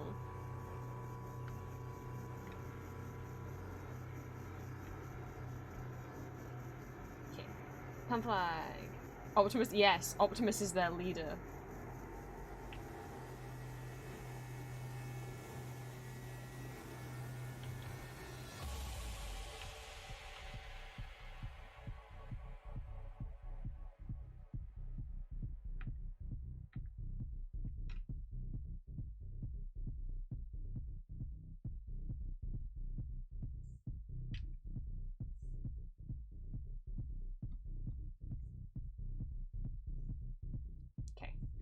Pan flag.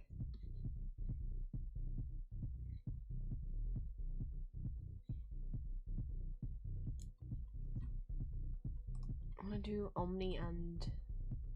Ah! Why are we all the way over here? Gender fluid. I think about 5?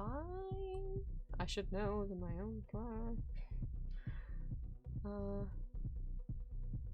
I have a folder full of flags.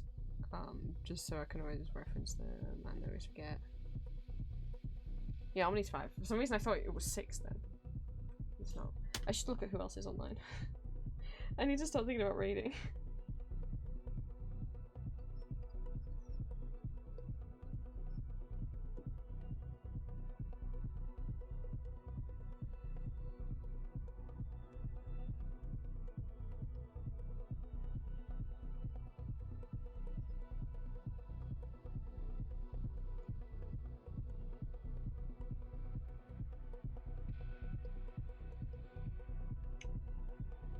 Following people and never remembering how I know these people. There's people I can read, it's just picking.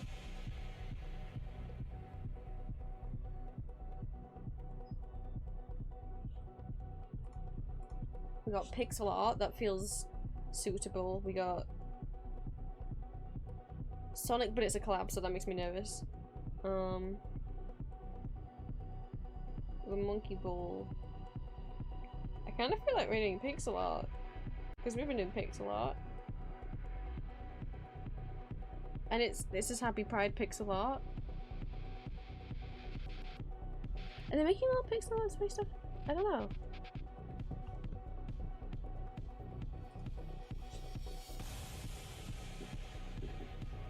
Oh, someone is knocking on my door.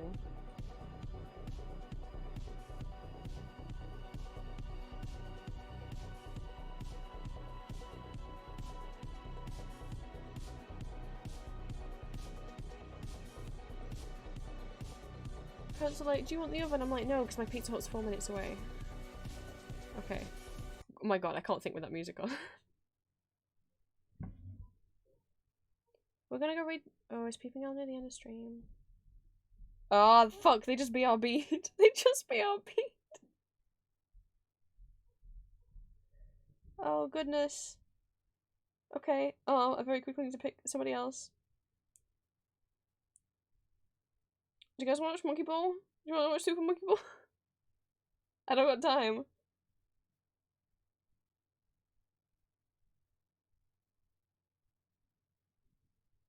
We're gonna fuck it. We're watching Super Monkey Ball. It's Monkey Ball time. I don't got time. I think I know this person. I've seen this person through Shy is how I found him, but I couldn't tell you for sure. I really don't. I knew I should have ended stream the moment I ordered the food. Okay. Read messages. Get them in. Come on, Stream Elements. Okay, if you are not subscribed to me, you can copy and paste the message that Stream Elements just posted in chat. And if you are subscribed to me, then you can copy and paste the message that I just posted with my little blushy heart emotes. And paste them into Goopy Doopy Art. They are currently playing. She Faye pronouns. She is currently playing Super Monkey Ball. So please join me in raiding Faye. Thank you for the stream. I really have to go because my food's gonna be in 2 minutes. I shouldn't do this to myself. Thank you guys for stream. I'll see you on Wednesday for some solving Sonic the Hedgehog mysteries. Mwah.